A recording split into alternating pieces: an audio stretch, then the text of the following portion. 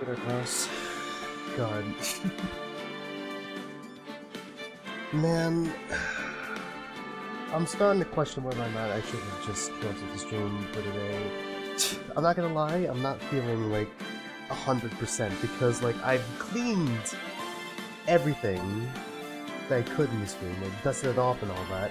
Like last night my allergies were killing me. I'm not sure if it's like dust or anything. I thought it related to my bed. So I tossed like all of my stuff to wash. And that didn't work. God, I'm not feeling 100% right now. I'm not gonna lie to you. So it's like a combination of that, my laptop needing an update, and the fact that my roommate's still kind of asleep is kind of making me wonder if I should just whether or not I should just cancel the stream, but I also do not want to fall behind on getting this game done. Especially since I still want this case relatively fresh in my mind. It's too loud, I can barely hear you. Yeah, that's because I'm being purposefully quiet right now. Hold on, I'm just gonna... Okay, let's lower it desktop sound a little bit for now. I'll probably turn it back up later when when my roommate wakes up, because like I'm just trying to be a little bit more chill. I just really don't want to fall behind on this game because I know if I wait another week, I'm going to forget everything that happened in the previous part. And then just forget, like, where we are in the story, and I don't want that to happen. And that's, like, one of my main worries.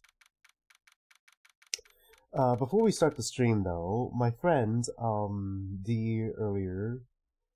I mean, some of you already saw the post on Friday the 13th, but it doesn't relate to that.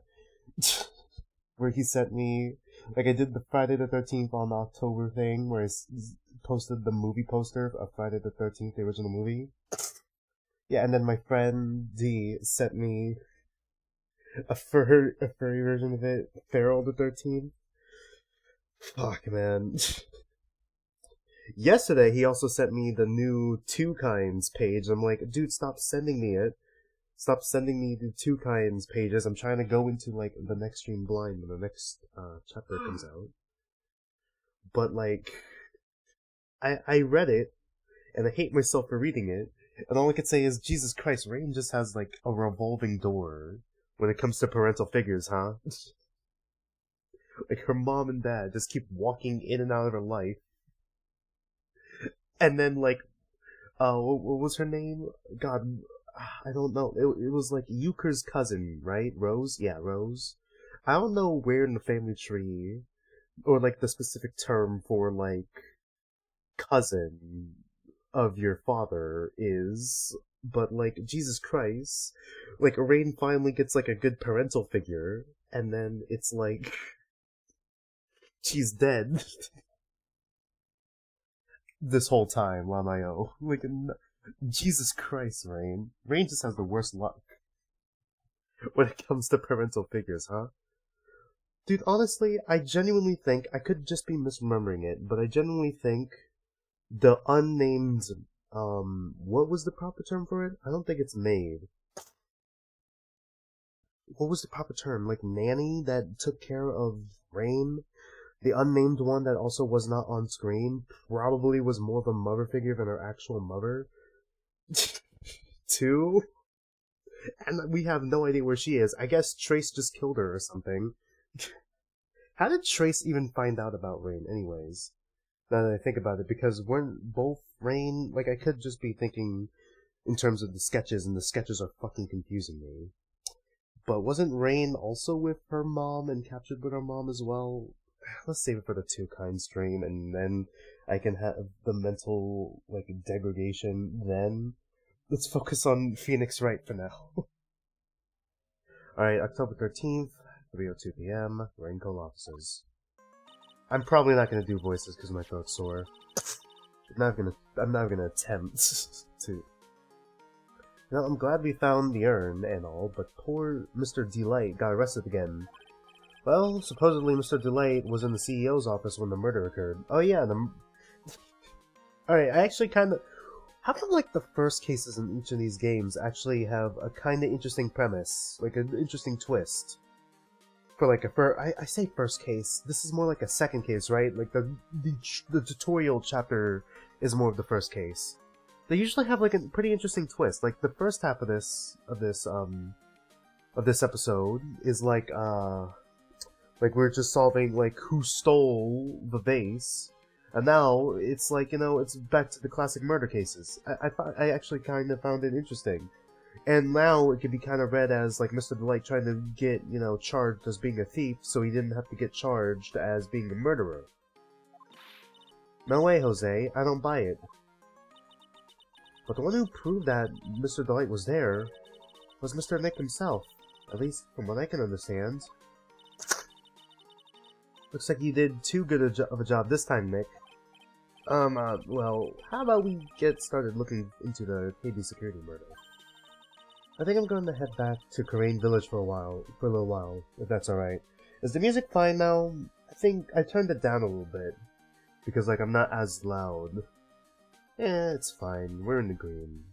I think it's alright. Just let me know if you need me to turn it up or down again, chat. Sure, but why? I'm going to bring the sacred urn back and have some people take a look at it. Oh yeah, it's back to Amy again. Did we establish why it's back to Amy instead of I am?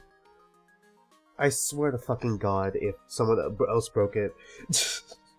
And that's gonna be somehow relevant to this case. Did we ever establish it? Because, like, it's covered in paint and everything. Like, I could only assume it was Luke Atney, who is also Mask Damask, I believe. Sorry, Mask Star Damask. I gotta say star in order to piss off chat.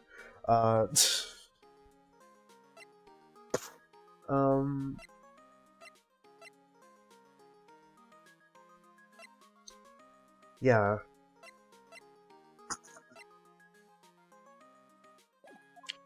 I've also kind of... Oh, that's a good idea. I think I'll go with... Okay, hold on. Shit, we're gonna fucking have to find a whole bunch more evidence, huh? Shit. I did not get a lot of sleep last night, too, because, like, my allergies have been acting up. I've also predicted that Gato is probably Diego, right?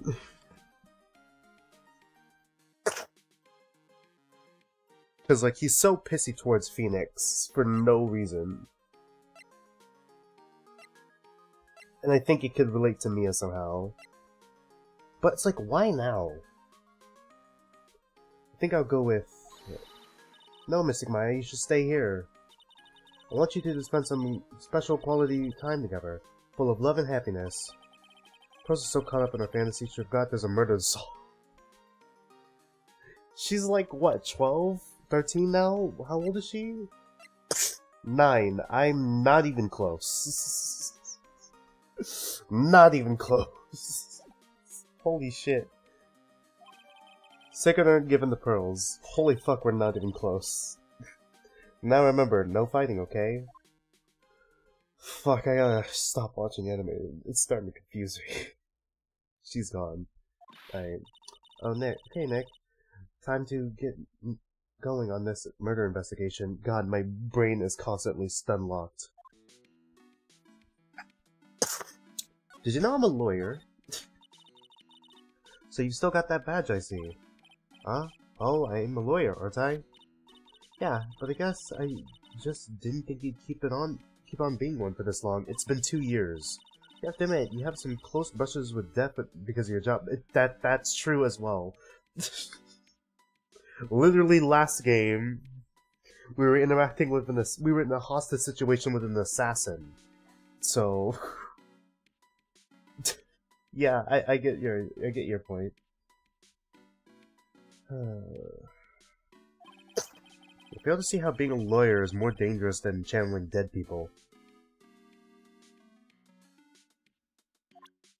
Alright. What to do, alright? Hold on, I just got a text and I gotta read it now. God damn it. Alright. Doesn't seem that important. We're fine. So what do we do now?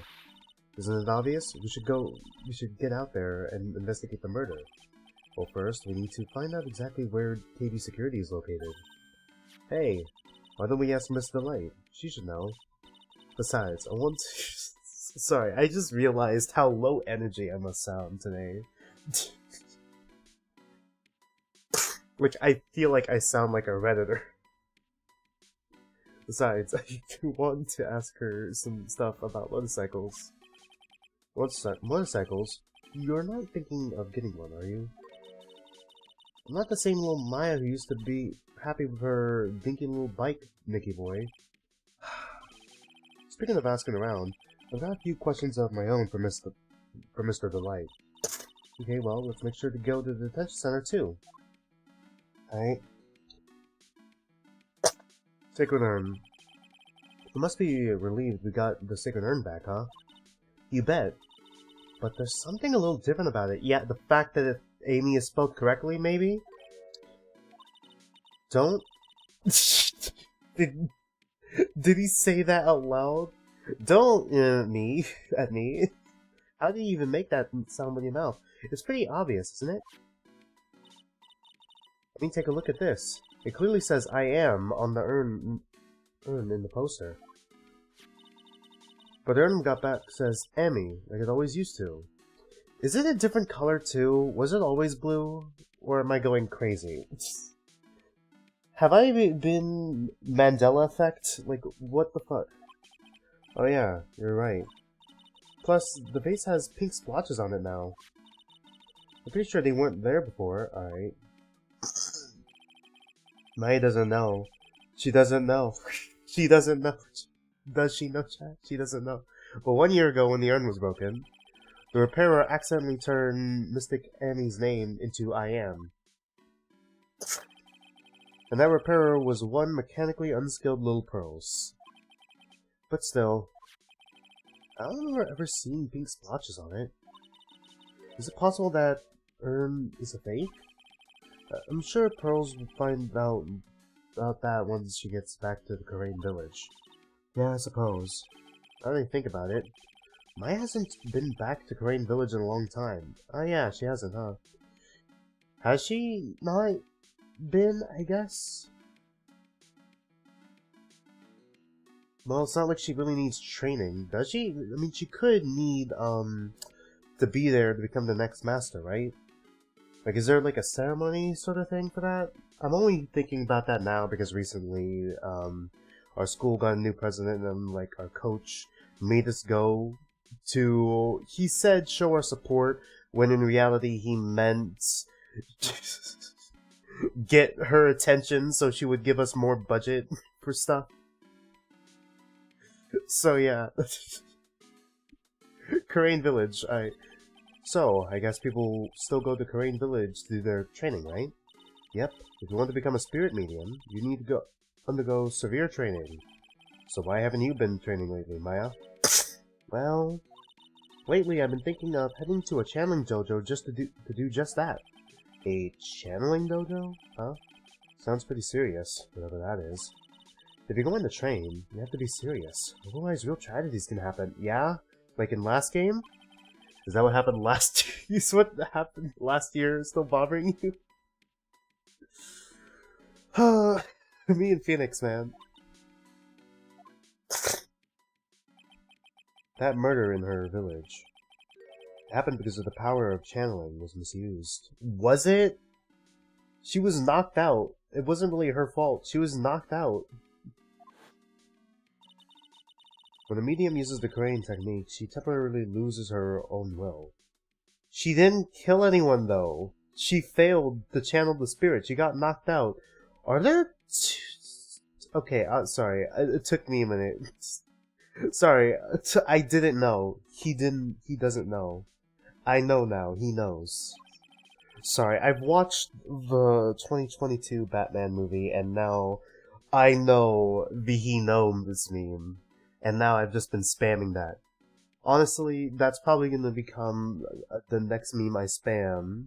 Next dead meme I spam. And somehow that's only gonna be like number 2 to every time I see a weird word or a weird name and I just go to instantly straight to these nuts. To the these nuts joke. I didn't play it on stream. I played Mortal Kombat 11 story on like off stream, and I kind of regret that because I had the funniest joke about when, spoiler alert, it was revealed, like Damashi was revealed, and then I'm like, what? Damashi's nuts, and then it turns out Damashi or like Kronika was actually alternate timeline Shang Tsung. And he basically betrayed himself, and like, I'm like, oh my god, it actually is a Damashti's Nuts joke. He got himself. So when an especially strong spirit is summoned, the spirit medium can get taken over and even forced to commit terrible crimes. What's worse, in those cases, the spirit medium has no memory of what happened. Yeah, but she didn't do the actual killing. We've already confirmed that. It was someone else, that murderer. It wasn't your fault, Maya. You know that, don't you? She knows? I suppose not, but okay, so she knows. I guess I'm still a bit shaken up, that's all. I'm not actually funny, chat. I just spray out whatever fucking comes out my mouth. Usually it's just old, dead memes. Please laugh, I'm desperate. It sounds like being the master of Korean Village is going to be a heavy responsibility. Also, shout out to all of you for helping last stream, helping last stream get to like 126 views, 122 views. Sorry, but I'm pretty sure that was because of my post that I made 3 days ago about where I finally posted those fucking screenshots.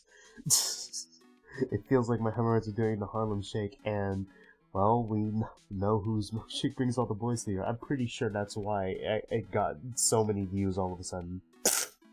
Can we get, like, I know it's pretty greedy of me to ask for more views, but, like, I don't want Two Kinds to be, like, one of my most watched streams. Can we, like, topple that, please? The number to beat is 201? I'm sorry, it's 201 now? The 7-hour, 20-minute webcomic reading stream because fucking I just wanted to get the story done as soon as possible is now fucking 201 views? That's like the longest stream I have. How the fuck is it 201 views? It's 7 hours and 20 minutes. Are you all insane? How did we let this happen? How did I let this happen? God, starting this Two Kind series was a mistake. Man, goddamn. Alright, where to next? Where should we go to first? Why would we ever need to go back to the Atme Detective Agency? Man, fuck. Alright, let's start from the bottom. Now we're here. Alright, October 13th. Mask starred the Mask Hideout. Alright, does that piss you off, chat? I keep saying Mask starred and laugh, and you can't do anything about it. Oh, Nicky Boy, Maya. God, I wish I could do the accent right now. Miss the Light. All I wanted to do was help my dear Ronnie. Yeah, but I guess it ended up hurting his case. Don't say that, Nick. She doesn't need your help beating herself up. Hey, Nicky Boy, please help Ronnie. He's not a killer, I swear. And Ronnie wouldn't hurt a fly. Yeah, I believe that. Alright, I'll poke around and see what I can find out. Really? Are you serious? Oh, I'm so happy. I knew asking for your help was the right thing to do. I don't know what I can do to help anymore. I had no idea Mr. Light had such a vulnerable side.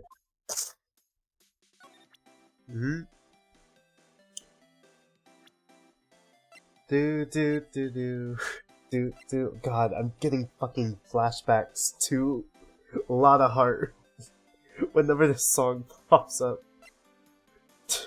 Paris, Texas joke. Alright. Ron Delight. Okay. Listen carefully, Nicky boy. My Ronnie would never, ever kill anyone. Okay, we just established that, alright? The more you say it, the more I doubt it. Alright? It's not just him. It's just not in him. I don't think he would either, Nick. Yeah, but you have to admit, he's got a bit of a temper to him. What do you mean, a bit of a temper? The dude's a fucking scaredy cat. He's a pushover. The fly would probably kill him first, in all honesty. It's not hard to imagine him just snapping and screaming, "Please die!" He would never say that. Anyway, this Delight. He might not be a killer. But he's still going around saying that he's a thief. I already told you, that's just a fantasy for him. He's just a cosplayer. Miss Delight, I hate to say it, but you're the one living in the fantasy world. What? Well, what? How dare you say that to me, Nicky boy? I know everything about my Ronnie. We don't have any secrets between us. Alright, you didn't even know he was he fired? Or am I just making that information up? Sources, I made it the fuck up? Was he fired from his job? Or am I just making it the fuck up? I don't think he... I think I'm just making it the fuck up. Ronnie isn't the thieving type. He's so honest that he wouldn't even sneak a nap. Okay, well then why is he getting blackmailed? If you don't want your true identity revealed to the world... Okay, maybe it's just playing into his delusion? If you don't, I'll take that red diamond you received the other day instead. Oh! Hold on. Oh, doesn't he have a fucking red diamond ring or something? Or is that gonna be... Or is it like a red pearl thing and it's not actually a diamond and I'm just misremembering? Or the art direction's just bad. So honest, he wouldn't even sneak a nap. He's so honest that he wouldn't even steal a glance. A thief. Ha, the very idea. I guess I just don't get it. Huh? Get what? I just can't understand how they could be so different and yet be such a happy couple. Yeah, they sure are different. Yeah, she's only into him because of the money, isn't she? No, come on now, Nicky boy. It's not that mysterious, is it? It's money, isn't it? It was love at first sight. For me, anyway. When I saw the size of his wallets... What? For you? Oh, for fuck's sake. Okay, detective at me, alright? I hate these kinds of people more than anything. What? People who are egotistical? His name is fucking Look At Me. Ooh la la. Someone has mommy and daddy issues at the same time. Do you mean Ace Detectives? No, I'm fine with Ace Detectives. Sorry. I'm just imagining his parents naming him Luke while their last names is At Me. Luke At Me. Just imagining this scenario in real life, man. God, I'm waiting for the fucking day I can turn someone's name into a These Nuts joke. Like someone I know personally turning their name into a seamless These Nuts joke. That's like the slap of God for me. I'm waiting so badly for it. No, I'm fine with Ace Detectives. Oh, so then you must mean thieves. No, they're alright too. I just hate when thieves... I just hate thieves that pretend to be Ace Detectives. What? There's nothing I hate more than cowardly men. But isn't your husband kinda cowardly? By the way, why did you go to Detective Atme's office anyway? Yeah, why did you do that? I don't think we told you. Well, as the trial went on, I started to get more and more anxious. I wanted to try to find out more about the real criminal. Okay, well then how did you know Luke Atme was the real criminal?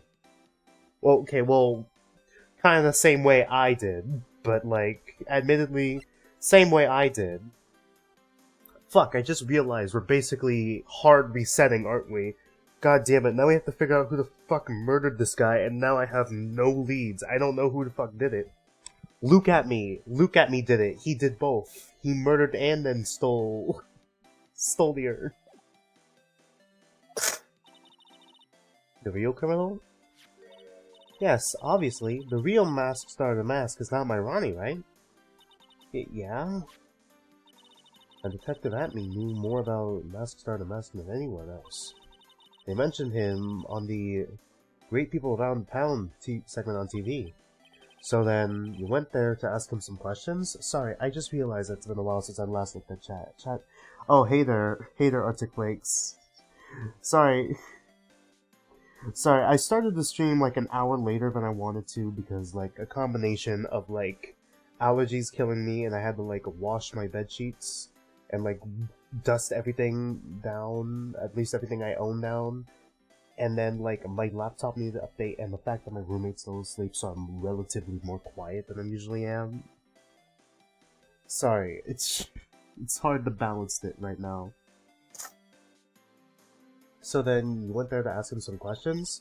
That's right. I'll do whatever it takes to save my man. Have you met your husband before? Like, actually met him? And then, like, had a conversation that lasted more than, like, 5 seconds?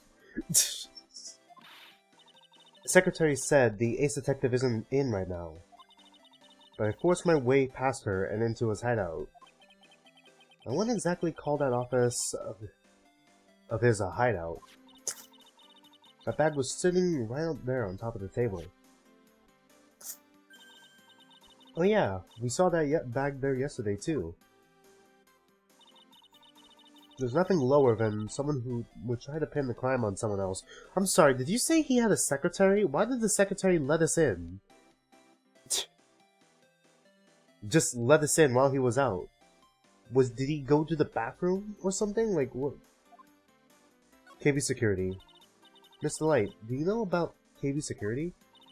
Don't be silly. Of course I do. That's where my Ronnie works.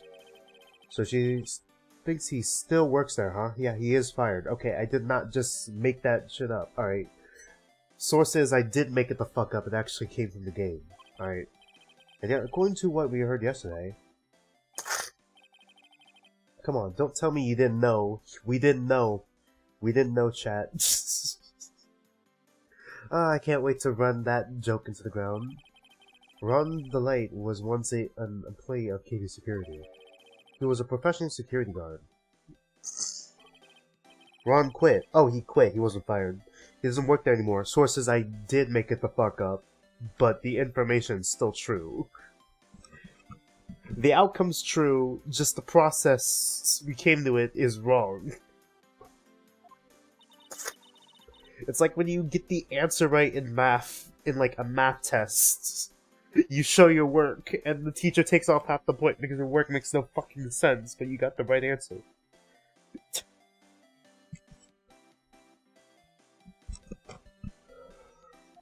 Looks like Mr. Light doesn't know. She doesn't know.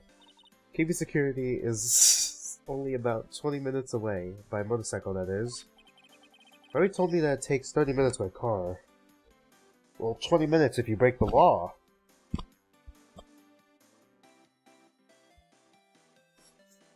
God, what a fucking hypocrite. Okay. Well, I have to admit, I tend to fly pretty fast on my bike, yeah. To make it to KB Security that fast, are you sure you aren't literally flying? Yeah, 10 minutes is a lot of time to cut off speeding. Why don't I give you a ride sometime? Or better yet, how about now? No, thank you. No, I'll pass. Thanks. But why don't you just tell us where it is, and we'll go ourselves? Haha, what a scaredy cat you are, Nick. This woman's fucking insane. Maya, do you know how much time how much faster you have to be to cut off 10 minutes of time to go somewhere? I can't do the math right now in my head. But I'm pretty sure it's a fucking crazy number, right? Mr. Light told us the location of KB Security. Okay, let's over there right away, Nick. Alright, we still got one more question to ask. Love at first sight? So was it really love at first sight when you first met Mr. Light? Well, maybe not at first sight, but Ronnie saved my life.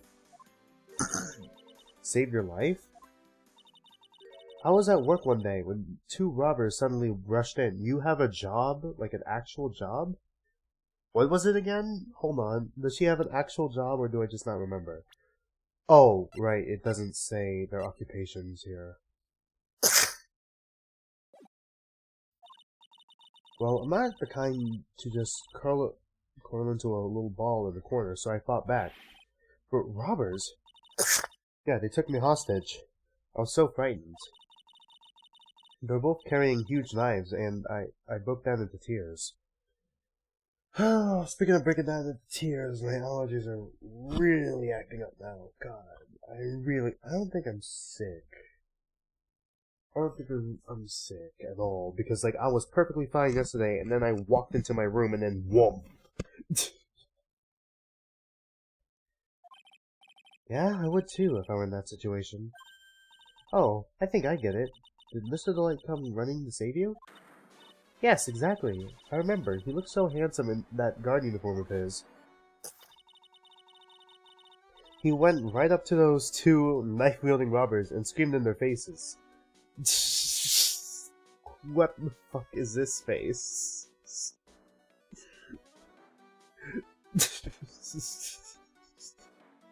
He looks like Light Yagami, but like with a stupid fucking bag put over his head. Like, dude, there are no holes in there. You're suffocating, my dude. What are you doing? Like, you're not hiding shit with this mask. These are, like, the dumbest robbers ever. At least this guy's the dumbest robber ever. What the fuck? Clearly not the smart one. Please stop it, he screamed. I could see the robber's faces turn pale. The high-pitched shriek of his does have a surprisingly strong effect on people. Then, crying and swinging his arms like crazy, he attacked the two robbers. All by himself, he came to save me, a total stranger, all by himself. He was so scared that he was crying and shaking, but he still risked his life for me. Oh, well, okay. I guess? Alright, sure. Wow, that's a great story. Is it? Yes, he may not look like it, but in a tough situation, there's no one better. That's why I fell in love with him like I did. So you actually fell in love with him and it wasn't just for the money. Alright, cool. That's so romantic. I'd fall in love too, I guess. Nick, I hope you'll do the same for me if I ever get taken hostage again. With Maya, that possibility always seems to loom in the not-so-distant future. Yeah. Fucking has been framed for murder, like, twice. Has been kidnapped, like, has been tased. How much shit has Maya gone through these past two games? I'm scared. What's gonna happen to Maya in this game? Like, is she gonna be, like, trapped in the fucking mountains somewhere now? Is that where we're gonna go to next?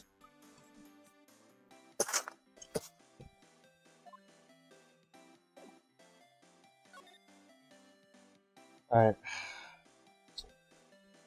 Okay, CEO's office. Alright, cool. Okay, this just looks like... Alright, I'm completely wrong, and I'm just making it up. Kinda gives me, like, Homer Simpson vibes when he works at the nuclear plant, huh? Why is there just a giant red button here? October 13th, KB Security, CEO's office. I'm sorry, he was in the safe? So I guess this is where it all went down, huh? The walls in here look thick, just like you'd expect in a CEO's office. What has that got to do with anything? Hey, it's you guys. Oh, it's Detective Gumshoe. Today was a real train wreck for you guys, huh? Sure was, pal. The prosecutor made real fools out of us. God, my nose is running a little bit, sorry. Yeah, I feel for you. Wow, that's not like you at all. I thought you'd be more like, oh, that was great. You guys got what you deserved, pal. Ho ho ho ho. Or something to that effect. Do I really sound like that to you, pal? Yes.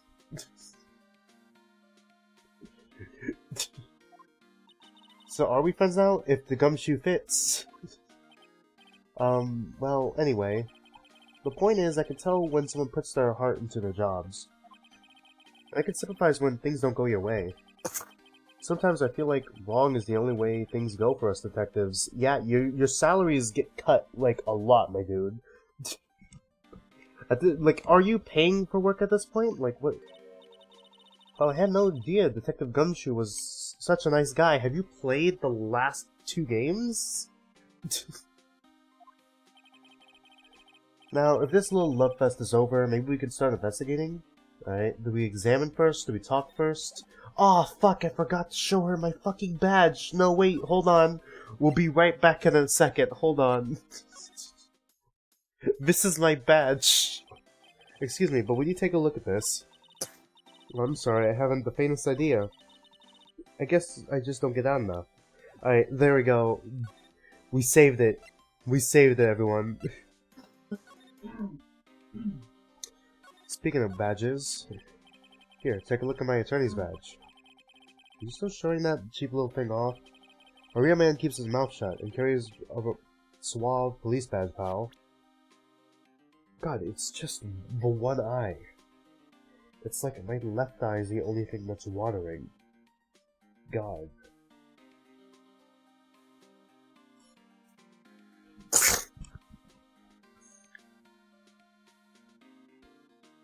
Allow me out expressions. Okay. I just hope you're okay. Well, she runs into everyone and passes all the red lights, yeah.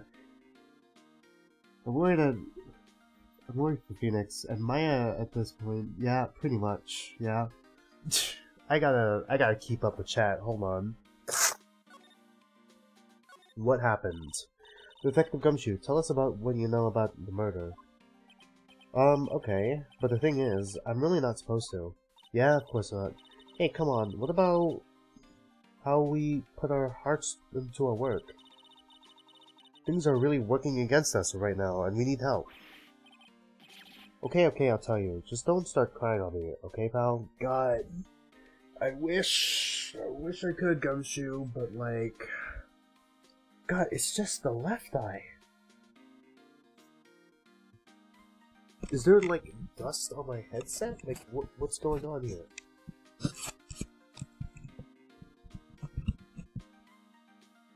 Oy. God, this is just a really bad day for me, huh? Really bad day to be streaming. Just don't start crying on me, okay, pal? Okay, I won't cry on you, pal. The victim's name is Kane Bullard. Okay? He was the CEO of KB Security and a pretty big fella in his own right. Okay, that was a bit rude. His corpse was discovered at 9 this morning. His estimated time of death was 1 in the morning on October 12th. Cause of death was blunt force trauma to the head, probably an object in this room. It happened at the same time that Massacre on the Mask was killing an errand, huh?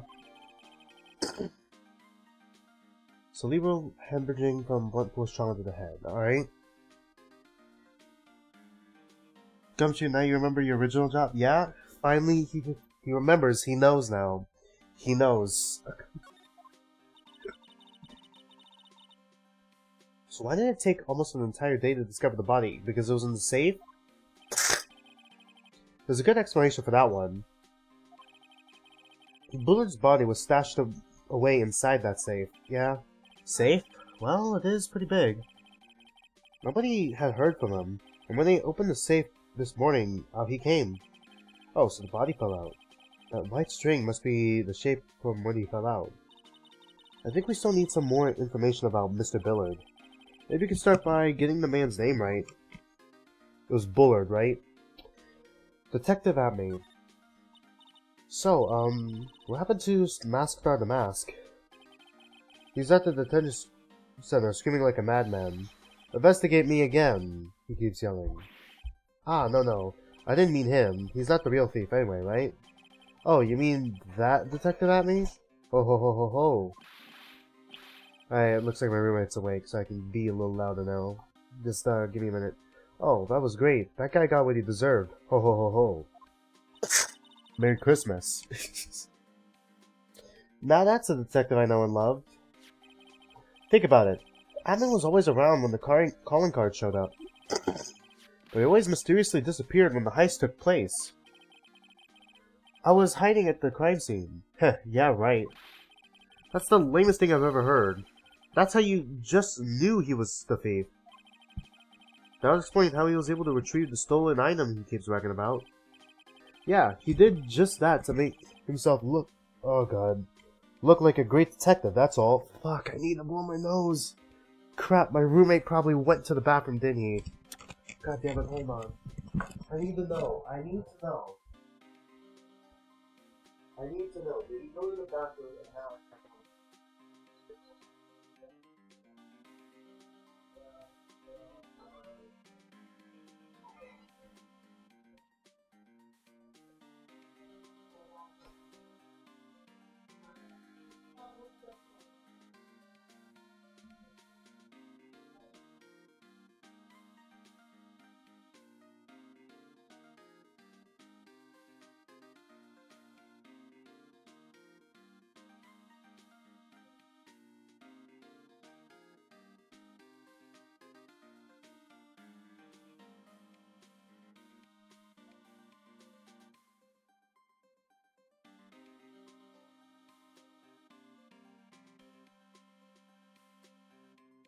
Alright. I feel a little bit better now. Still feel pretty bad, but I feel a little bit better. I'll live. Fuck me, man. Man, today's just a bad day for streaming, huh? Just a bad day for me. It's not G-Boy Gamer's day. Alright. I think now that... Okay, what the fuck is going on with Premium Cleanup? What do you mean cleanup? Clean what up? Okay, yeah, I'll do it later. Cool. I could turn this up a little bit now. Let's just have it, like, at a respectable this area, right? I had to turn down the music a lot because, like, y'all tell me, my roommate was still asleep, so I had to be a bit more quiet, but now that he's awake, I think I'm okay. So just let me know if it's too quiet or you want it louder or anything, and then I'll just do that. Alright. Yeah, he just did that to make himself look like a great detective, that's all. But there's this one thing I can't think about his first heist. His first heist? Yeah, the tier of a Manon. In what Manon case? There was a witness on that one. The witness? Is it... Okay, does it relate to the flying thing, the inflatable thing that we saw at Mr. Delight's hideout, right? Does it relate to that? Here, I saved a newspaper clipping. Since the thief is already under arrest, you guys can keep it.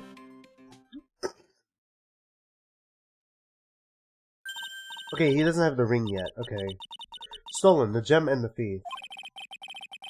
It's pretty small, so it's kind of hard to see, but now that she mentions it...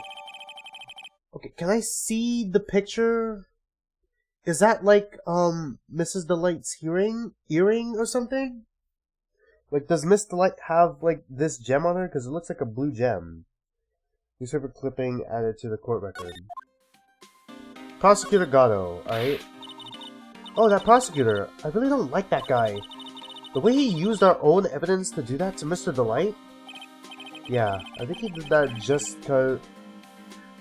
Did it that way just cause he knew it'd hurt more. That's what my gut tells me anyway. So, who is that Java-addicted masked maniac anyway?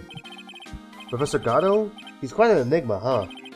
The thing is, pal, I've never even heard of the guy before. He just showed up one day at the prosecutor's office. Came out of nowhere. That's right. He said this was his first case as a prosecutor. And that's true, according to the records anyway. But there's no way he's an amateur. He's an Iceman in the court, a maverick that give me goosebumps. Goosebumps? You? Yeah, I knew something was off about him, so I asked around. Nobody would talk to me. They all just turned the other way. Court Detective Gumshoe, I had no idea you were so unpopular. No, that's not what I meant. That kind of guy acts like he knows me, and has a grudge against me. Okay, so he's Diego, right? I get the feeling he's hiding some kind of dark secret. Because he's Diego, right? Alright, time to look around. This rope. You think it fell out of the safe when it was open? I don't think so. So, you mean... Yeah, I think the string shows where and how the corpse was lying. You mean the victim? He was killed by being crushed by the safe door? She can't be serious, can she? Alright.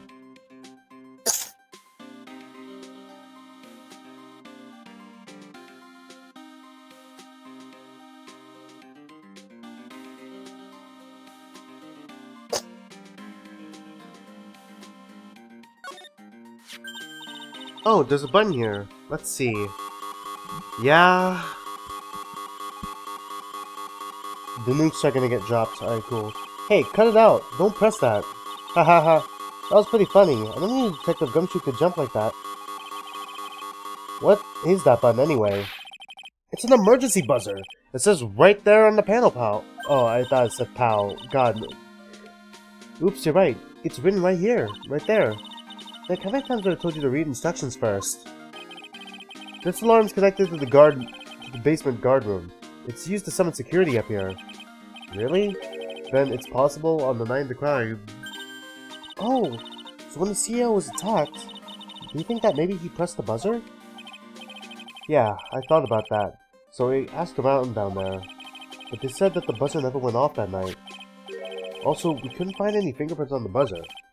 Mr. Bullard, the victim, wasn't wearing any gloves, by the way. Just so you know. I think we better go and talk to that guard about this emergency buzzer. Okay. Is the guard gonna be like the most suspicious looking motherfucker ever, or what? Oh wait, it's gonna be Larry! Oh shit, it's gonna be Larry, right? It's gonna be Larry. I could probably do the Larry voice. That one doesn't strain me too much. Why did I say Larry voice? It's the Marco voice.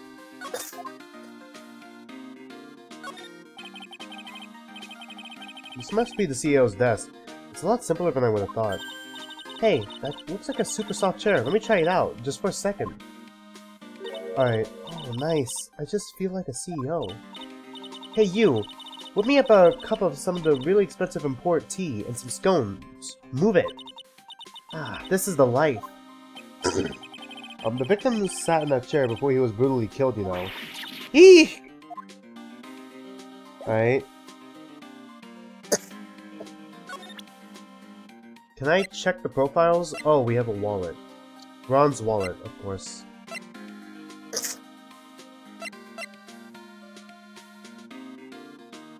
Why can't we read it? Detective Gumshoe, about this right here.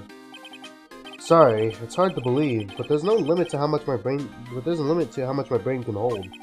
I got 2 ears and 2 eyes, but I only got 1 brain. I can see your eyes and ears, but the jury is still out on the brain thing. Damn. Hey Nick, if you have something to say, just come on and say it. Okay, it's just the autopsy report. Can I just... Okay, well, I guess we'll just read it. Okay. Well, we've already read it. Okay. Newspaper, this is the one I wanted to see. Okay. Keep an eye out for this. This is still missing, isn't it? Okay, can we get more information? It's just the picture. Okay, clearly it wants us to look at the gem, right? Like, look and make note of the gem for some reason?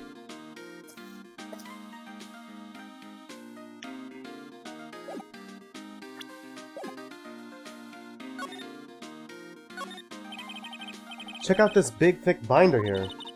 Leave the heavy lifting to me, Nick. Reading a file isn't exactly backbreaking work. Just a little hard on the eyes. Ah! What did you find out, Nick? This file. It's not about any sort of security operations or anything. This huge file is all about Masked Star the Mask. It's filled with info on him. What? What kind of info? It's filled with incredibly detailed information about his methods and the crime scenes. Hey Nick, look at the last page. It's a list. Let's see. The Tier of Emanon. $100,000. This looks like a list of all the treasures that Masked Star the Mask stole. So then $100,000 is the value of the stolen item? I don't know. The number sounds kind of low to me. I think I'd better secretly make a copy of this list, right in front of Gumshoe. Alright.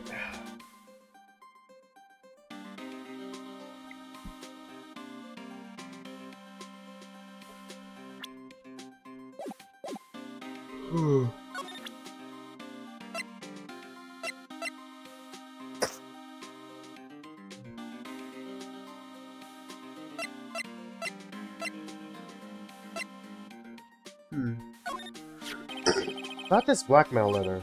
Yeah, I've been thinking a lot about it too, pal. What would Kane Bullard have been blackmailing Ron Delight anyway? Well, Mr. Delight used to work at KB Security, right? But what was it that made him quit? Nick, that's it! Maybe that's the same reason he's being blackmailed. Well, I'm in the middle of investigating that right now. Oh, alright. Shit, is that it? God damn it.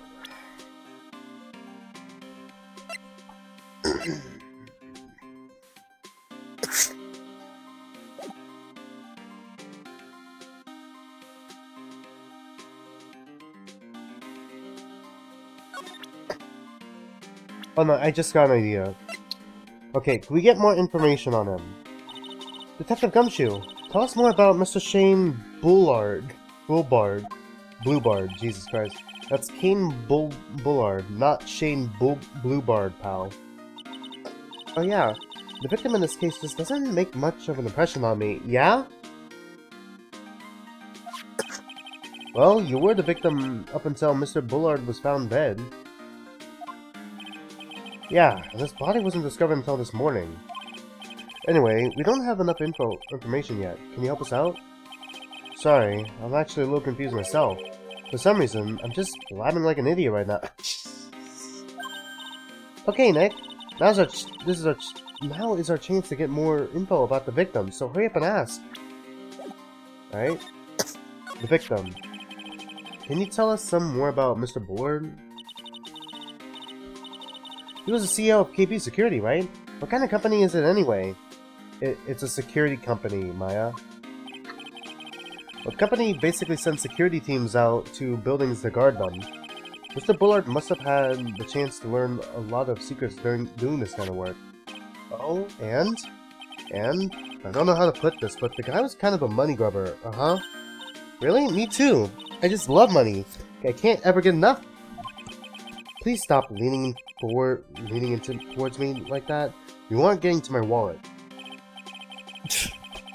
Anyway, it looks like he did some pretty shifty stuff to earn his millions. Oh, so that's my problem. I need to be shiftier. Let me go already. Apparently, he was involved in selling trade secrets between rival companies. I like to think that Gumshoe is just going on this fucking very important tangent that we need to know. Very important dialogue, very important exposition we need to know. And Maya is just trying to steal our fucking wallet right now. Jesus Christ. Oh, that's pretty dirty and underhanded. Yeah, oh. KB Security used to head security operations against Mask Star the Mask. What? Really? Yeah, and after screwing up so many times. The company's reputation really took a nosedive. So it really was Bullard who sent Ron the blackmail letter, huh? Okay, is that all we needed?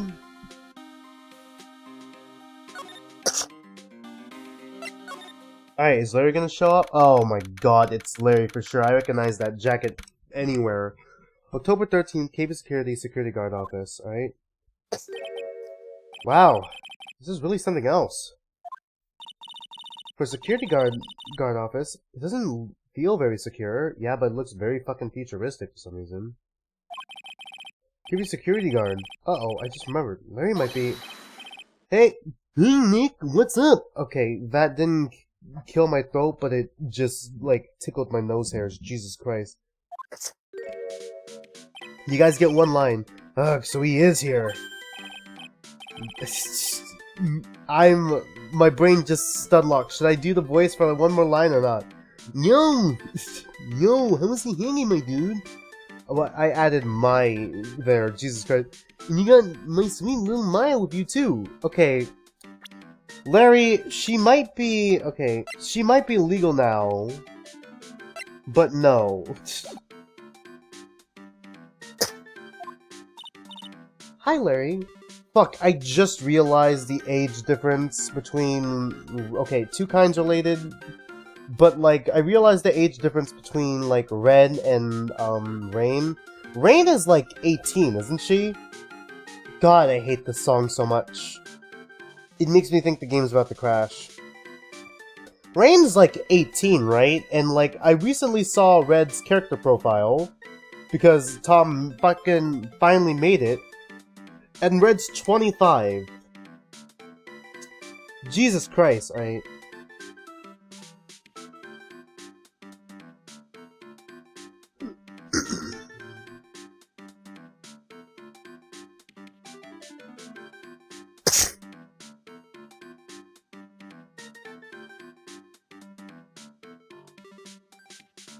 Yeah, Rain's 18.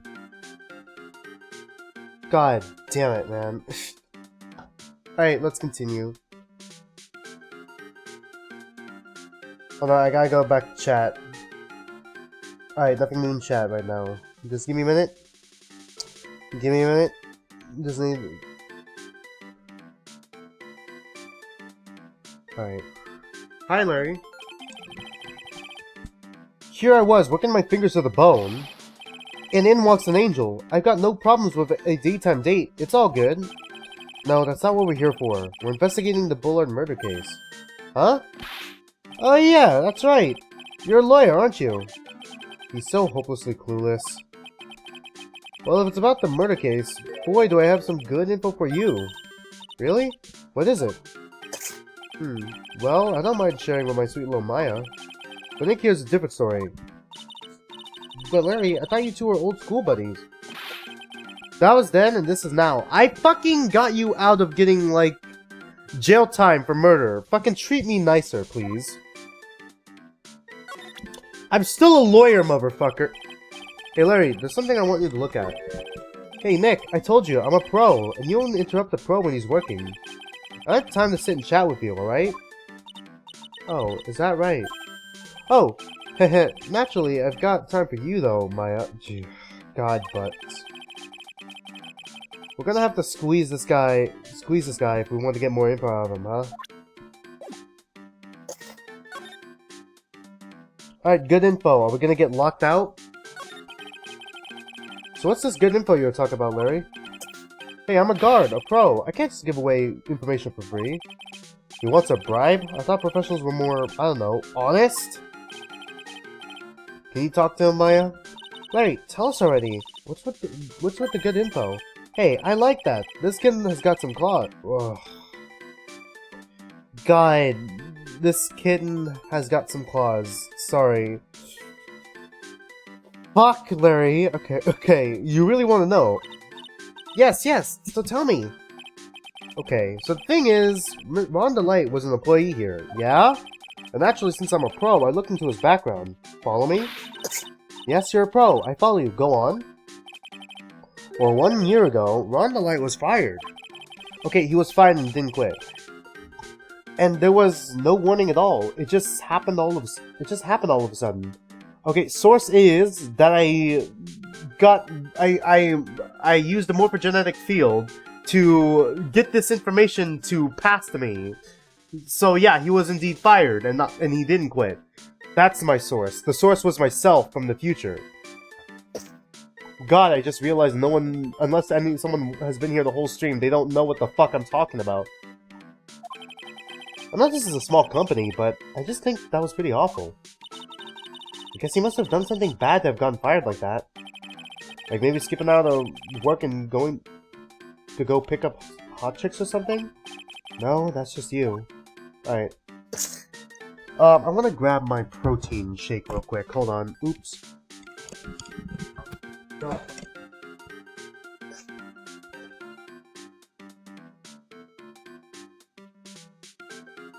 It's just a bad day for me. It's like, I don't get sick or anything. I don't have a fever or anything. And this only started happening when I walked into the room last night. It has to be... I don't think my roommate brought anything in with him that would be causing me to have this kind of reaction. I did get new allergy medicine, though. I'm wondering if it's me trying to adjust to the new allergy medicine, or maybe my new allergy medicine isn't potent enough? I wonder. Alright, security guard. So what's it like to be a part-time security guard? Let me tell you, it's tough. Well, you know me, I get by alright, I guess. First, I have to keep my eyes on those monitors all the time. Monitors? There are security cameras set in each room around the building. It's really hard. Sometimes I feel like my eyes are gonna fall out. Oh. And if I see something suspicious, I have to contact one of the teams. What teams? The security teams for this company. They're supposedly the best in the business. But I'm no amateur either, so if it's something small, I don't bother calling them. So in other words, you basically watch TV screens all day long. The night of the crime. You were in this office when the murder took place, weren't you? Well, why did you say that? This is just a part-time job for me. I can't operate the equipment, and I'm dumb. Well, at least you're self-aware. Even if it is a part-time job and you are dumb, you're still in charge of the security here. Hey, give me a break. Don't try to pin the whole thing on me. That's not fair, Nick. Okay, does anyone know if Tom Fishback ever played Ace Attorney? Because now the more I think about it, it starts to make sense. Do with that information what you will. For those of you who don't know, they don't know, Tom Fishback is Markiplier's brother, but more importantly, the writer of Two Kinds. It wouldn't make sense because Trace Legacy's name is also a pun for his character because he's an amnesiac. So yeah. Huh? I don't think you can expect someone like him to take any responsibility. I don't know why, but when I look at Larry, I think red for some fucking reason, and I don't understand why. Red's just racist Larry. Anyway, the point is you were here that night, right? Aw, for fuck's sake, Larry. Larry, what the fuck? God damn it! Oh no, I knew something smelled bad, and it was the butts after all. I forgot about that saying. Well, it's like I always say, that was then and this is now, okay? Looks like I'm going to have to break his psych locks after all. Alright, fucking pull out the Magatama. I think we have what we need, right? Okay, the wallet, he gave us that, right? And the key card, right? Right? It's those two things, right? I think we have what we need. Alright, take that. Fucking, here we go. The night of the crime. On the night of the crime, you were working hard like you were supposed to. What? Huh? Of course I was! Why wouldn't I have been? But didn't you sneak out of work yesterday just to go see Miss Delight? Ah, but that was that, and this is this! Is there any chance that you snuck out of work last night too? Never! I didn't sneak out. I'll tell you what, I'll even bet you $1. $1? Wow! Now that's confidence. What's with the drenched in the rain puppy look on your face? Do you have any evidence that I left my position, or are you just pulling my chain? The evidence that Larry was not manning his station was when the murder happened was the wallet, right? Take that. This wallet. You know about this, right? I've never seen it before. Liar! You hand-delivered this wallet to Miss Delight just yesterday. Give me a break. You can't expect me to remember every little thing that happens. Well, I do expect you to remember something that happened just yesterday. What time was it when you found this wallet? I guess it was around 1 in the morning on the first floor of our company building. 1 o'clock in the morning. 1 o'clock in the morning? That's right. In other words, Larry, at the time of the murder, you were away from the security guard office. Ah! Right. Yeah, but there's something you didn't think about. What's that? My shift that day didn't start until 10 p.m. The murderer might have snuck in before then. What do you mean by that? The murderer had snuck in before 10 p.m. But it wasn't my fault! It was the fault of the guy whose shift was before mine. I have the feeling that he still doesn't get the seriousness of this. Listen up, Larry. We know beyond a shadow of a doubt that the killer snuck into the CEO's building after 10 p.m. during his shift. Okay, it's the keycard, right? Also found it was used? Yeah. Larry, when you use this keycard, does it leave a record? Yeah, it does. But I can't just show the record to just anyone, you know. A keycard that was already made public in the trial today. What? I didn't know that.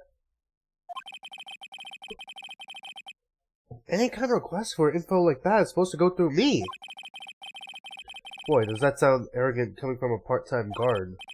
Anyway, according to the door to CEO's office was open with this card.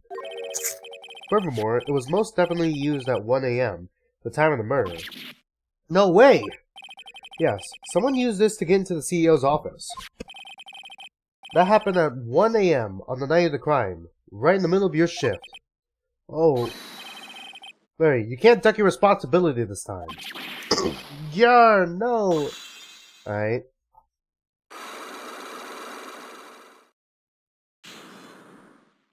Easy. Night of the crime, alright. Oh, I knew it. It was all my fault. It's all my fault that the boss was killed. My fault. Larry. Yeah, but can you not bitch about it right now? We kinda need the info. There's nothing I can do. I have important issues to deal with too, man. What happened that night anyway? I was really, really horny. My Donna happened. Okay, he was horny. Okay, cool. Huh? You're Donna? I got a bad feeling about this.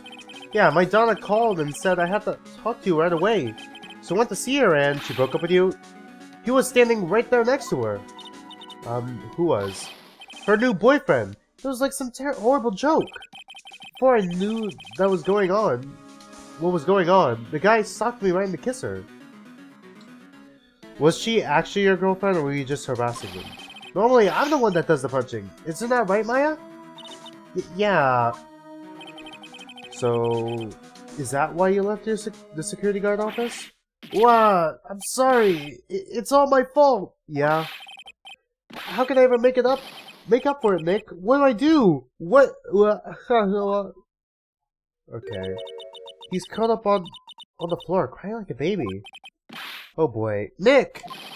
Is there anything I can do? Anything. Just name it. I'll do whatever I have to make up for it. I swear I will. Larry, can you, just stop being a character in this game, please? Hey Nick, as long as he's offering, why didn't you show him the evidence we've got? Okay, which one? She's right. Maybe we'll get at least one bit of useful information out of him. Nick! Alright, cool.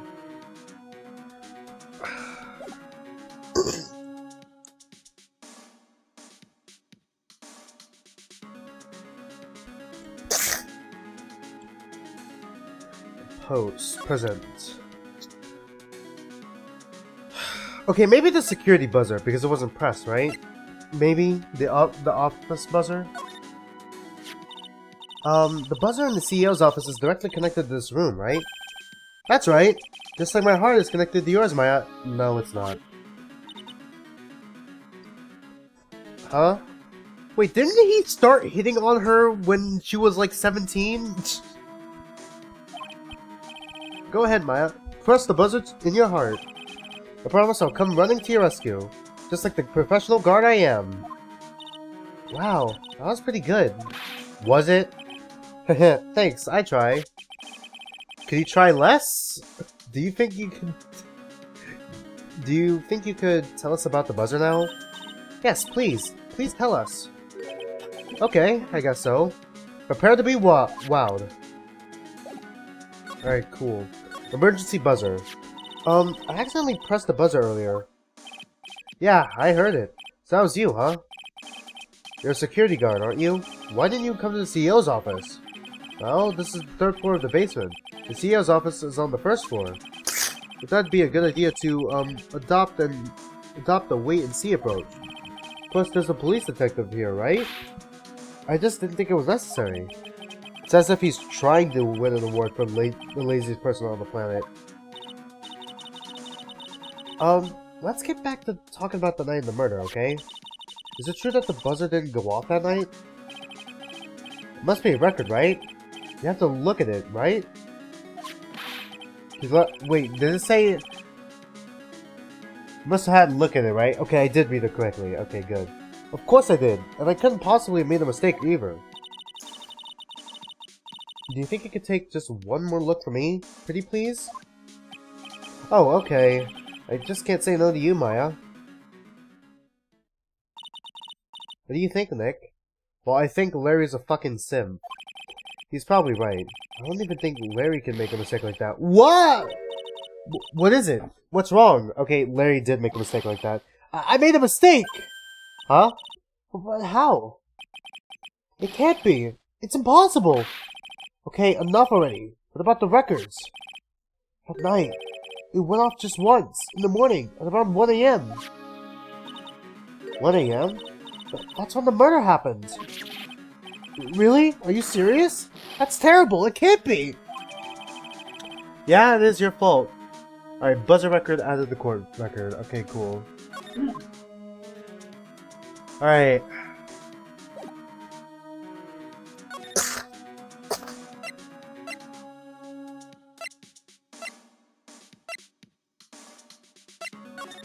Oh, shit.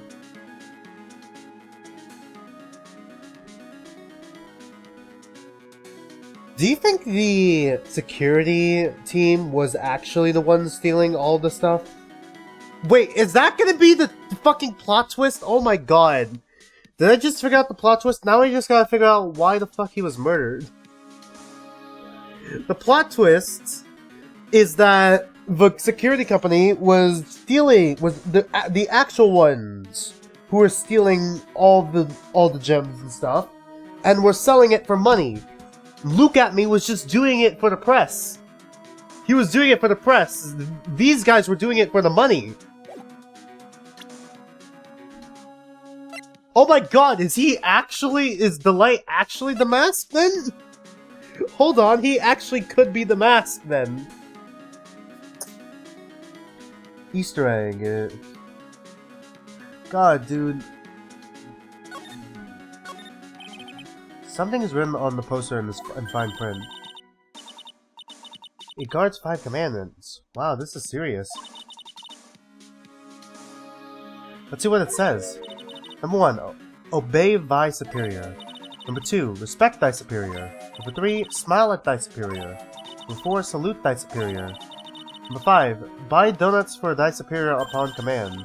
It's signed Wendy Oldbag, head super... My fucking god! She's one tough old bird, let me tell you. Cross her and you become face to face with her real genuine ray gun. She still has the ray gun on her? Yeah, sounds scary, alright. Well, fortunately, she's on vacation. That's why I'm so relaxed right now. Okay, I can't believe I'm about to say this. Can she come back, please? Somehow she's less annoying than Larry. Living like Larry? God, I'd rather not live at all then.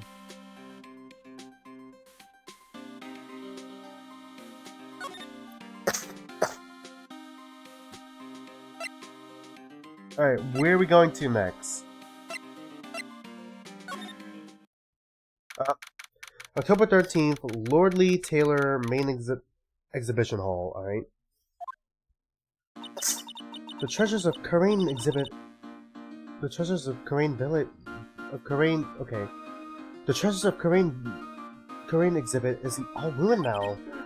Maya, I'm sorry, it's just so sad. This is our big chance for everyone to learn about spirit channeling. Maybe we could cheer up somehow. Well, now that we've got the Sacred Urn back, maybe they can reopen it? But really? Sure, maybe we can label it the Urn of Mask Star the Mask of Desires. That'd probably attract a lot of attention. Whoa! Whoa, whoa! That's brilliant, Nick! We could clean up and be filthy rich! Woohoo! Wow, that was surprisingly easy. Alright. Can we look at the paint that was here now? Can we look at the fucking obvious paint that I called out in, like, the first half of this? October 13, Lord Lee Taylor, Basement Warehouse. Alright, and the box. Oh, it's you, Mr. Wright. Miss Andrews. What's she still hanging around here for? Down here for? So how's it going? What about the sacred urn? The urn? Oh, that. It's been taken care of already. What do you mean, oh, that? Taken care of? Do you mean it's been found? Yes. It was brought in during the trial today. Wow, really? You really are the greatest, Mr. Wright. Mr. Wright had nothing to do with it. It was the masked wife that found it. Well, anyways, I'm so relieved. Alright. Did you know I'm a lawyer? I owed a great deal of thanks to that badge. It's the only reason that I'm still here today. Oh, come on now. That's not true. I think what Nick means to say is, it wasn't thanks to the badge, it was thanks to me. Tell the truth, Nick. I know what you were thinking. No way, Maya!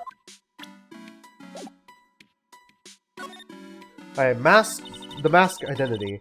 I just heard all about it on the news. So that detective was actually the thief all along. It looks that way right now. It's my fault. I'm the one who ended up hiring the mask to guard the treasures. Don't blame yourself, you were just doing your job. Hey Nick, if she wants to apologize, you should let her. Jesus, Maya! So, when was it that you hired Detective Atme again? About 20 days ago. And when was it that Mask got the Mask calling card arrived? It was about 10 days ago. So he sent a calling card to the very place he was hired to guard. I guess that's it then. Detective Atme must have really wanted the Sacred Urn after all. Okay, I might have spoiled myself a little bit in terms of like future games, but like shout out to, what was that one YouTuber's name? I watched his little series that he made this morning. It's a fan-made series, because I was playing, I finished, Rain Code off stream a while back, and then I found this guy, okay, McFlakes. Not McFlakes, MC Flakes. And he made, a series called Turnabout Train or Shine, or like, I guess, an episode, Turnabout Train or Shine, where it's like a crossover between Ace Attorney and Rain Code. Shout out to that guy, because that was like a cool little thing. That was pretty cool.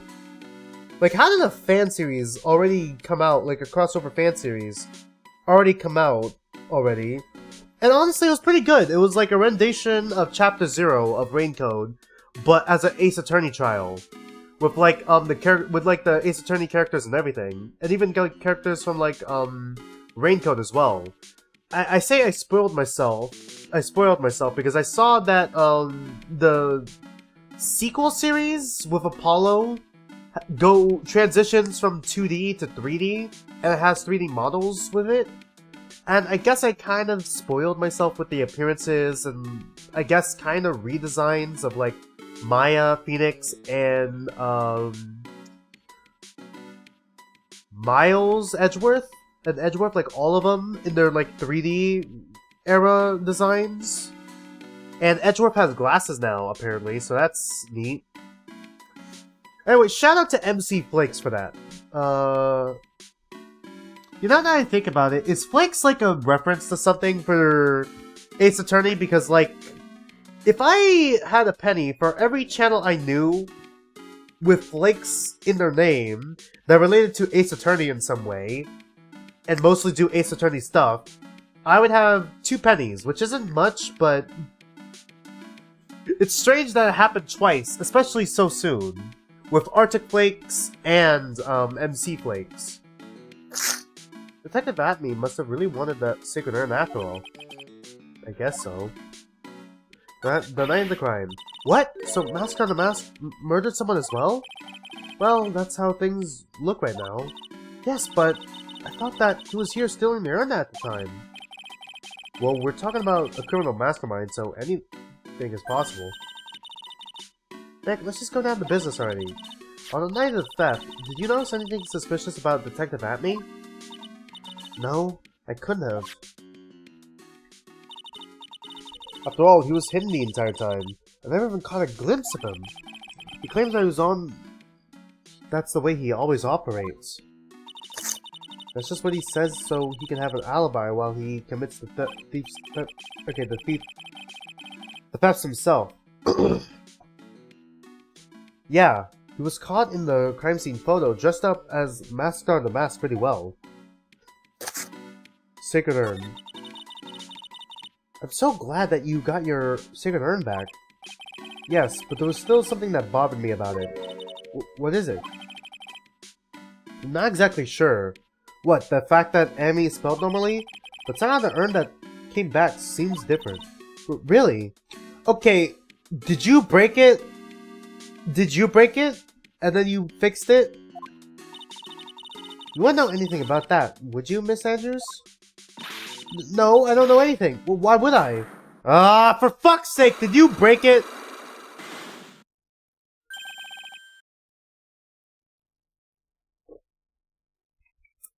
Cyclops! For fuck's sake. What do you think this means, Nick?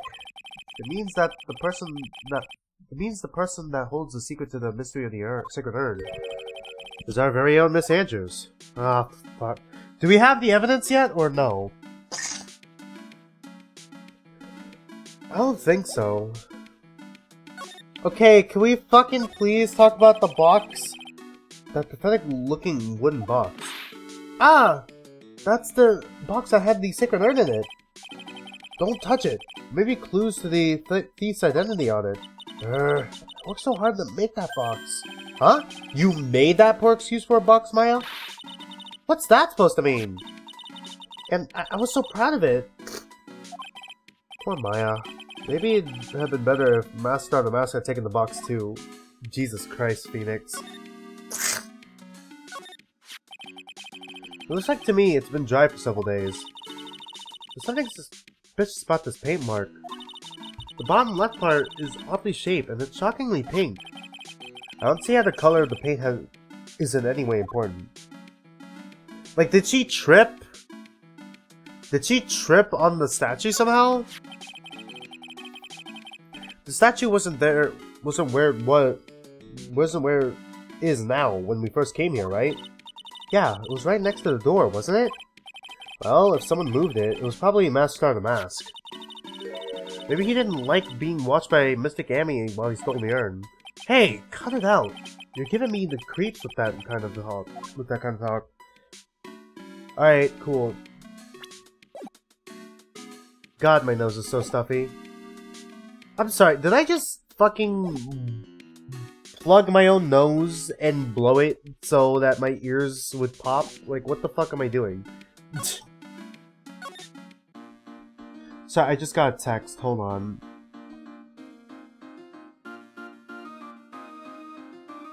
Okay. Alright, my coach is just rescheduling dinner.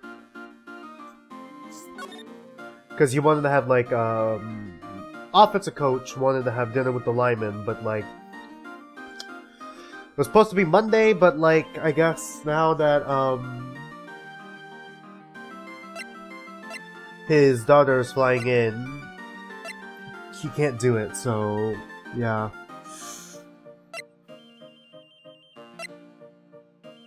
We wanted to talk to... Where is he? Alright, we wanted to talk to... What's his name, right?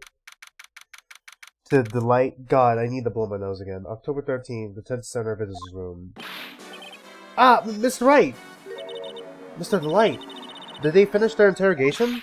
Yes, but please don't leave me alone anymore! Mr. Delight, you lied to us before, didn't you?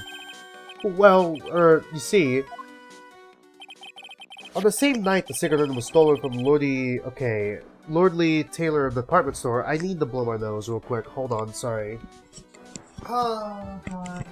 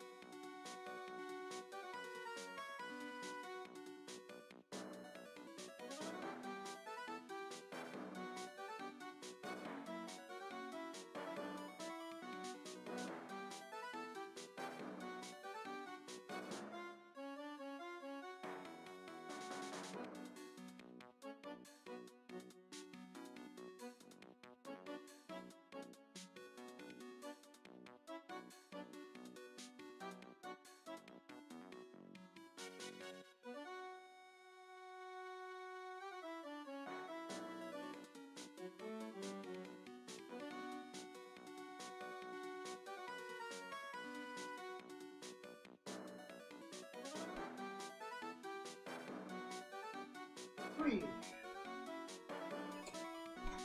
No, I might just go another 10 minutes before we go on break. We don't have break until like 6 o'clock, I guess. We have break every 2 hours. I might add another 10 minutes, because Jesus Christ, my allergies have been killing me. On the same night that... Okay, we've read it. A blackmail letter you got summoned you to KB Security to handle with some money. And then that's where the CEO, Kane Bullard, was murdered. But there's only one wrong delay, am I right? So the question is, where were you that night? This time I want to hear the whole truth. Your life depends on it. Okay. Did you know I'm a lawyer? What do you think about this? I don't really think I can help you with that. No, that's not it. It's just that the thing is, I don't really know if I can say one way or the other. I didn't really catch that. Don't worry, you didn't miss anything. Right, Mask Star the Mask. Mr. Light, do you still insist that you are Mask Star the Mask? Isn't that what I've been saying since yesterday? That was a quick response. Tell me about it. To be honest, it's starting to get irritating. But listen, Mr. Light. At the trial today, we learned the true identity of the thief, didn't we? Hee hee hee, ha ha ha. Ah ha ha ha, ho ho ho hee. Take a good look, everyone. Unable to find a rival worthy of my genius, I was forced to create one by myself. Here I am, the tragic clown. I guess it's true. I wasn't the only one who saw that urn. Of course not. After all, you were at KB Security at the time. So then the person dressed up as Master the Mask in this photo, it's gotta be Detective Atney. Alright, the night of the crime. So that night, you didn't go to Lordly Taylor. You went to KB Security, right? Yes, I went to KB Security at the time the blackmail note said I should. Alright, what happened next? Well, I used to work there, so I knew where the CEO's office was. I knocked, but there was no answer. So then I used the keycard to unlock the door. It's probably when he dropped his wallet. When I went into the CEO's office, someone was in there. Someone? What? And suddenly they bashed me over the head. Bam! Okay, I was joking when I said he killed the CEO too. What the fuck is he doing? How is he there in two places at once? Oh, God. Was it Kane Bullard that hit you? I don't know. Okay, it looked like Luke. The person ran away while I was still stunned. That's when I came to my senses. Besides, I saw left me speechless. The dead body of the CEO was right there in front of me. I thought I'd die myself. Anyway, I thought I should do something with the body. Okay. When was the shit stolen again? Okay, I'm so confused. Okay, it's possible that Ron really did steal it then. And he was in disguise. But then how did he get all the way fucking across town so fast? To witness the murder? Is the autopsy report gonna be updated and say it was like 30 minutes afterwards? Like, what the fuck? Anyway, I thought I should do something with the body. So that's why you put it in the safe? Yes, that's right. I used to be the chief of one of the security teams, so I knew how to open it. Okay, and what did you do after that? Well, I got out of there for starters. I was the one who set up the security cameras in that building. So I knew how to avoid being spotted by them. Nick. All of a sudden, Mr. Dwight kinda sounds like the murderer to me. Please don't say that. Why you were fired. Mr. Dwight, is it true that 1 year ago, you were forced to quit KB Security? How did you... I'm begging you, please don't tell Desi, please! Don't worry, we haven't told anyone yet. Phew, thank goodness. No, but I suppose I'll have to tell her sometime. She'll find out eventually. Why have you been hiding it from her anyway? Guess she would despise me if she ever found out I was living a life of crime. Yeah? A criminal, a thief. She'd never forgive me. My marriage would be over. Knowing that, why'd you become a thief in the first place? Because Desi spends money like it's water. Yeah, that tracks. There's no job in the world that can bring in enough money. Except being a thief, but at least that's what I thought anyway. So he became Mask Star the Mask for Desire. Desire? Huh?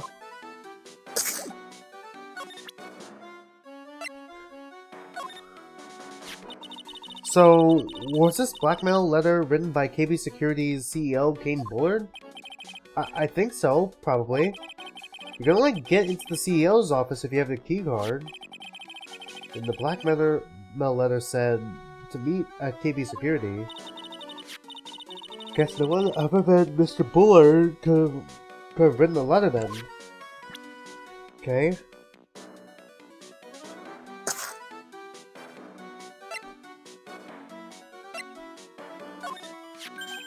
Hey! This is an article about my debut heist! Boy, that was a tough one. Before I knew it, they were hot on my trail. But Master of the Mask, he must have gotten away, right? It says in the article he disappeared. That's right! I got a sudden burst of inspiration. I hid my Master of the Mask costume in a nearby plastic bucket. Then I quickly got changed into my security guard uniform. Pretty clever, huh? Eh? Hold on, are you this security guard? Hold on. Wow, awesome. Hey, hold the phone. The card in this photo. Is this you, Mr. Delight? Hehe, that's right. Nice trick if I do say so myself. Nice and easy to figure out.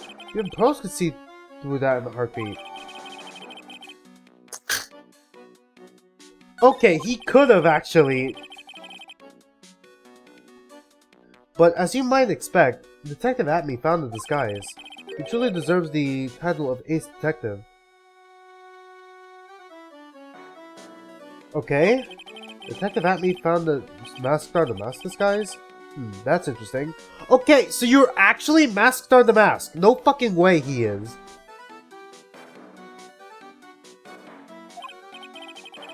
Yes, I bought it, and I heard he brought it home with him. So that's it. That's when Atme got his hands on this. Thanks to that, I got the chance to remake my costume.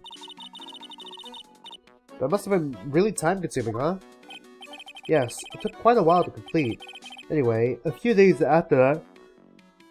Okay, I can't tell if it's anime or if he's just crazy. I received the first of the blackmail letters. Blackmail letters? You got them starting when? Tell me more, now! Hey, calm down. Don't get so worked up. Alright, blackmail letter. This blackmail letter. Is this the first time you got one? The first one you got? No, of course not. But this is the first one that ever called me out to a specific location. So, did you start receiving blackmail letters after this incident? Yes, just a few days after the Tear of Amon heist.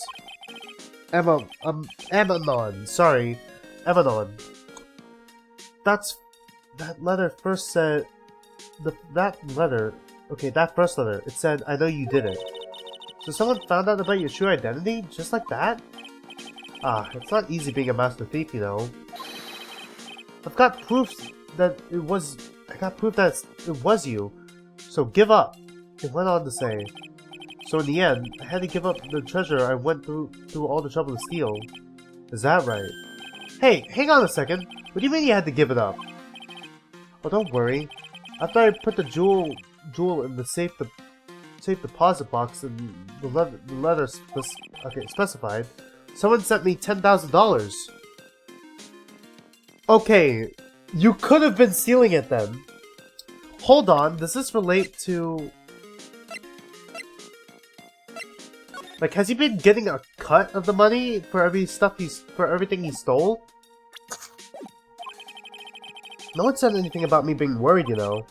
After that, I started getting into the plans in the mail. But plans? Okay, heist plans, alright? What are these plans you're talking about? They were instructions on how to steal a crown, or painting, or some other rare treasure. They showed security blind spots, escape routes, and even suggested training methods. So you mean that the one who planned the heist wasn't you? No, it wasn't. I only planned the very first one. After that, I received plans from some very kind person. Incredibly detailed plans. Fuck, was it Luke at me? Is it Luke at me again? There's no way Luke at me is the thief and the killer, right? There's no fucking way. It sounds like Mr. Delight is thankful to the person that was blackmailing him. Well, he needed money. So Ron Delight was Star the Mask after all? But someone else is behind the thefts. Someone who planned them all out in detail. All I had to do was deposit the treasures I stole into the safe deposit box. Then I just waited for the cash to come in the mail. Could you try not to look so gleeful about it? So you went after the sacred urn because of one of those plans too? Well, see, the truth is, I've never seen the urn. All I did was follow the instructions to steal what I was told to steal. Mr. Delight, is everything you just told me the truth? Yes. But please don't tell Desi, okay? Okay, Ron's testimony added to court record. Ron, before we go, there's one more thing I wanted to ask you. Yes? But please don't hurt me. Mr. Kane Bullard, do you swear it wasn't you who killed him? Yes, of course! I could never! I'm not lying! All I did was hide his body in the safe. But then I was afraid they'd discover what I did. So I turned myself in yesterday. Why? Oh god, that was a nasty sneeze. Ooey. Hold on. Sorry, I gotta go hold on. Ooh! Y'all had to see that. I'm so sorry, y'all had to see that. God. Man, that was a bad sneeze.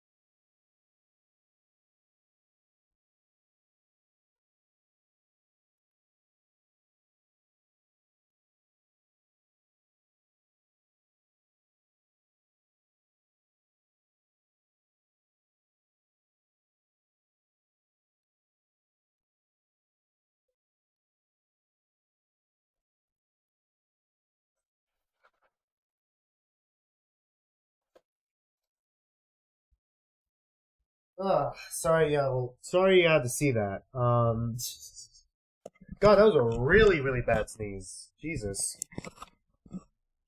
Well, if the judge had ruled that I was guilty of a robbery, then they'd have an alibi, right?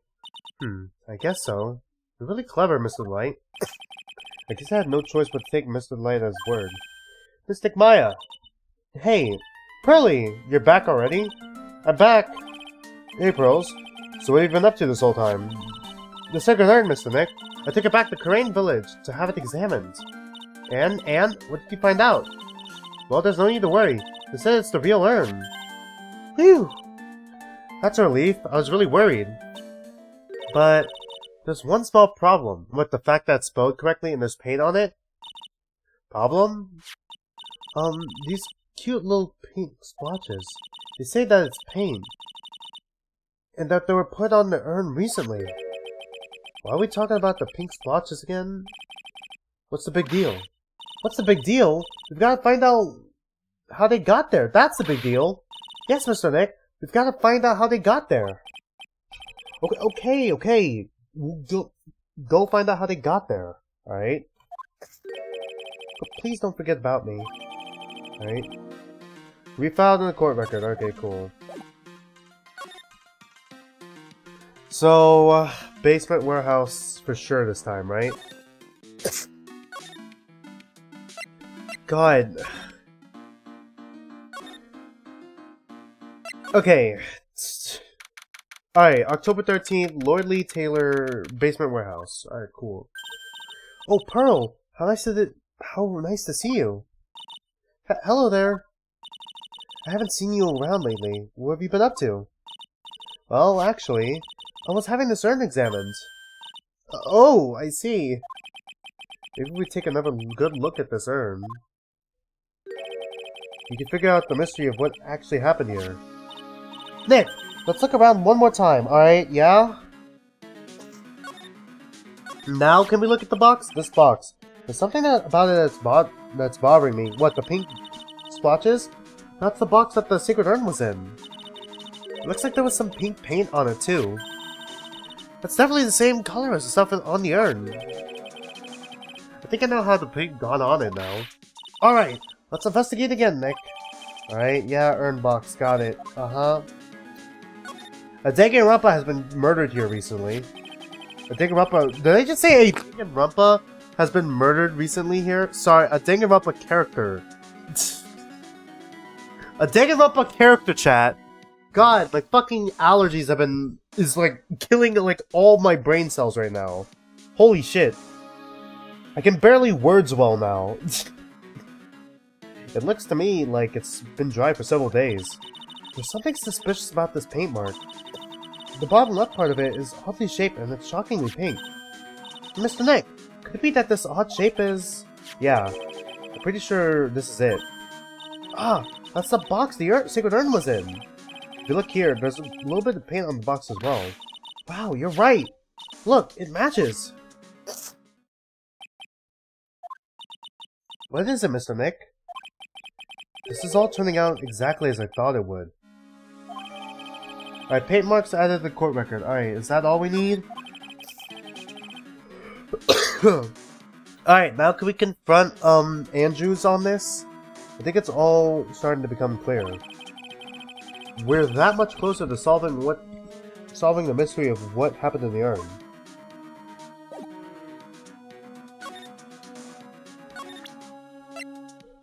Oop.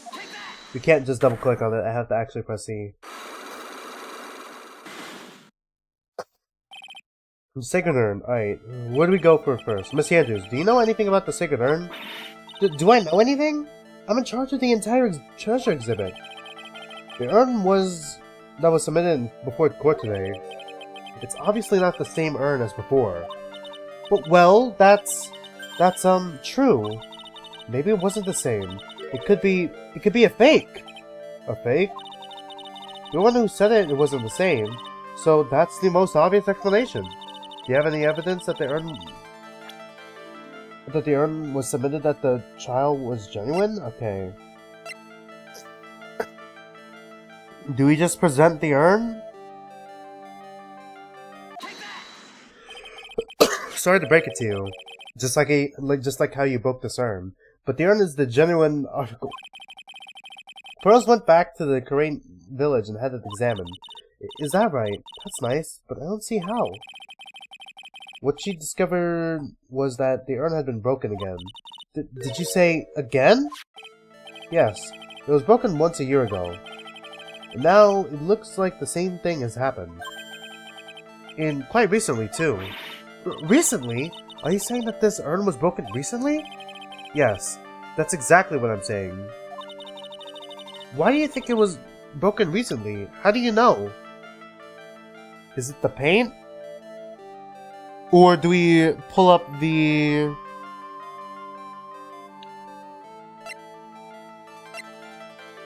Oh, wait, the picture, right?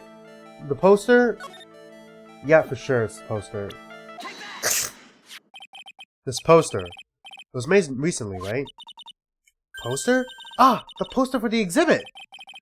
At the time when this photo was taken, the urn said I am on it. But now, for some reason, it says Amy. When the urn was fixed, the letters were transposed. Ah! Right. I am? What does that even mean? I don't know anything about that. I'm not even sure what... I wasn't even there when the photo for this poster was taken. That was a mistake. Now, tell the truth. Ah, wait! Even if the urn was broken, I had nothing to do with it. Huh? Yes, that's it. It must have been one of the people at the photo shoot. They must have dropped it. I'm sure that's what happened. It looks like she's not going to give up that last Cyclops so easily. Do you have any proof that the urn was broken here at Lloyd Lee Taylor? Okay, is the paint marks? It's the paint marks, then the box, right? Well, Miss Andrews? What is this supposed to mean?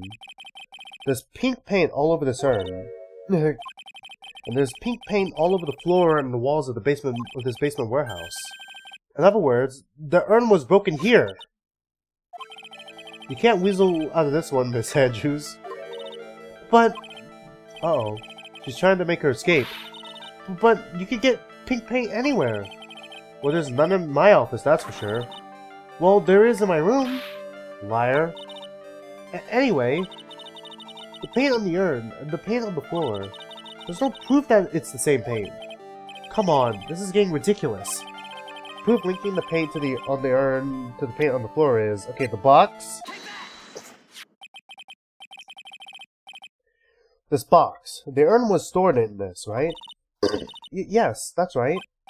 Well, there's pink paint on this box as well. Ah! I think you already know where I'm going with this, don't you? Yes, more or less. The paint on the floor has an odd shape imprinted in it, doesn't it? Yes. You put this box into the impression in the paint, you can see it fits perfectly. Which means this box was dropped right over there. And that is when the urn was broken. Your name does you justice, Mr. Wright. Right? Sacred urn. I'm so sorry. I was the one who broke the urn. Boy, does this make me feel like some sort of evil school teacher. I'm a terrible person. Not only did I break it, but I tried to hide what I did. Well, that's not so hard to understand. Is it, Pearlie? No, not at all. I know just how she feels. It happened about 2 weeks ago. Just after the poster photo was taken, on the same day the urn arrived here, I thought that it'd be put away way down here for safekeeping. I was carrying it in the box. But I tripped on a paint can and lost my balance. The box I was carrying crashed to the ground. I heard a terrible noise, and I thought my heart was gonna stop. Fearing the worst, I opened the lid of the box, and that's when it happened. The broken pieces of the urn fell out of the box and landed right in the paint. I was in shock. And let out a huge scream. I can totally see how that could have happened. Yeah, as clumsy as she is, I'm sure Maya understands. Well, I knew it was the most important treasure in the whole of Crane Village, so I tried as hard as I could to fix it. Fortunately, the shards were pretty big. That's when the I am got changed to Amy. I didn't know how it was originally written, but any sane person fixing it would have assumed it said Amy. Any sane person? Really? Oh, pearls. She said she wasn't very good at spelling. Anyway, I put the urn into the storeroom, and no one had seen it since then. Alright, broken and repaired by Adrian 2 weeks ago, but replaced in this box, and then replaced in this box. Kept out of sight, alright?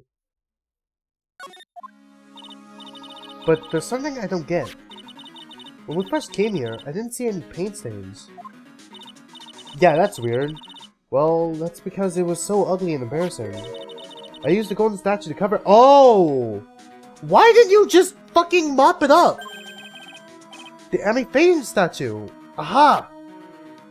Okay, Ami Faye statue, alright. Why do I keep shifting back between Amy and Ami?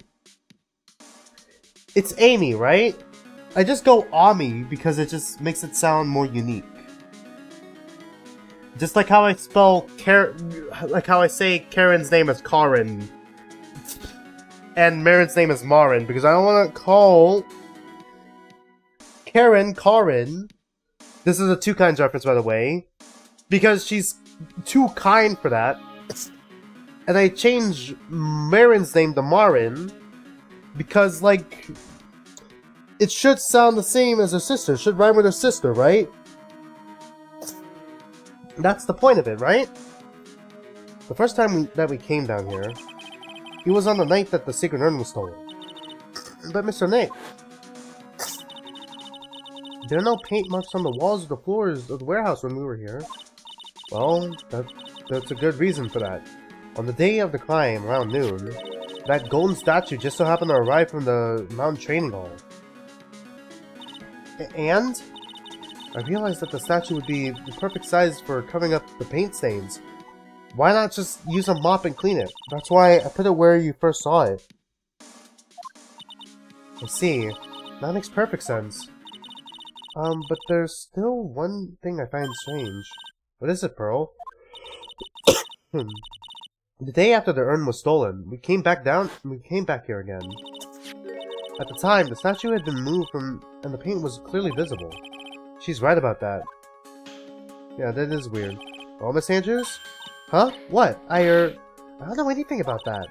I placed it here to cover up the paint. So why would I move it again? Well, then who was it?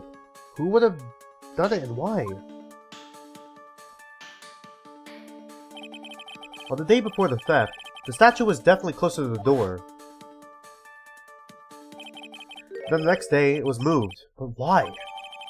Okay, carried to the basement. Okay, and then it was moved again that night. I don't know what that's gonna mean, but that's probably gonna be important.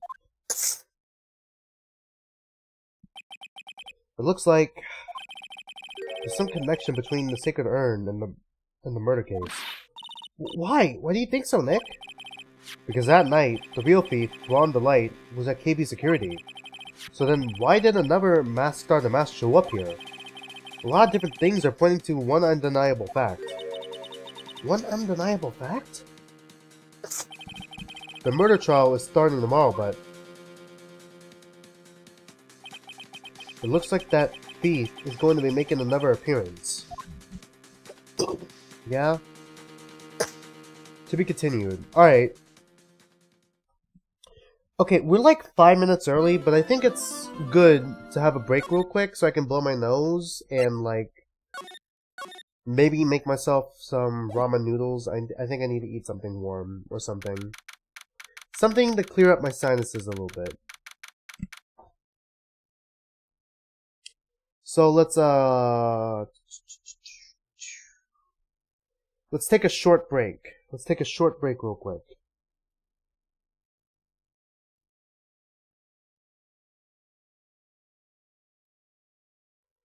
We'll take a short break. Let's call it a 10-minute break, and then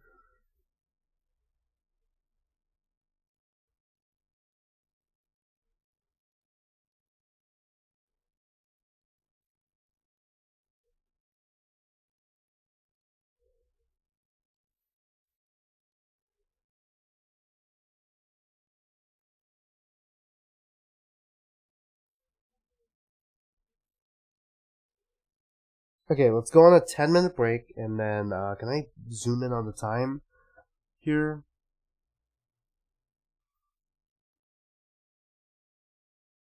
Okay, there we go. 10-minute break, it's in the upper right corner. There we go. 10-minute break, and I should be back by then.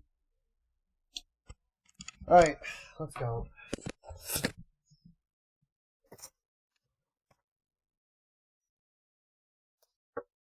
God, I'm dying. I feel like I'm dying. Jesus Christ, these allergies.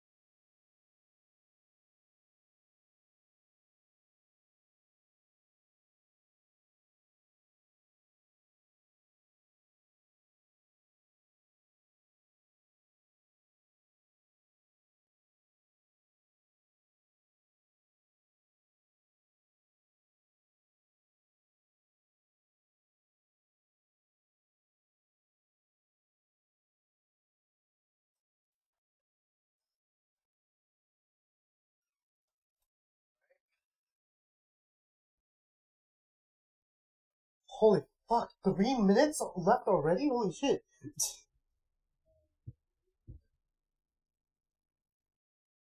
Still got 3 minutes though. I have to empty out this trash already. I just emptied it out last night. How is it already full? Also, ramen noodles, cup of noodles. The classic college kid meal. Old reliable.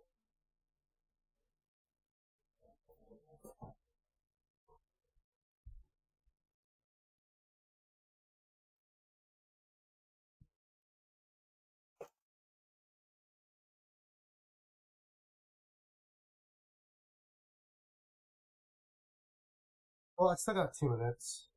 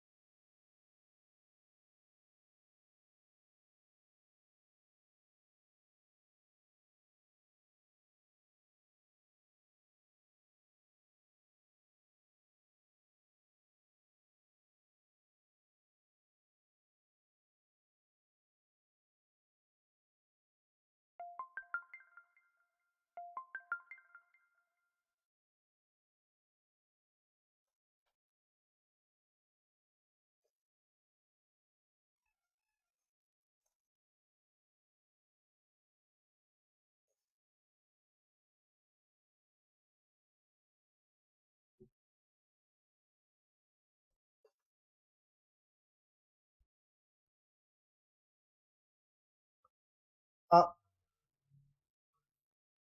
okay, it's been 10 minutes. Hold on. Give me a minute though, I need to reconnect my phone. Let me reconnect my phone real quick. Alright.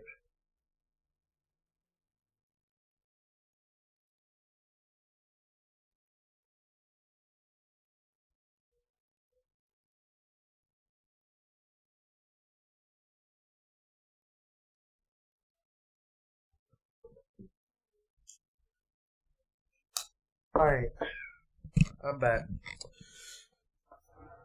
So, cup of noodles and Gatorade. Classic college kid meal. I didn't read what that said. Shit.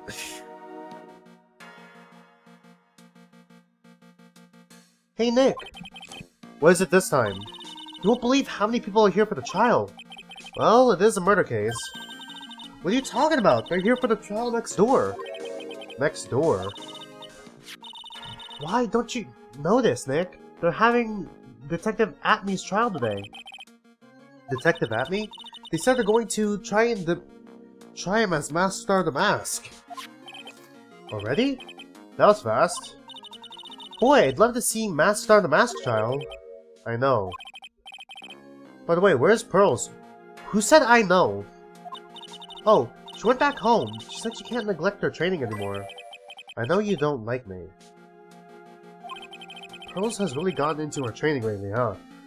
Is that Delight? Yeah, ever since that incident last year.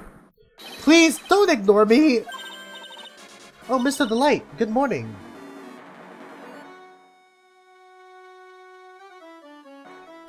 God, it's still too hot for me to take a bite. I could see the steam. I could see the steam coming off of it. No one likes me. No one would notice me even if I killed someone. Come on, don't be silly. Oh, wait a sec.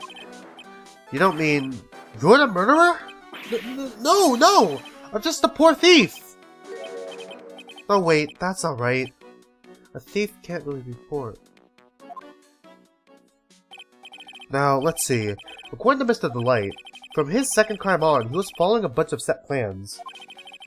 Plans that someone had been sending him to help him commit the heist. Do you really think that there's a connection between the thief and the murderer, Nick? It's possible, but today's trial is a race against the clock. Huh? How come? Let's just take our time like always. I'm afraid that's not an option. Yeah? Shit, is Luke at me actually also the murderer? Shit, but how? Unless they swapped places somehow. Like they no. Like Luke at me committed the murder while Delight committed the thievery. That's possible. Courtroom number 6.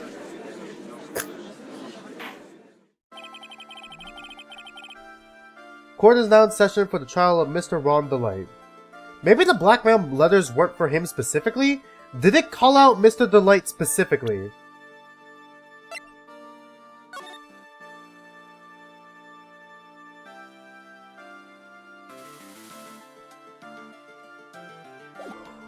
Oh, it wasn't to him! Oh, it makes more sense now. He had a red diamond ring. Okay, it really wasn't him. Okay, I think I know now. He knows, chat? Like, okay, so Luke at me committed the murder, and the blackmail letter was actually for him. And then he sent the guy who's been helping commit, like, all the thieveries, Ron Delight, to steal the worthless urn, and then is now trying to take the fall for being the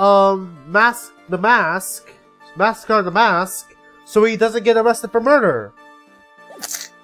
Oh my god, he knows. This is like 4D chess we're playing. The defense is ready, Your Honor. You're ready? Preparation is the last refuge of the weak. Okay, settle down, everyone. Let's begin with your opening statement. Mr. Gatto?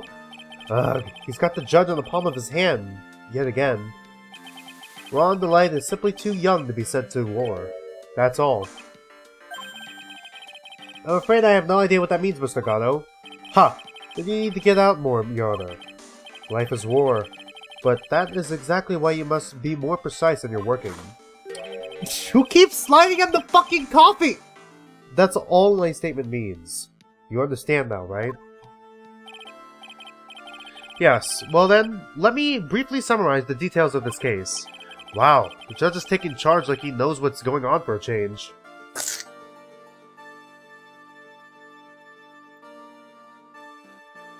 God, I just keep stirring this, and hopefully the noodles will be ready by the time the testimony starts.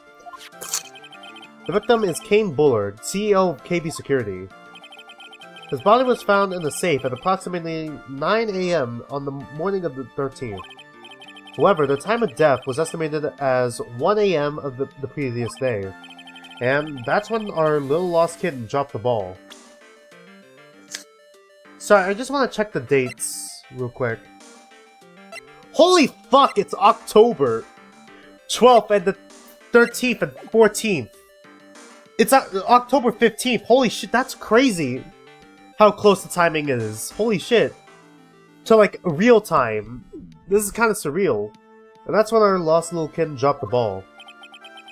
That lost little kitten is, of course, the defendant. Very well, then, Mr. Gatto. Please call your first witness. I never drink more than 17 cups of coffee during any given trial. My god, 17? I hope that's decaf. Like, dude, what are you doing? But the first one is always the best. Mr. Gatto, is your stomach okay? Your witness. Okay then, let's hear what the defendant, Mr. Ron DeLight, has to say for himself. The defendant? Well, Mr. Wright, does the defense have any objections? It may be a bit of a disadvantage having the defendant testify, but... I remember when Mia was defending me. She allowed me to testify so she could do the cross-examination. She put a lot of trust in me back then.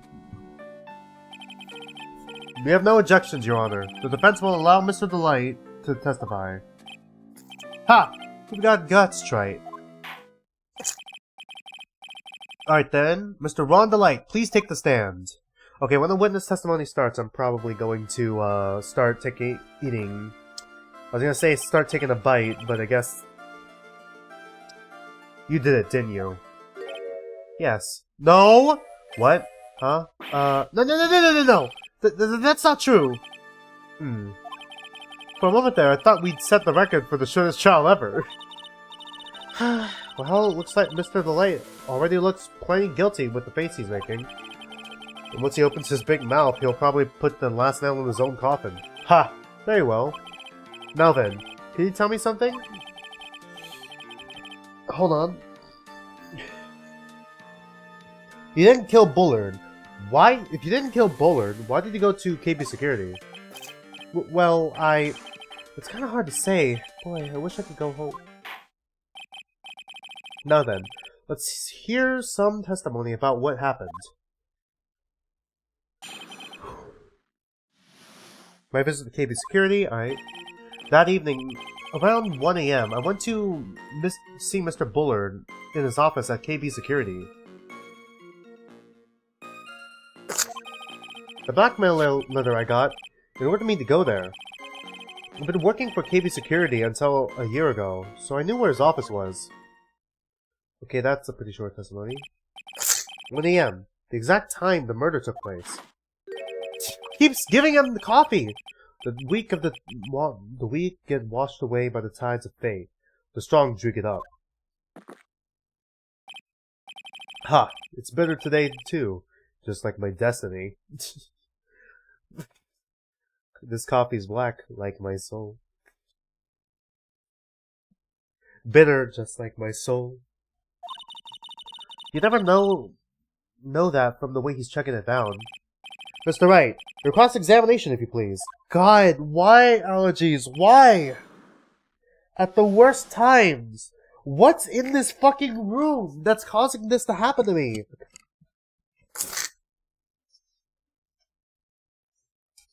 Sorry, I just noticed a piece of trash underneath my desk and it's bothering me. I don't want to fucking wait until later to deal with it. God, I fucking dusted everything down earlier.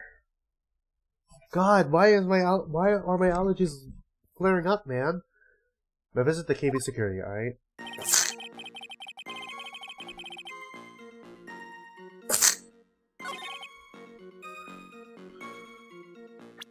Whoops. I'm at the press. Hold it! Fuck, I just realized we gotta do the table slam. My roommate is awake now, so we're fine doing the table slam. Hold on. Give me a minute.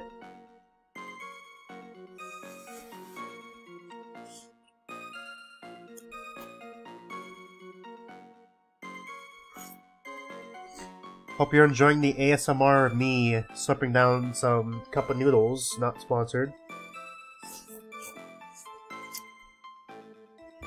Alright. It ordered you there? It was the first time I'd gotten a blackmail letter that ordered me to go somewhere. Does that mean you've gotten other blackmail letters then? Oh, of course.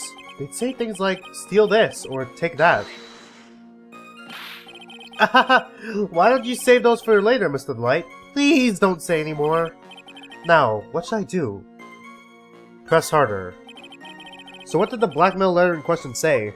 It said to bring $50,000. Money, eh? A perfect motive for committing murder. Oh, but wait! Wait! I never intended to pay that money anyway. Oh, is that right? After all, he had nothing to hold over my head. I had nothing to be afraid of. An important point indeed. Witness, let's have that added to your testimony. Alright. Yes, sir. Huh. A muddy mud skipper in outer space has a better chance of surviving than I do. The blackmail threat didn't scare me. It wasn't going to cause me trouble or anything.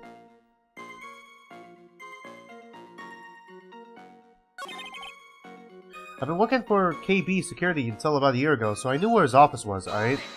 You used to be a security chief for KB Security, right? Sorry, hold on. I need to, give you guys more ASMR slurps. This is an ASMR channel now.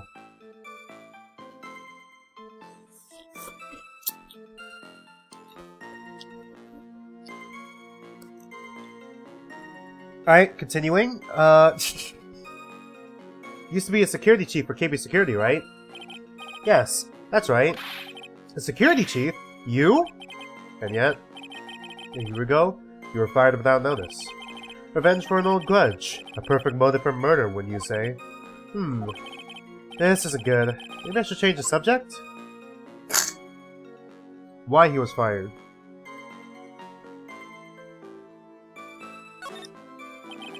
Mr. Light, please tell us why you were fired from your job. Well, the world is filled with those who have said, I wish I had never asked that. Okay then, I take it back. Defendant, please answer the question. I needed money. You needed money? Well, you see, Desi loves to spend it. It's kind of her hobby. Not exactly the best hobby in the world, huh, Nick? You're one to talk, Maya! My salary wasn't nearly enough, so I stole data from the company. Come again? KB Security has a lot of security info on all sorts of companies. And since I was a security team chief, you stole some data and sold it. Mr. Bullard found out, and I was fired immediately. What? I wish I had never asked that. I was somehow able to keep it secret, but... and made it seem like I quit on my own. What is it, Nick? You don't look so good. Someone who brings harm to their company is fired as punishment. You do well to remember that. He sure told you. So you admit that you stole data from your company, is that correct? Yes. I'm sorry. This is a very important fact. Please add it to your testimony. Oh man, this whole thing just took another big turn for the worse. Crashed and blew up. It's gonna take the jaws of life to rip this case from the clutches of disaster. He fired me for selling company secrets, but Desi doesn't know about that.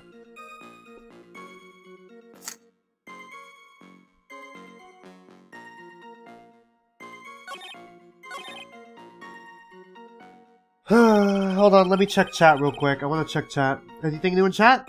No, nothing new in chat. Okay.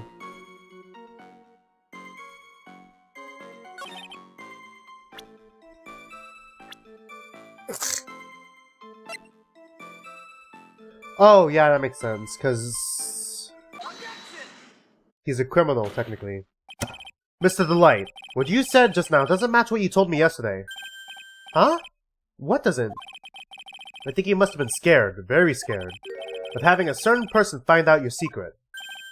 A certain person? Miss Desiree Delight, the defendant's wife. She doesn't know.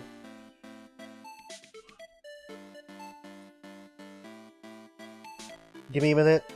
More ASMR slips for you.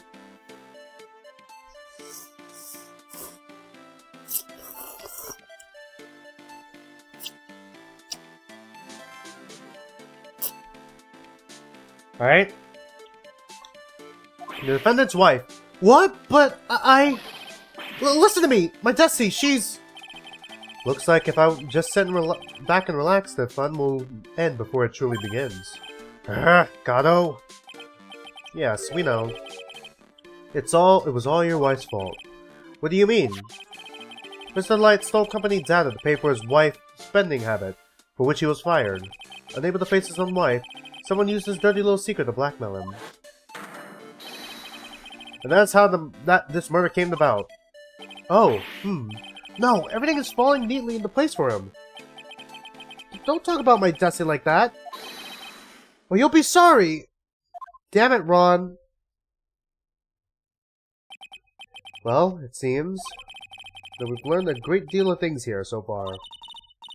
What do you think, Mick? I think we're screwed. I didn't think it was possible to get so thoroughly whipped in just 20 minutes. Clearly, there was a sufficient motive for murder. He stole data for his wife, and he was killed to protect the secret. A family man who cared just a little too much. The motive is clear. Let's move on. Soup is supposed to help with sinuses, right? Ugh. What happened at the crime scene at 1 in the morning, Mr. Delight? Come now, tell us. We're all ears. Alright? The CEO's office, alright? When I entered the office, there was a suspicious shadow there. Look at me. Suddenly I was hit on the forehead. After that, I remember being a bit dazed. If I hadn't been wearing that, I would have been killed. When I came to, Mr. Bullard was lying there dead.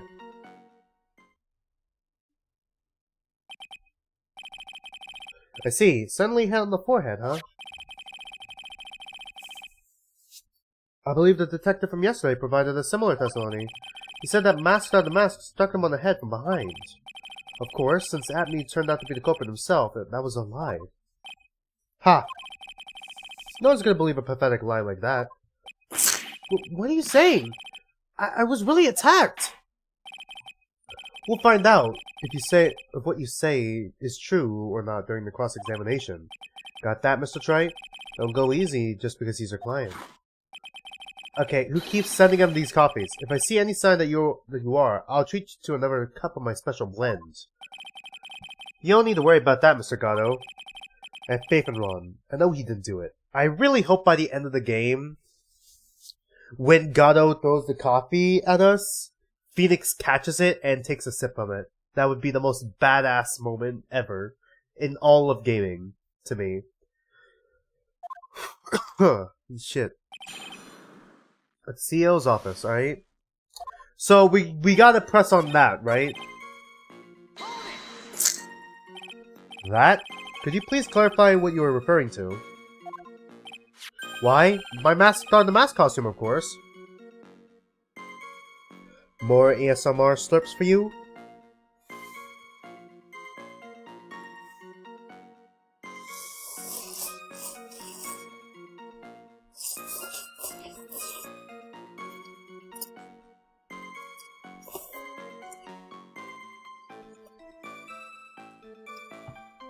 Alright.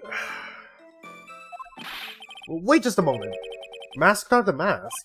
Huh? Oh, did I forget to mention it before? Just to be on the safe side, I dressed as Masked of the Mask. And then I descended upon the office of the CEO of the KB Security. What? Nick, did you know about this? You never told me this. I don't recall him ever mentioning it to me either.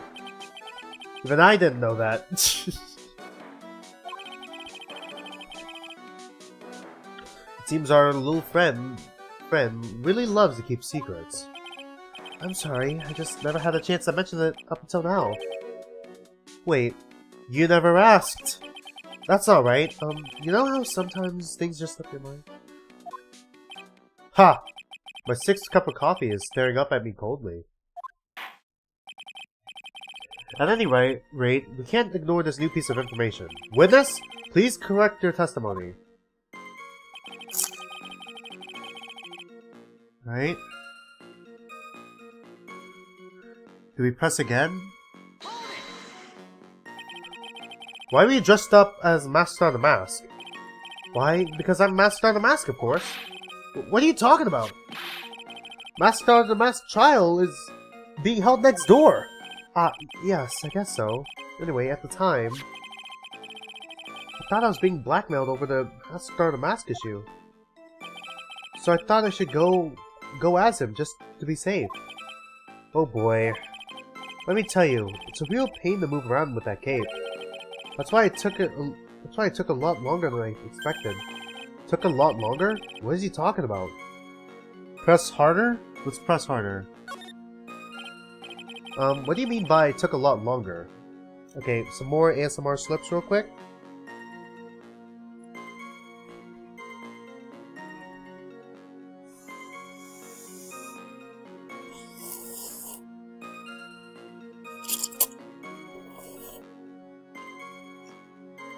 Ah, that was a good one. What do you mean by took a lot longer? Oh, opening the safe, of course. God, I wish I didn't show my face. My cape got caught on the safe door, you see. This all happened when I was hiding Mr. Bullard's body. What was that? Back up a second. Yes? You were the one that hid the body in the safe? Well, yeah. Inconceivable! Why? Just why? What reason could you have? What were you thinking? Question. When does someone toss their dirty shorts in the washing machine? What? The answer is simple. When they take them off. As usual, I have no idea what you're saying. Do you mean that Mr. Delight hid the body because he's the murderer? Ha! So you're not as stupid as you look. His metaphor this time was really obscure. Mr. Wright, you don't mean that you knew about the whole safe business, do you? Well, yes. Why am I the only one not in the loop here? Witness, make sure you add this to your testimony. Yes, sir. Uh-oh. Looks like a storm is moving in over the Fairweather Judge.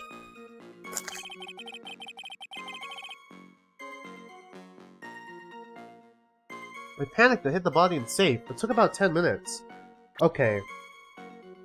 So... does it have something to do with the buzzer stuff, right? 1:02 a.m., yeah. Objection! Your Honor, could you please take a look at this record? But before that, let me get some more ASMR slips in.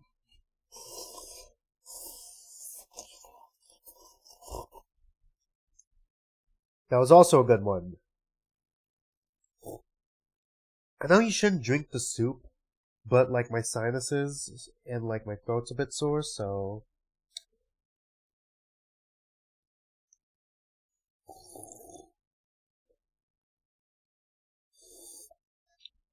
I'm hoping that will help a little bit. Your Honor, could you please take a look at this record? And what might this be? The record for the emergency buzzer that connects the CEO's office to security. If the button in the office is pressed, a security team is supposed to come running. And according to this record, the buzzer was pushed once, at 1:02 a.m. What?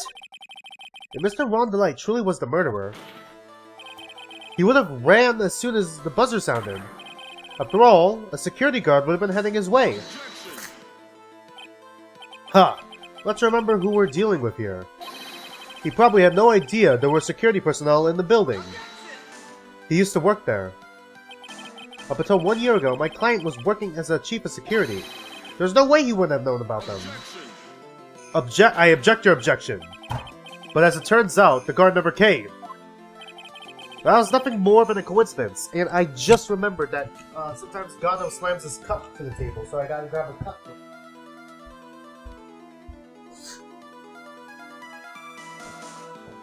Alright, I got an actual cup that isn't the styrofoam cup. Alright. Got it prepared for the bit. Got it ready for the bit. Alright. The fact that the guard was a pathetic loser who had just gotten punched in the face by his ex's new boyfriend and wasn't anywhere in the vicinity was not something Mr. Delight could have known. Jesus Christ, had to air all his dirty laundry? Ha! Again, remember who we are dealing with here. It's a sure bet that Mr. Delight didn't even notice the buzzer was going off. Fuck, it's just objection after objection! This buzzer is extremely loud. There's no way he could have ignored something like that. If he had been conscious, that is. Conscious? What do you mean by that? Ugh! Fine. Let's hear your theory.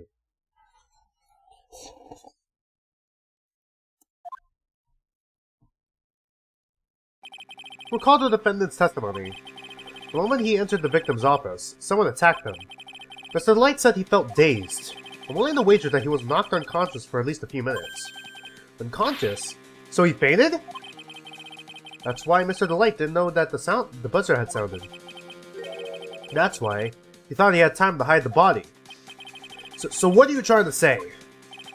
Mr. Delight was knocked out, and the buzzer went off soon afterwards. Now, unless my client was able to hit the buzzer while he was unconscious... Fuck. God damn it. Phoenix, I don't have room. It can only mean that there was another person in that room. Okay, was Luke trying to frame him for murder? Murder then? He masterminded all the thievery stuff after the first case? After the first one. Then tried to tie loose ends. And murdered the guy who was blackmailing him. And tried to frame Ron for the murder. Is that it? It's a bit messy right now because my nose is stuffy and I can't think properly. It can only mean that there was another person in that room. That's right. Whoever it was, they knocked out Ron the light and then pressed the buzzer.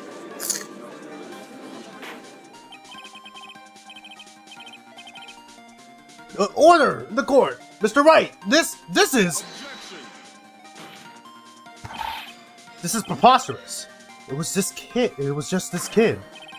Ron the Light is the one who killed Kane Bullard.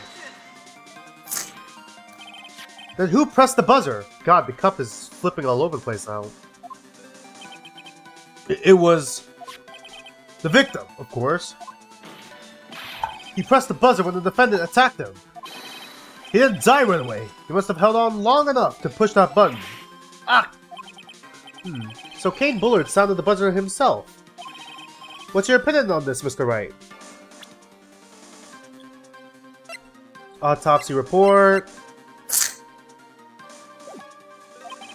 I need to prove that the real criminal was there at the scene, but how? Can I prove that it wasn't Kane Bullard who sounded the buzzer? I can prove it alright. Can we? There's no fingerprints, right?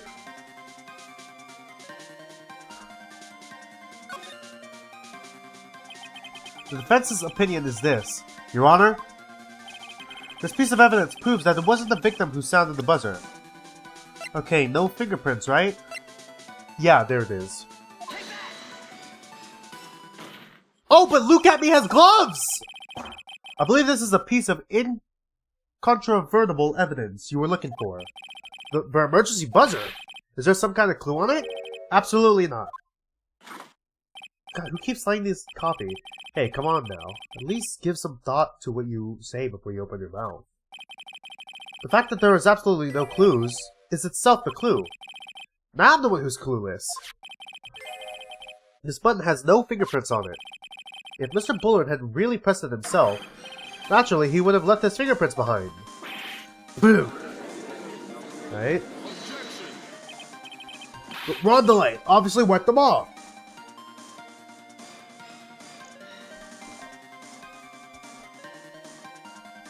Why? Fuck. Hold on.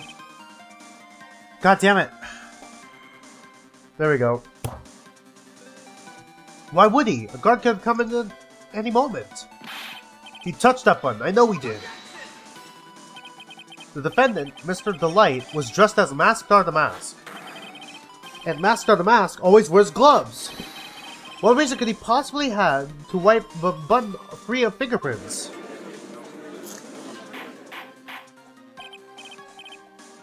Hold on.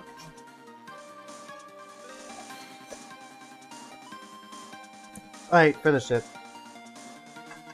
Order! Order! Order! Ha! It would seem I've been forced to eat crow.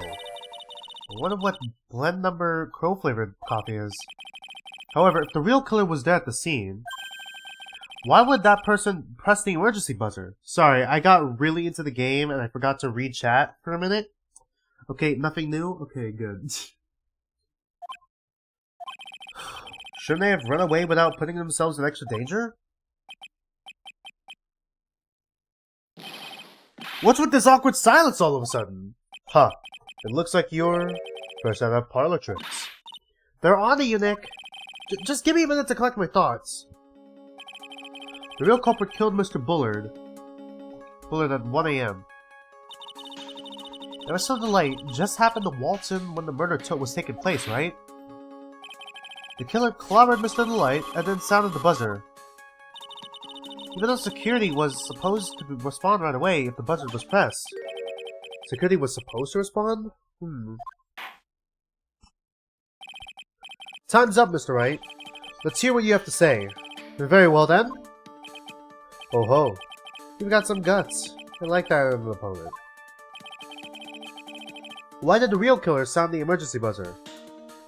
To call the security guard, right? Okay, I think I know where this is going. The killer knew that if they pressed that button, a guard would come running. And that was exactly what they wanted. Do you mean to say the killer called the guard on purpose? Yes. Although, as it turned out, he never showed up. Because he was getting his clock cleaned at the time. Ha! What a touching story. You're saying the killer had a change of heart and called the guard to turn himself in? No, I'm not. When that buzzer sounded, there were 3 people in that office. The victim, Kane Bullard, who was already dead. Defendant, Ron Delight, who was out cold.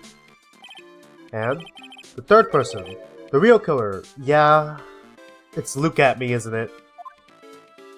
Alright, that's at least an interesting twist. Hypothetically, yes. Now then, in this situation, if the real killer made an escape, what would happen? The only ones left in the room would be the victim and Ron Delight. And if any security guards came running in at the time, they would think I was the murderer! Yes, that was precisely the real killer's objective. To frame Ron Delight for the murder!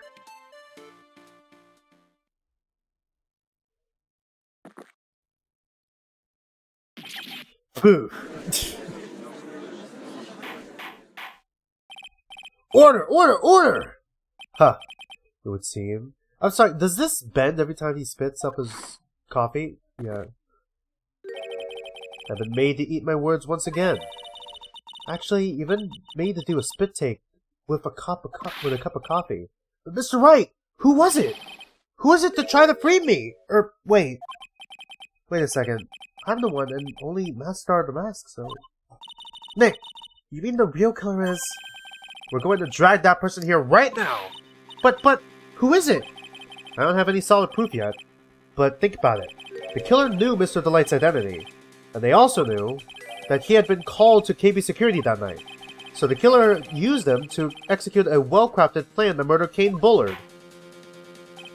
Now then, let's hear your accusation, Mr. Wright. Okay, it's Look at Me, right?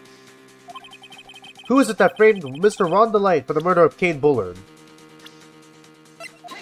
It's Look at Me, right? Detective Look at Me! He's the only one who could have done it. Ace Detective. Look at Me? You mean Master the Mask did it? Okay. Your Honor, the person being tried in the court next to us is not Master the Mask at all. He is, in actuality, the true murderer of Kane Bullard. I can only imagine what I look like right now. My nose is running. God, I gotta blow my nose. Order! Order! Mr. Wright, explain yourself!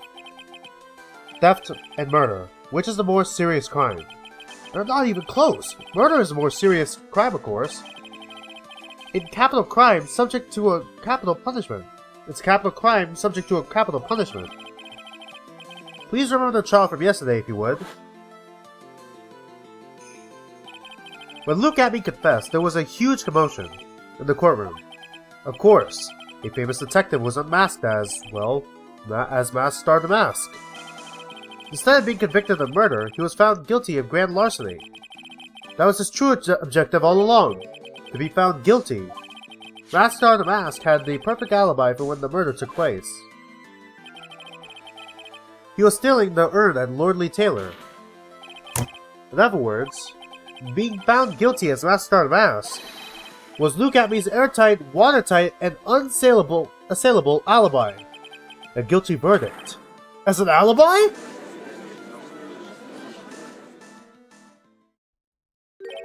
You know, it's almost time. For what? For Luke Atmy's verdict.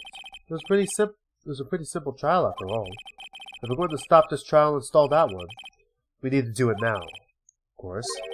That's assuming you have proof that the detective was the one who committed the murder. Mr. Luke Atmy's trial has indeed attracted the attention of the entire country. If we were to intrude and fail to provide adequate proof of his true crime, Mr. Light would be left with no grounds for appeal.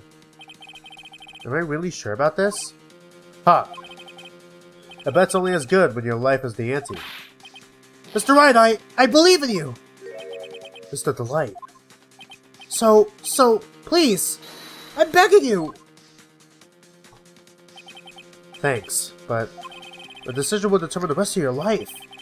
Can I really risk your life like this? Phoenix. What was that? Don't stray, Phoenix. Okay, is Mia showing up in Maya's body again? For your client, take the path of trust.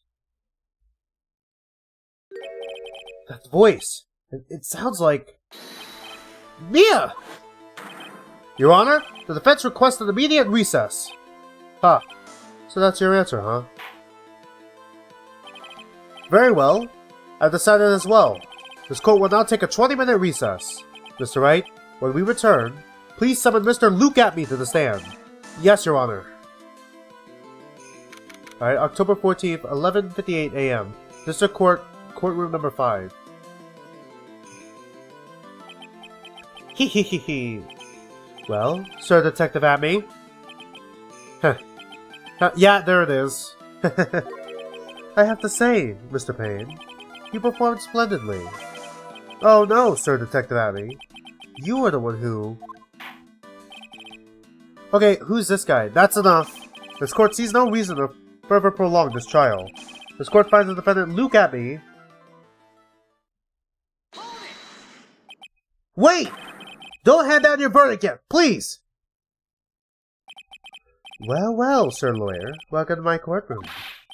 Who's this hoser, eh? My name is Phoenix Wright, attorney at law, and I wish to file an accusation against this man, Luke Atmy. Accusation? You accuse Masked-Star the Mask? That man is not Masked-Star the Mask. He's just a ruthless murderer. What? Oh, we got him. Now we just gotta prove it. Alright, cool. To be continued. Alright, I'm gonna go blow my nose real quick and then we're gonna continue this immediately. Let's save what we have so far. The plan was to start the next episode as well tonight, but like, I'm not sure if we're gonna do that. I don't have anywhere to go tomorrow morning though. So I might just do that. We'll see. We'll get there when we get there.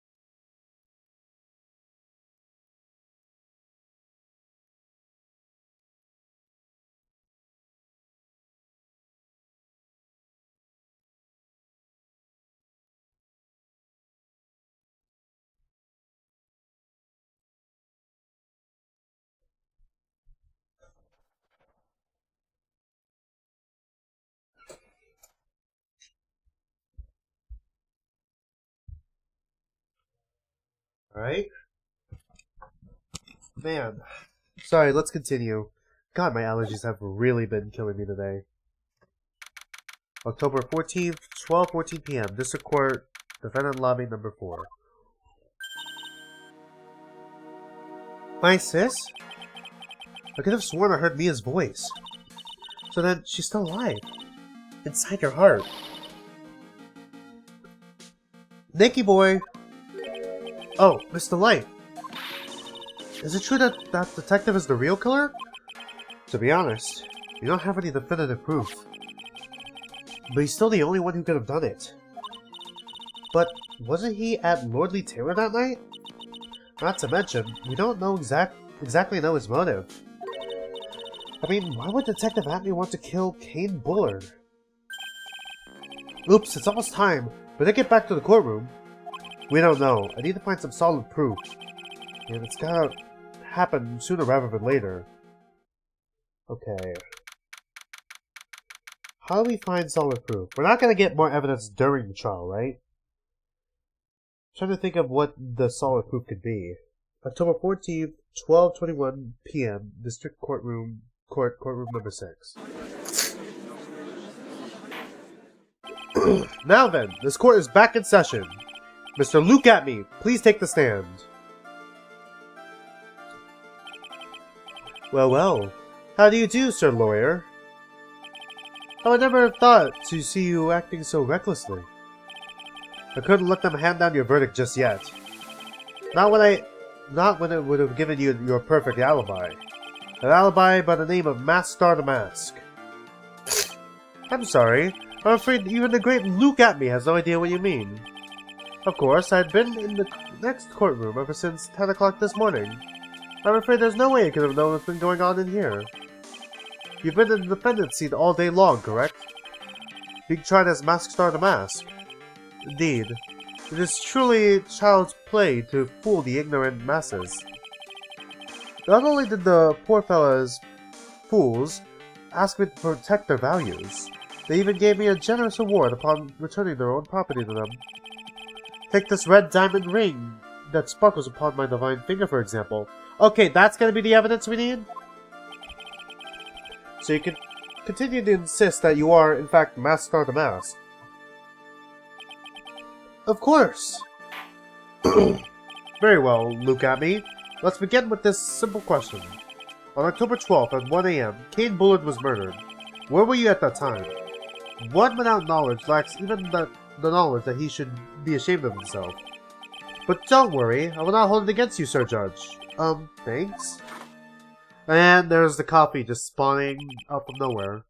Alright, Mr. Atney. The night of the murder. Speak. Alright, we're all ears. Alright.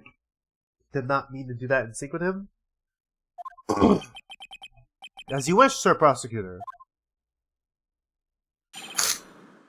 The alibi.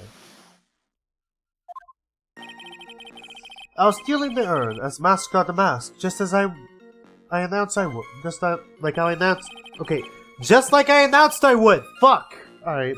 I had more than enough time to prepare. It was a pathetically easy job. The photograph contains no words, but in this case, this one turned out to be my witness. The time at which the camera captured Master the Mask was the same time as the murder.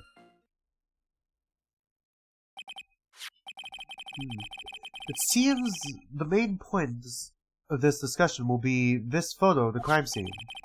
Everything else up until now was all part of his plan. There has to be a secret to this picture as well. Okay, it says AM. Is it actually 1 o'clock? Even the great Master the Mask cannot be in two places at once. Now then, if you'll excuse me. I have a verdict to receive. Jesus Christ.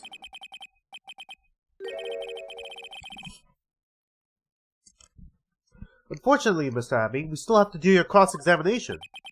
A fool is too foolish to know that he is a fool. Oh, for fuck's sake, he actually is pulling on Miss Von Karma's thing. I think he's trying to say that you're full of it, Nick. The only thing that's full of it is his alibi. The alibi. Alright, here we go. I was stealing the urn, mask or the mask, just as I announced I would. They had more than enough time to prepare. It was a pathetically easy job. I might have to go blow my nose again, in all honesty. Holy shit. What the hell is going on? Okay, I'm trying to figure out what is triggering my allergy. I can't stop.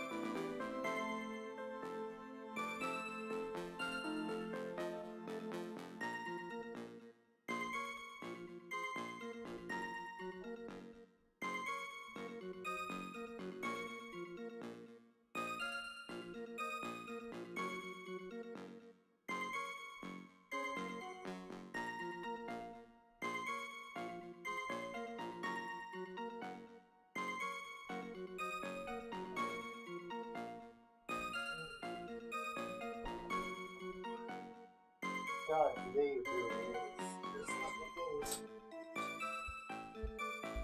today really is just not my day. Jesus Christ. I had more than enough time to prepare. It was a pathetically easy job, alright? I think I was going to press on that. I believe Adrian Andrews hired you at one point. That's right. That was over 20 days ago, if I'm not mistaken. You sent a calling card to Lordly Taylor 10 days before the heist. That means you sent out the card after you began your security watch, right?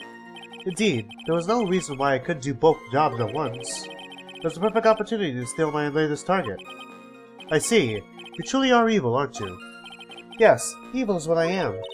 Hey Nick, isn't there something odd about this? Detective Abbey was always proud of his ace detective skills, right? But if the urn was stolen from Lordly Taylor while he was the only one watching it, he would have no way to maintain his perfect ace detective persona. You know, that's true. It is kind of odd.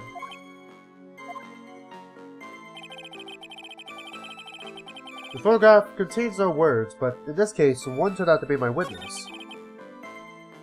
The time at which the camera captured Master the Mask was the same time as the murderer. As a murderer, Jesus Christ. About the camera that took this photograph. Oh, come on now. It's all too clear what you're thinking. Huh? You're thinking, I altered the timestamp on the photograph, didn't you? Don't you? I'm afraid that's impossible. The camera was set up by Lordly Taylor, and on top of that, it was Lordly Taylor's staff that printed the picture's data. Unfortunately for the defense, there's no way the picture could have been altered. I see. Looks like I better find something else that could be suspicious. So this alibi is false? It has to be, or he couldn't have killed Mr. Bullard at KB Security. But I'm not really spotting anything unusual. There are two possibilities. Either the mask in the photo is a fake, or the photo itself is. So...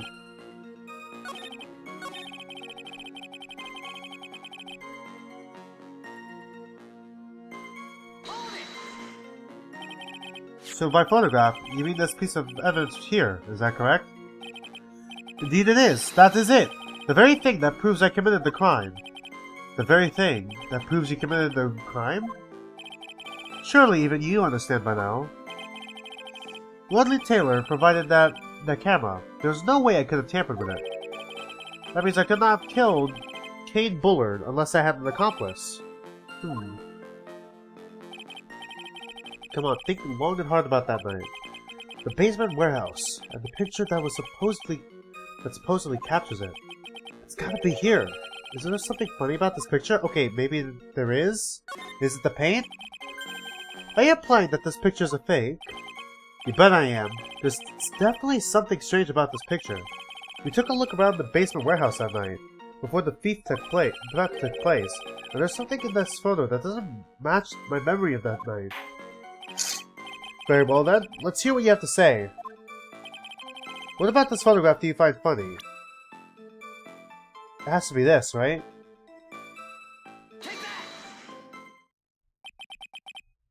The funny part is right here. Why this is a blood stain! Ah, blood! Now this case is getting interesting. Not exactly. The stain is actually pink paint. Unless we're in the Danganronpa universe. In which case, yes, it is indeed blood. Oh, it's just paint. And peach colored at that. From blood to peaches. The blood sure loves going on his wild tangents. The problem with this photograph is not the paint. The problem is, when you consider the layout of the basement warehouse, it turns out that something that should be there is nowhere to be seen. God, it's like when I try to go louder, my nose just fucking acts up. Jesus Christ. Well, Mr. Wright? What is supposed to be in this picture instead of the paint stains? Okay, so this is where the statue comes in, right? Where is it? Where's the statue? Alright, here. The supervisor of the treasure exhibit stated the following.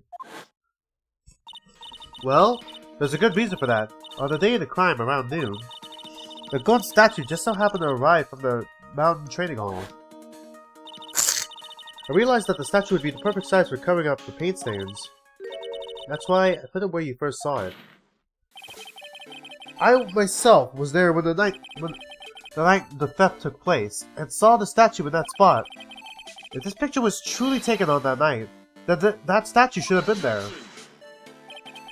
But when I went there the day after the theft, the statue of the old bag was sitting in the corner.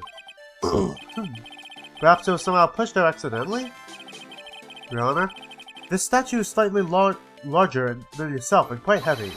It would take more than an accidental push to move it at that distance. Okay, but it's on wheels. Ha! Is that the case? In that case, can you prove it? Can you give us the rhyme and reason as to why that statue was moved that night? Can you do it, Nick? Never mind who moved it. The real question is, why did they move it? Well, Mr. Wright, I hope you're prepared with your answer. Now then, who was the one who moved the golden statue on the night of the crime? Okay, so it has to be this.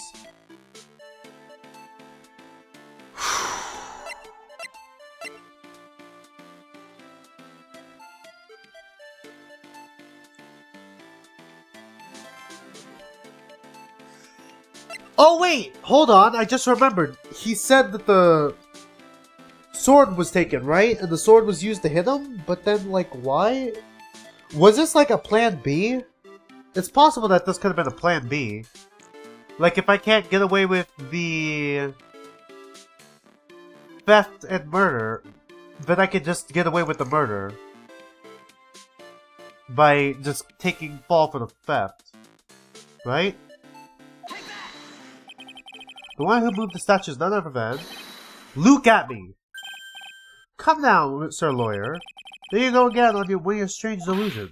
Mr. Wright, what basis do you have for your strange delusions? It's very simple. The witness was the only one in the basement warehouse that night. That is indeed very simple. However, why would I want to move a very heavy golden statue?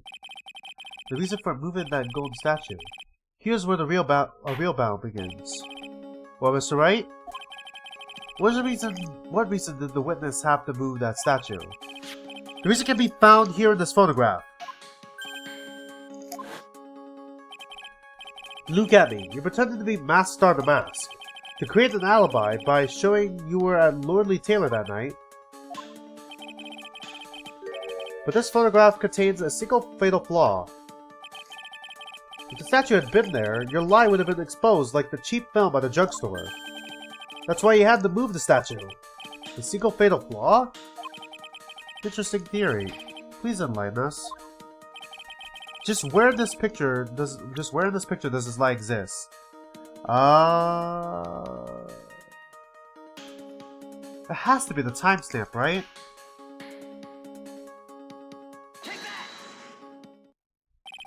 Naturally, the lie in this photo is the timestamp.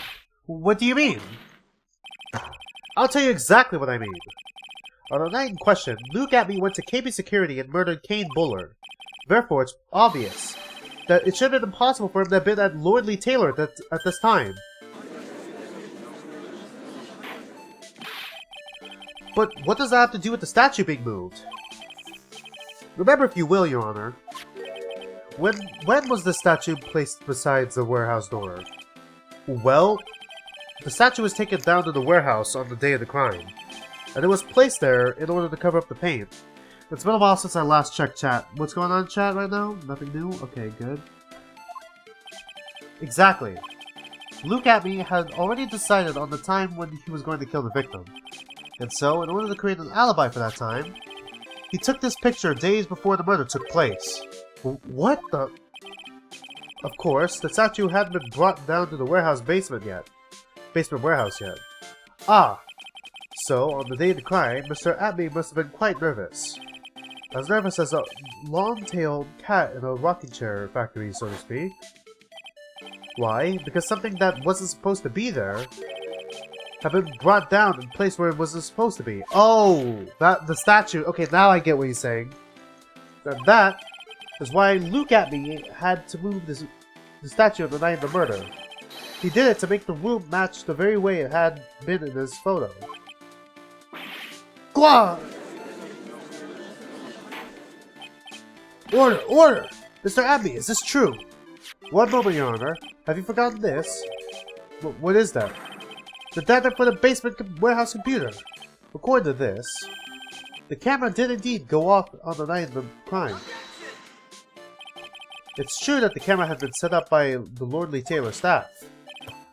However, the program used to manage the data was yours. That alone would have been allowed. That alone would have allowed you to tamper with the data. I gotta go blow my nose again. Jesus Christ. Order! Order! Mr. Gatto, what is the meaning of this? Alright. Gotta go blow my nose again. It's really good.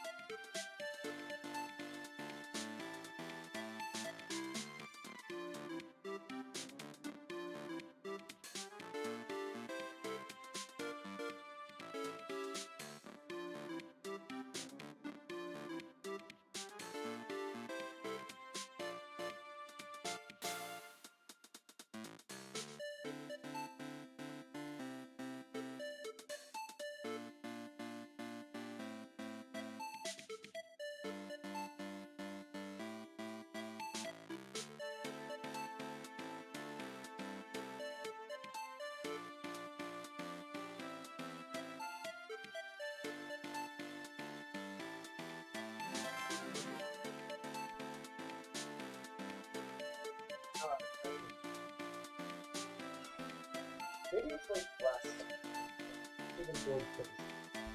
I think I'm desperately just trying to look for some way to cure my allergies at this point. God, it's just not my day, huh? Order! Order! Mr. Gatto, what is the meaning of this?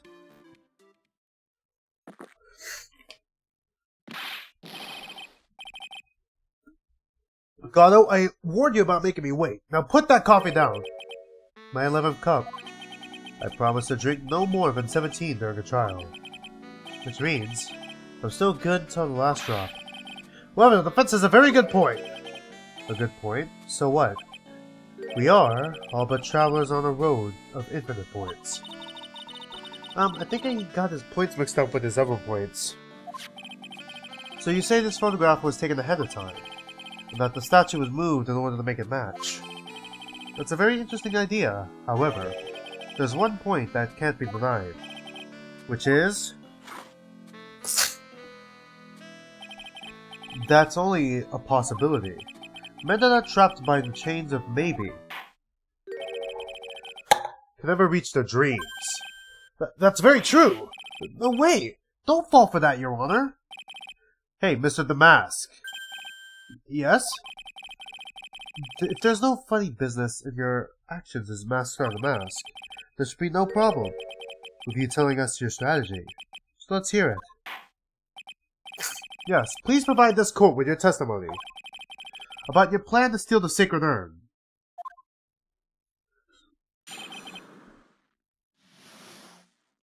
Okay, the sacred urn heist. I first received a request from Lord Lee Taylor about 20 days ago.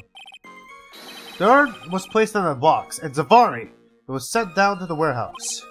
And so I was actually unable to see the urn for myself until the day of the crime.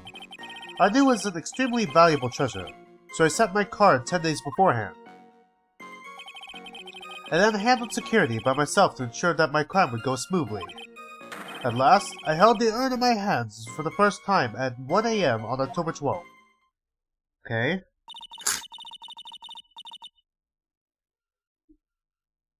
That's pretty much all stuff we've heard before, isn't it? Yeah, but we'll find the hidden truth in the nuggets of the new information he gave. Witness, are you sure there are no mistakes this time? Zavari! Very well then. Mr. Wright, you may begin your cross-examination. I miss being able to breathe through my nose, chat.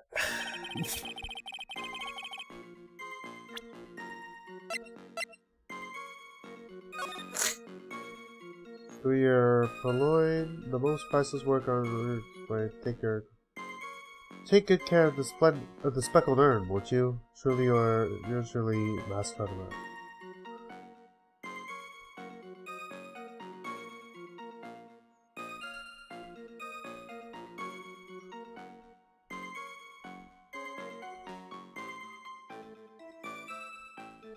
Speckled your urn?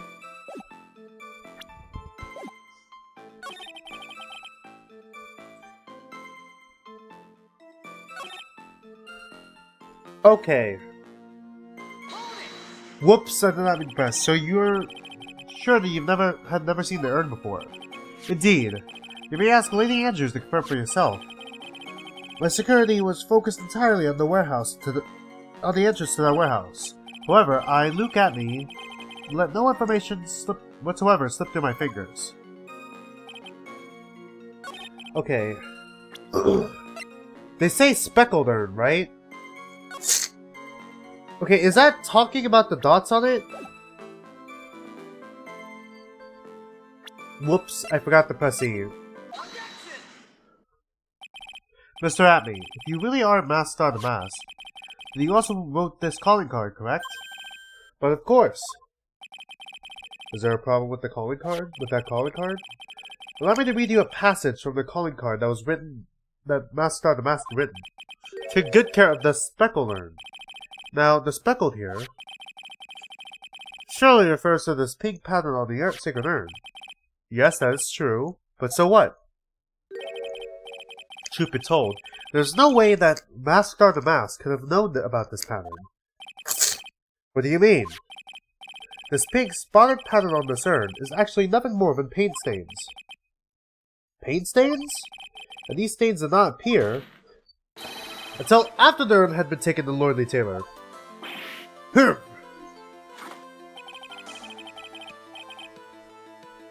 Not finding this joke to be funny, Mr. Trite. The day the sacred urn was taken to the warehouse, the urn was broken due to human error, or should I say, error-prone human. Well, that's mean. And that's when the pink paint got on the urn. You can't be serious. And yet this calling card clearly mentions the paint pattern. Which means Detective Atme had seen the urn long before the crime ever took place. In fact, he saw it when this fake photo was taken. Phew. Yeah, the eye thing is like bending downward. And because this photo is a fake, your alibi is for the night of the murder was okay, your alibi for the night of the murder no longer holds water. Go!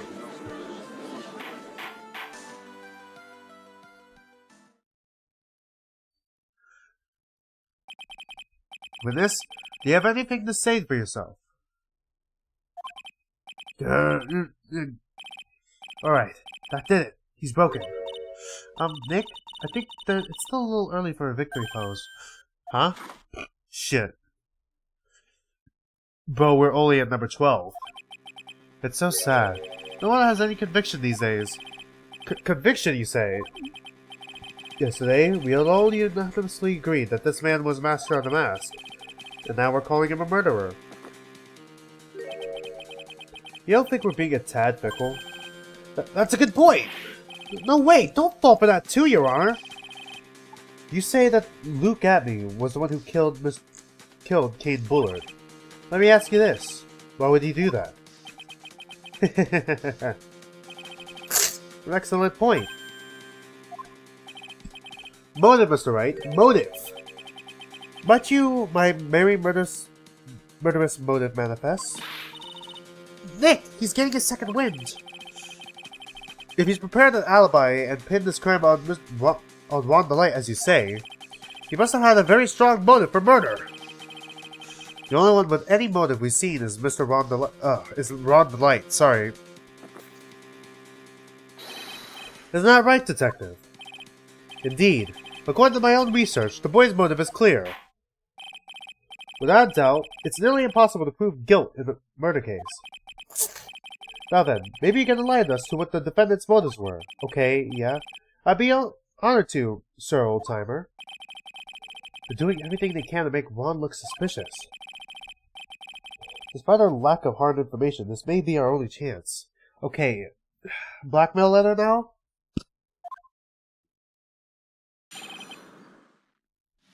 It's a blackmail letter now, right? Motive for murder. I, Luke Atme, had no prior points of contact with the victim whatsoever. Kane Bullard decided to investigate Master of the Mask and simply mistook who he was. It was Mr. Bullard who wrote the blackmail letter and sent it out to Ron the Light. And it was again Mr. Bullard who harbored a grudge against Mr. Delight for his betrayal. Mr. Bullard's mistake is quite excusable. The defendant truly believes he is Master of the Mask. That's why Mr. Delight saw it fit to kill Kane Bullard. Truly a tragedy. So the victim, Kane Bullard, blackmailed the defendant? This is the blackmail letter found in the defendant's apartment. A handwriting test confirms that Mr. Bullard was indeed the one who wrote the letter. What? Alright. So, which one do we put it on? Very well, Mr. Wright. Begin your cross-examination.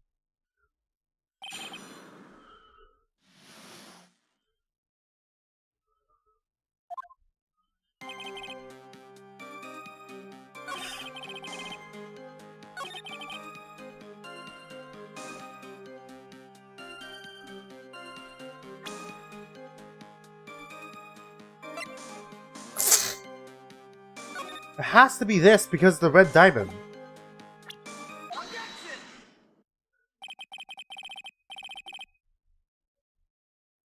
Mind if I ask you a few questions, Detective Atme? Well, if it's just a few, I guess it's alright. You said that this letter was addressed to Ron the Light. I couldn't help but notice one major contradiction. Contradiction? I don't know where a walking contradiction like you gets off saying things like that. You're the one to talk! At times like these, men are made to express themselves with their fists. Why don't you show us what you've got there, Junior? Indeed. Time to man up, Mr. Wright. Show us the contradicting evidence in the content of the blackmail letter. Alright?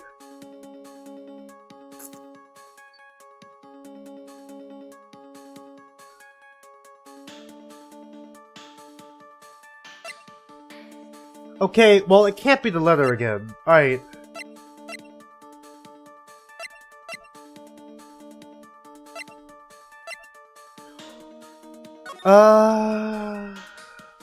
Okay, is it this, then? The Tear of Amon? It can't be the letter again, right? Surely it can't be the letter again.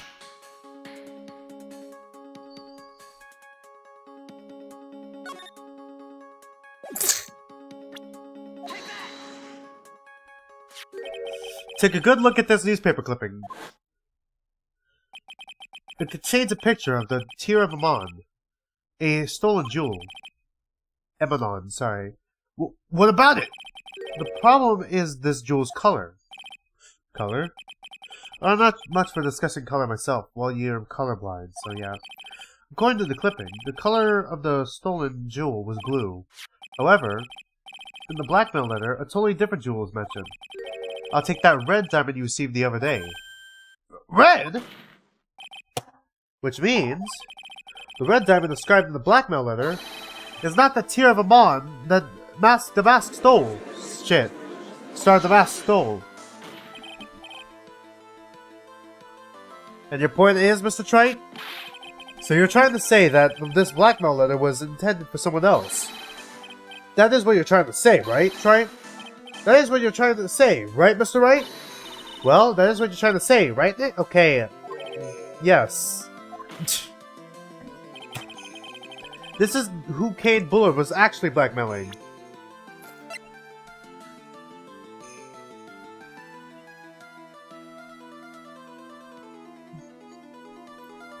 Yeah, obviously. Naturally. It was you, Detective Atme. Do you have some sort of basis for that claim? You have been personally involved in every single Star the Mask case. And in the last case, you recovered what was stolen. And you received a jewel. As your reward. A jewel? Probably the one wrapped conspicuously around your finger. That red diamond ring. It is that is the diamond the letter... That is the diamond referred to in the letter. Which means that Kane Bullard wrote that blackmail letter... Wrote that letter in order to blackmail you! Ah! Right?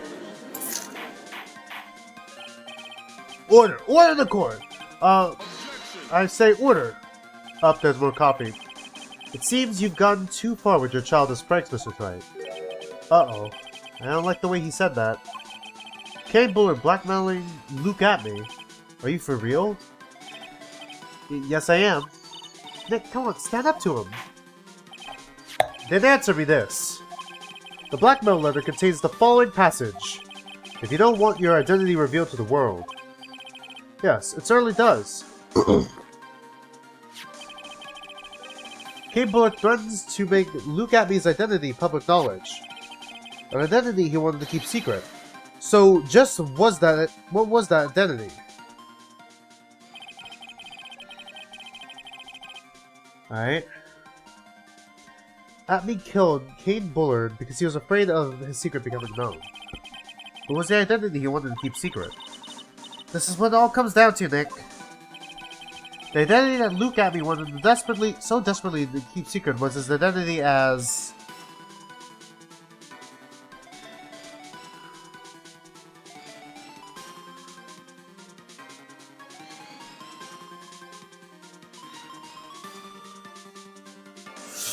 It can't be this one. We've already confirmed he's not this. So, blackmailer? Somehow? Look at me was a blackmailer. Objection. Hey now, isn't that a little different from what you've been saying? You said that Kane Bullard was the one blackmailing Luke Abbey.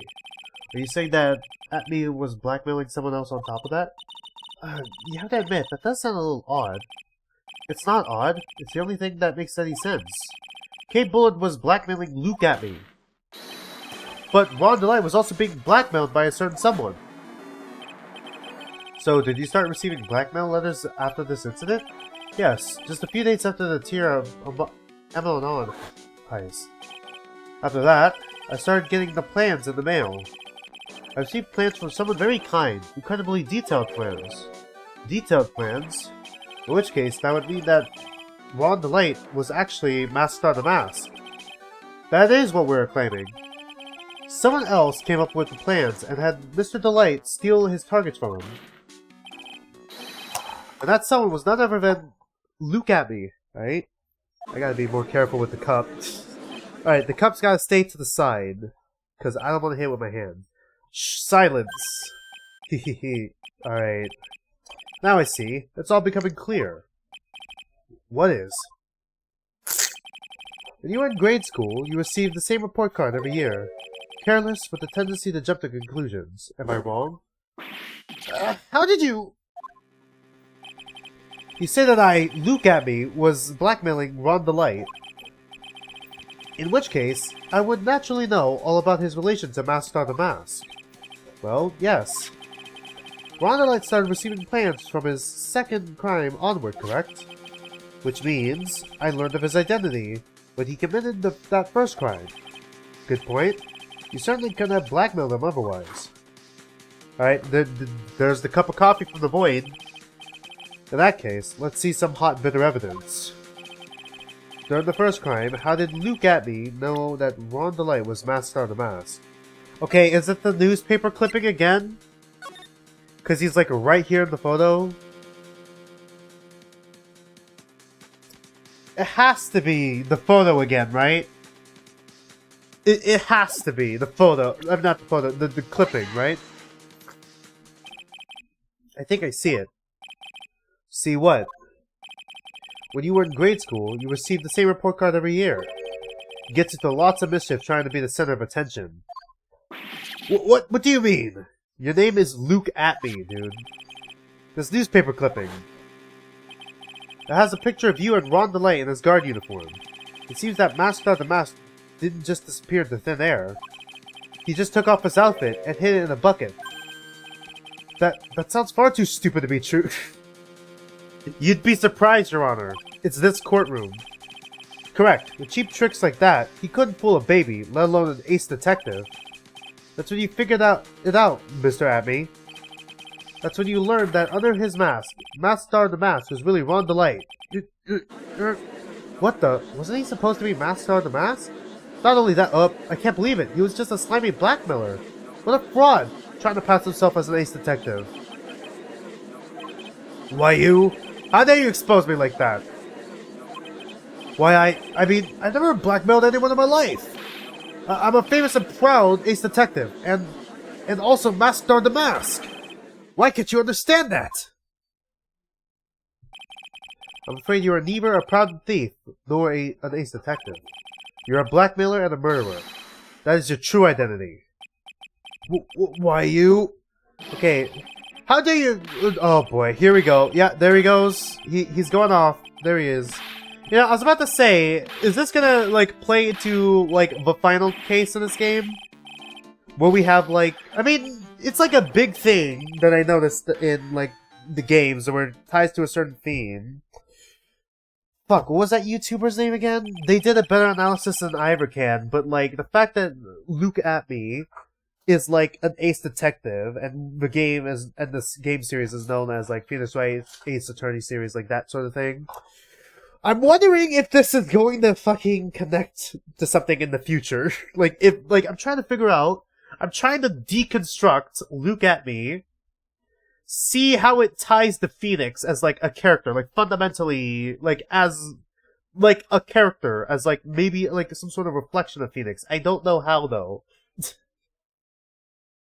It seemed we'd finally arrived at the real answer. That was quite a performance by Mr. Atney. Bailiff, please prepare a cell for Mr. Atney. Oh boy, there's more. Yep, another cup of coffee, just out from the void, huh? Just, who keeps sliding on these? The hammer that strikes too fast has no time to aim. Yep, there we go. God, why is this theme so good? Well, what do you mean? I've already prepared to deliver my ruling. Shit. Allow me to say one thing.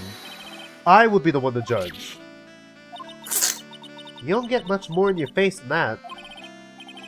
It appears that your claws weren't quite sharp enough, Mr. Wright. What do you... It's true that you've proven a lot of things. Things like Luke Atney was a filthy blackmailer. And that he wasn't at Lordly Taylor the night of the murder. That's right! That's why he was the one who killed Mr. Bull... But... There's still one thing you have yet to prove. What's that? Just because he wasn't at the warehouse doesn't mean he was at the murder scene. Therefore, if you can't prove that this pitiful excuse for a man was at KB Security, then I don't see how a verdict can be delivered. No way! Yeah, fuck, he's right. We didn't even prove he was there yet. Hold on. Okay, is it gonna be the fact that the buzzer went off, and the fact that he has gloves, and the fact that there are no fingerprints? But that seems kind of circumstantial, doesn't it? Like, if there's a second thing, I'm not sure what it could be. One of them has to be the buzzer. One of them has to be the buzzer, right? Order the court. Well, Mr. Wright, this is it. This is the final round. I've got to prove that Atney was at Mr. Bullard's office that night. But, can you really prove that? That's long enough, Mr. Wright. I want to hear your answer. That night, Luke Atney was at KB Security, and the defense can prove it, of course.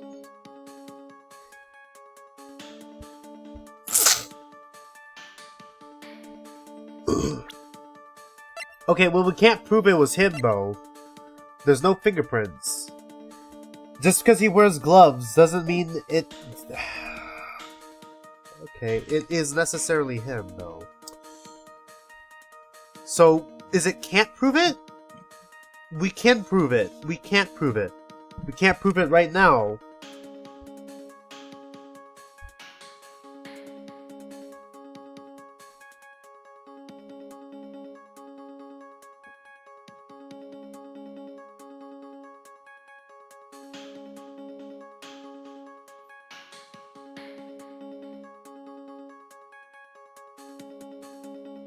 Okay, can't prove it, can't prove it, can't prove it, can't prove it. We can't prove it right now. I can't prove it. Just as I thought. We can't prove it right now, but if we hear more of Detective Atney's testimony, unfortunately, that's as far as you go, Mr. Wright. What do you mean? I won't allow for any more testimony. That's what I mean. What? I've forgotten. Luke Atney is here after we interrupted his own trial. And you have failed to prove that he committed the murder. I think it's time for this witness to return to his own trial and face his guilty verdict as Masked Mask. No! Well now, Sir Lawyer, it seems love wins out in the end after all. I'm the ace detective as well as Masked Mask. My verdict will verify that. Just as Ron the Lights will verify that he's the true murderer. I declare that with full force on my ace detectiveness. Order the court! That's enough deliberation over this witness. I can't believe this. At this rate, Ron is... Don't give up now, Nick. We still have time. Tomorrow, we can look for more evidence, and... By then, it'll be too late. Huh? Why? Double jeopardy. One of the basic rules of any court of law. What? Double jeopardy? Should the defendant be tried and found innocent in court, the defendant cannot be tried again for the same crime. Okay. This is a fundamental rule of all courts. Okay, so there's no retrials. Alright. It applies to this witness as much as it applies to anyone else. Mr. Atme will be found guilty in a matter of minutes. Guilty as masked on a mask, which means he'll be innocent as far as the murder of Kane Bullard is concerned. No way! Okay, surely you could be both a thief and a murderer, right?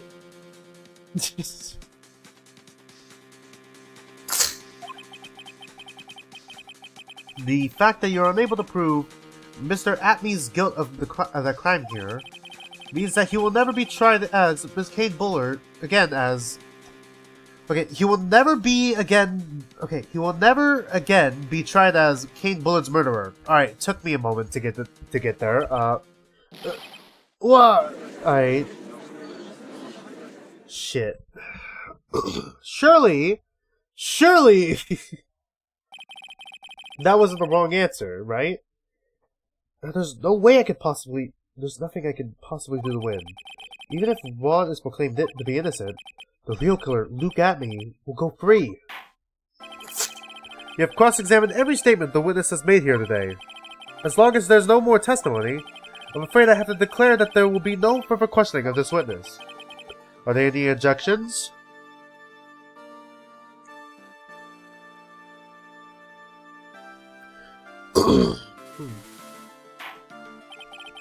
Then I hereby end the cross-examination of Luke Atme. I think I see it. Your Honor, when you were a child, this is what was on your report card every year. Has poor hearing and often makes mistakes as a result. How did you... Okay, is that Mia? Phoenix, raise your head up high. Have you forgotten what I used to tell you?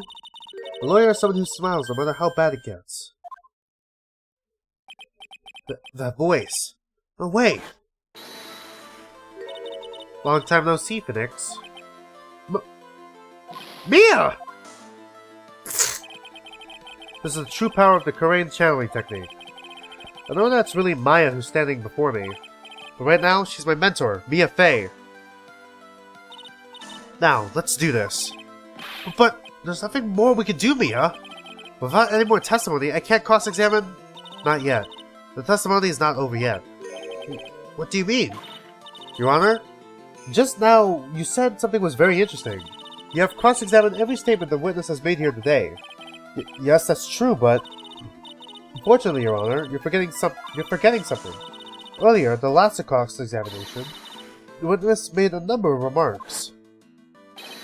Well now, Sir Lawyer, it seems that love wins out in the end after all. I am the ace detective as masked on a mask. As well as masked on a mask. My verdict will verify that. Just as Ron the lights will verify that he is the true murderer. I declare that with the full force of my ace detectiveness. Yes, but these comments appear to have no importance whatsoever. Very well, then we shall prove their importance via cross-examination. At any rate, as long as the witness has made these remarks, we, the defense, assert our right to question them. Is that alright with you, prosecutor?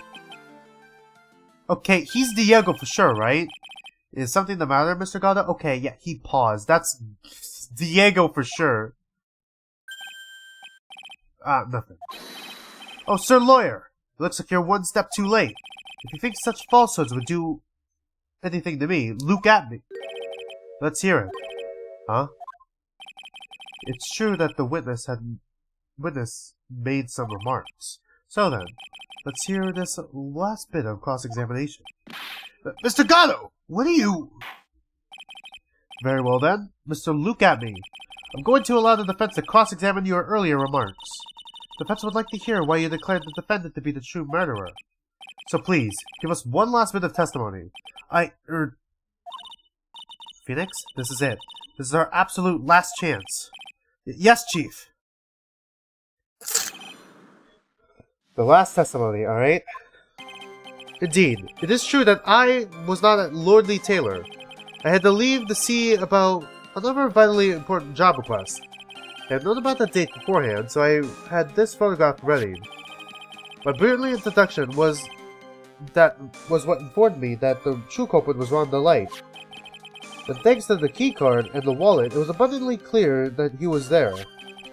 I was also able to make a deduction from the buzzer, which only sounded once. The button didn't appear to have any fingerprints on it. Why? The victim would have left fingerprints if he sounded it, which means the killer sounded it. Mr. Light was wearing his mask-on-the-mask outfit, which is why he left no prints. For the black mail leather, the victim just mistook the color of the jewel. Zavari! Therefore, all the evidence points to that poor boy.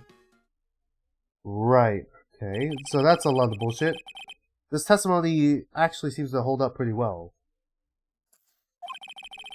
The witness's earlier remarks do not appear to have been hastily prepared. All his points have been explained, and none of them seem to contradict anything. But of course. But how did you know about the emergency buzzer? The police investigation documents went directly through me, and I've always looked over all the documents. It's elementary, Sir Lawyer. Grr, weren't you under arrest at the time, though? Are you going to make even more trouble for us now, Sir Lawyer? Will not allow for any of your usual shenanigans, Mr. Wright. Yes, Your Honor. We cannot postpone Luke Atmey's trial any longer. This is your last chance. Hang on a sec. Just one chance? Huh. It seems that the party's about to begin. This party's getting crazy! I gotta finish Devil May Cry after this, huh? Well, Phoenix, there isn't any evidence that contradicts with that testimony. So it would seem. What do you mean, so it would seem? Listen, Phoenix, pointing out contradictions doesn't always means you have to present evidence, does it? At any rate, this is our last chance. If you can point out a case-breaking contradiction, you lose. That's all there is to it. And yet another cup of coffee just out of the void. Cup number 17. The last cup. It seems like the time has come to put an end to this trial. God, he's going to fucking have the runs later. Holy shit. I have to find the fatal contradiction in this testimony. And I need to point it out without presenting evidence. Which means all I can do is find the contradictory remark and press on it. Remember, you only get one chance. Huh. Very well then, Mr. Wright. Please begin your final cross-examination. The last testimony. Indeed, it is true that I was not at Lordly Taylor. Okay, 2...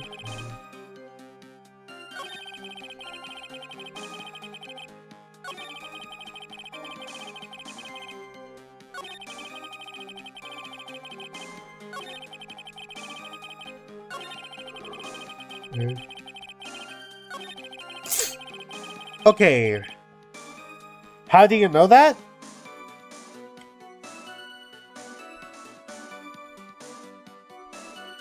Okay, did he admit that while you weren't here? Okay, how do you know that? Mr. Atmey, about this last remark. You still don't get it, do you, Trite? This is the time to be pressing the witness on every little statement. I'm afraid you're the one who still doesn't get it, Mr. Gatto. What? Mr. Atmey, it seems you have finally admitted that you were in the CEO's office on the night of the murder. How can you say that?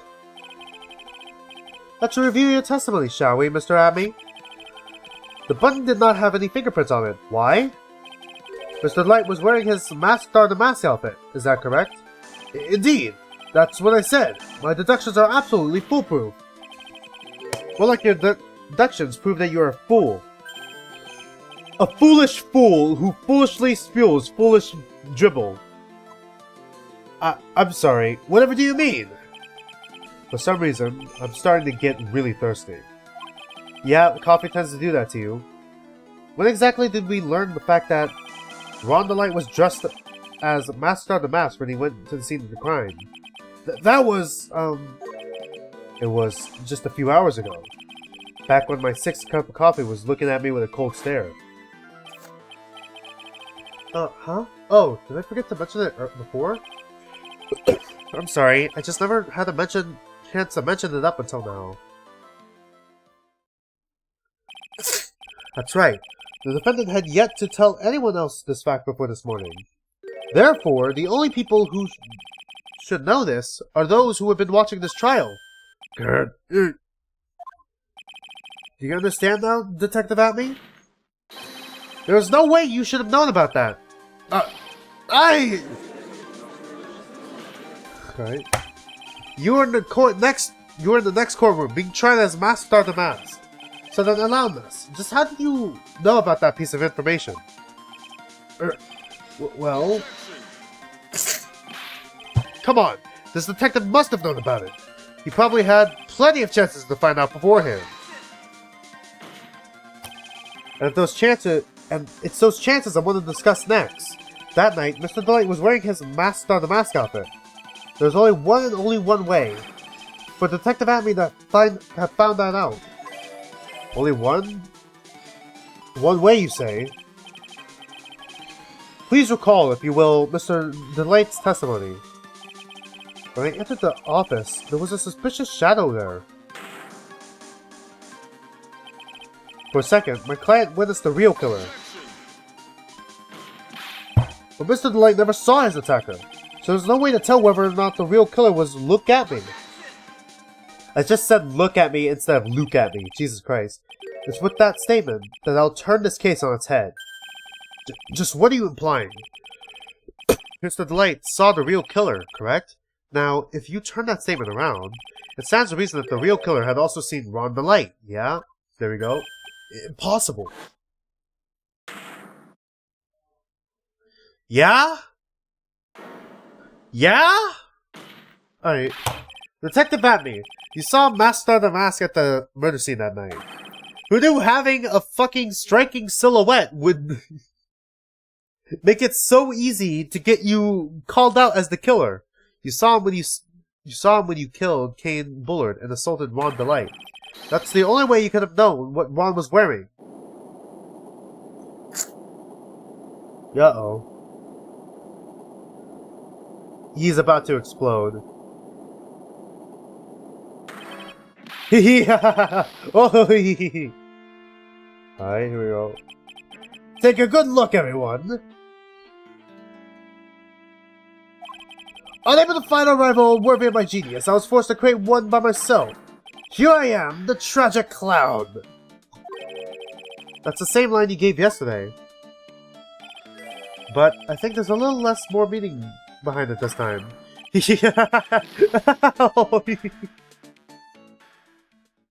Alright. We got him. What an awfully complicated incident.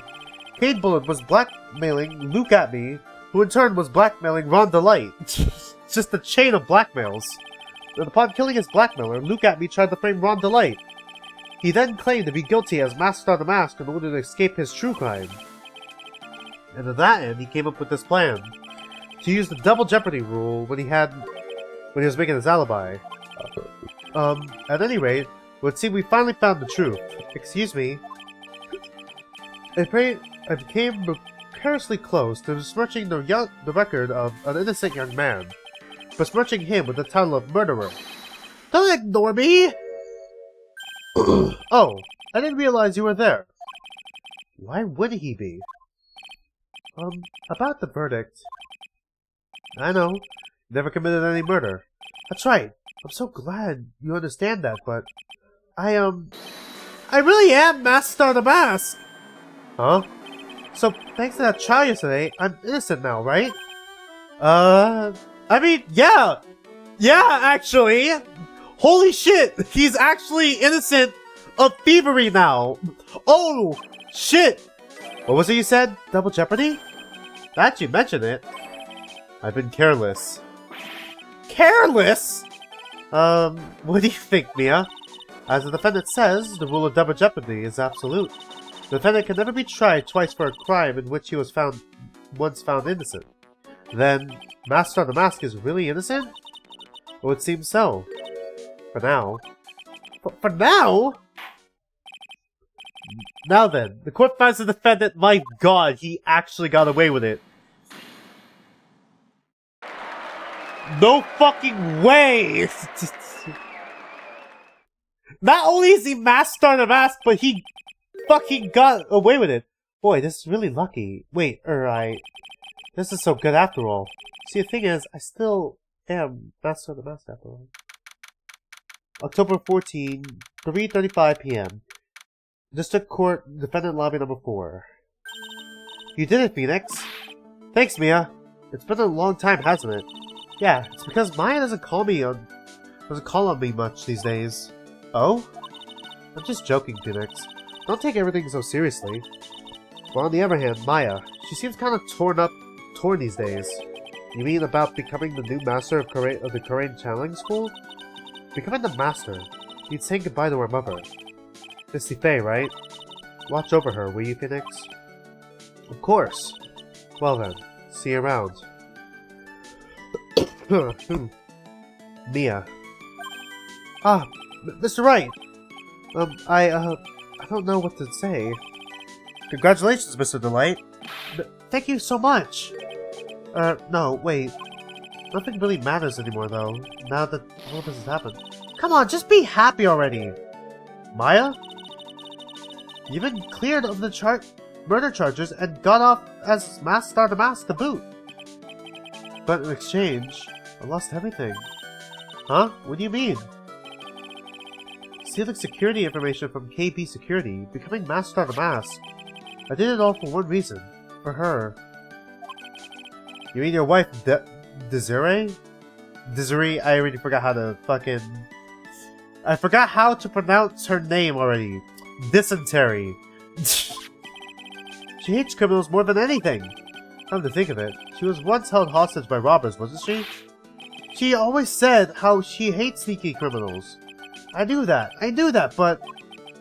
Once I got fired from the KB Security and lost all the money I had, she wouldn't have any reason to stay with me. I thought she would leave me for sure. So that's why I became Master of the Mask? Yes, but it's all over now. A broken bowl can never be put back together.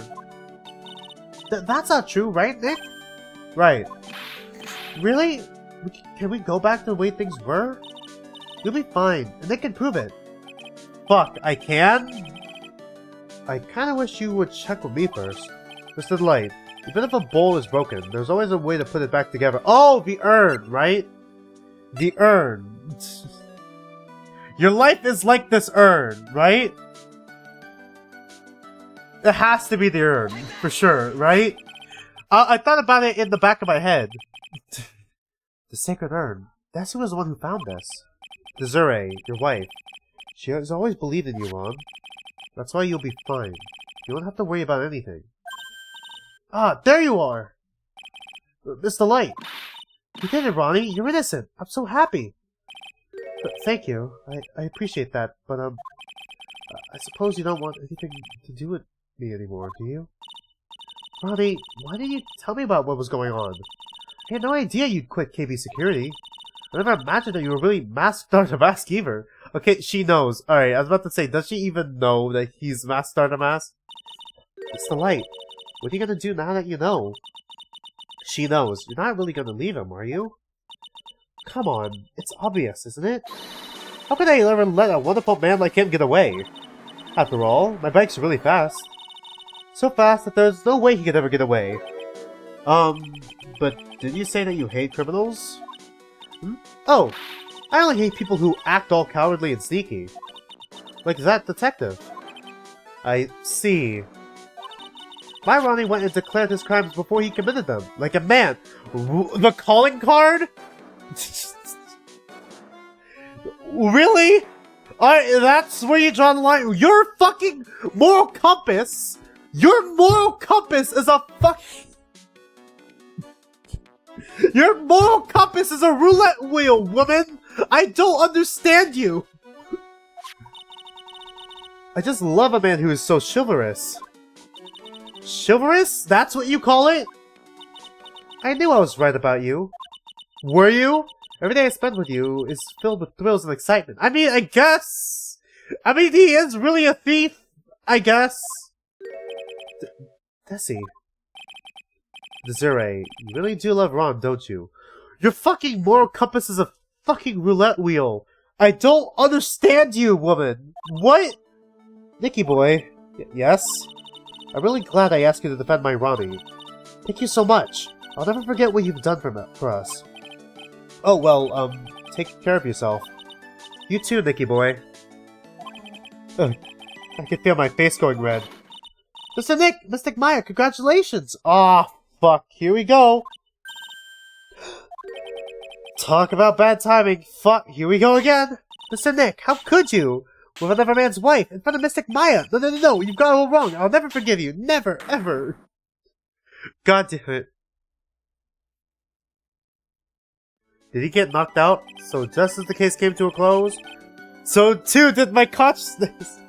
How powerful is Pearl to have bitch-slapped Phoenix unconscious? What? Ron said a broken bowl can never be put back together. But I know that's not true. I mean, just look. Here's a perfect example of one that was put back together, even better than before. That's an urn, Phoenix.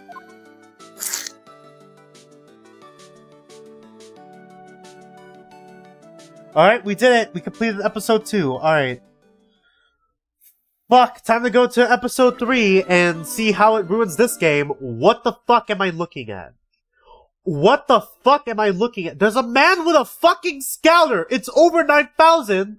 What is this image? So we got we got maid girls, guy with a scouter. What the fuck is going on in this chapter? Alright, we're in this episode, we're starting it. We're gonna watch until the murder. That's enough! This court sees no reason to further prolong the trial. This case is extremely clear. I see no room for misinterpretation of the facts. It wasn't me! I swear it wasn't me! The evidence and the testimony we have seen and heard are conclusive. The victim was alone at his table. Okay, I can't read it. No, you're wrong! I know what I saw! I saw...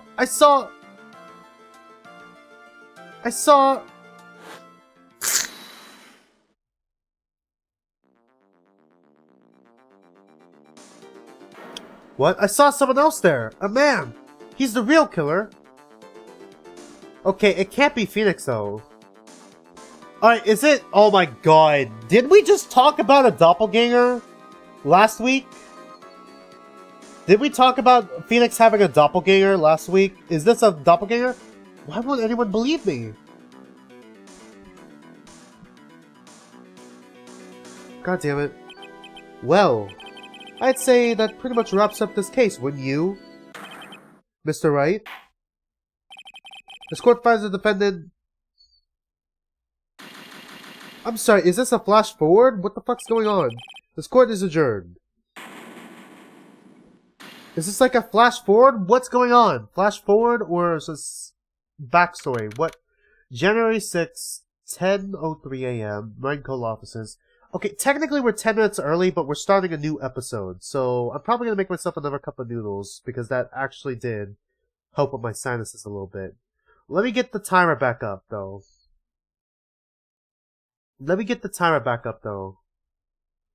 Alright, starting now... Shit. Starting now, we're gonna go on another 10-minute break.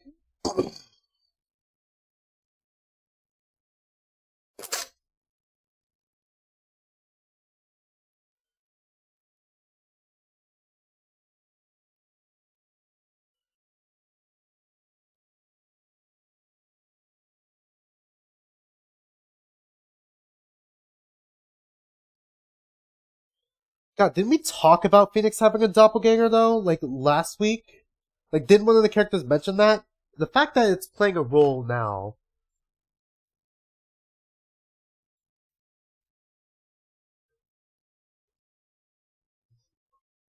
Hold on, let me get it right. I want to get it, like...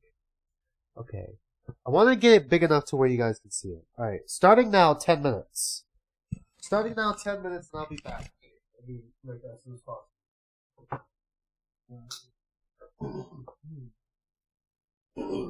Jesus.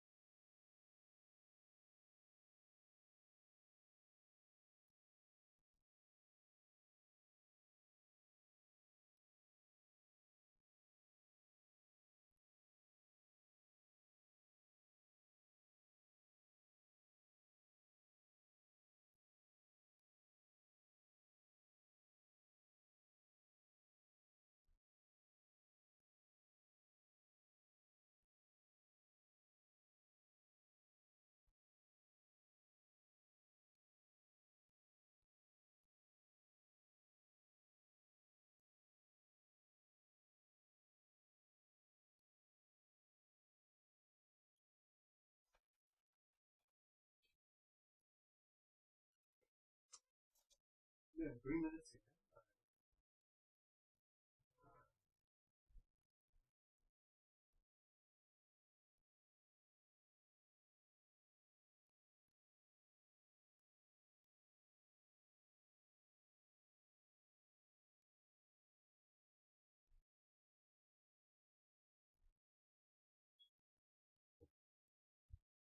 Well, we still got 3 minutes, so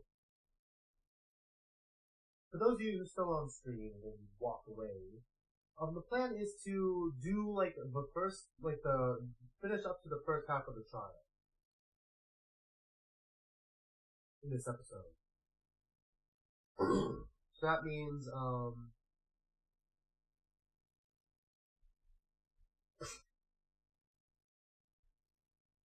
doing the investigation, and then afterwards doing the trial. Which I really hope is not that long. But knowing my luck, it probably fucking is. I'm hoping to be finished before 10 p.m. my time? 10 p.m. my time.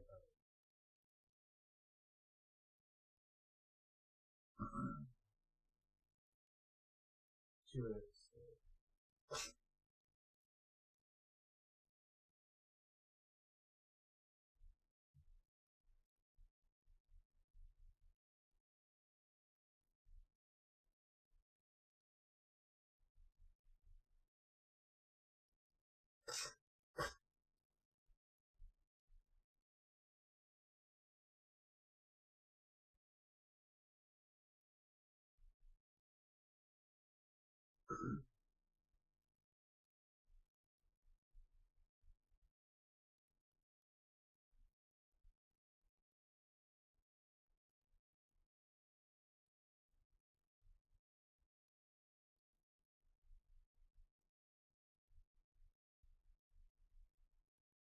Okay, one more minute.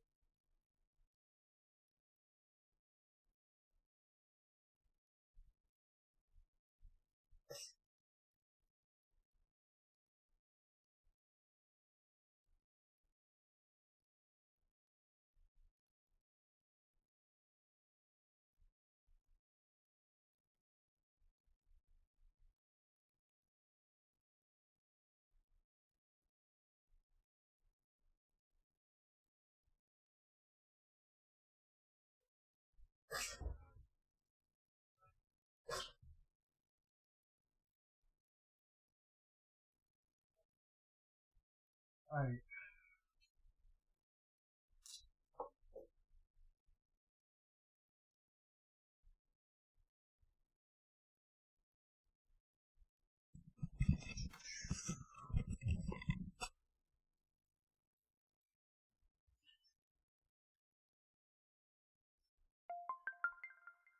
Okay, we're officially back.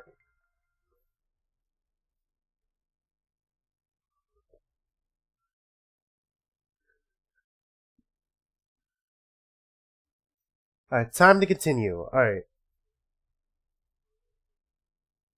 Fuck, I just remembered. Okay, this relates to two kinds again, but like, I was doing like this character AI thing, don't ask. Okay, you can, I'll have to explain it. Basically, like, there's like this, I forgot what it was called, but like there was like this AI thing where you could talk to fictional characters that, D pointed out to me.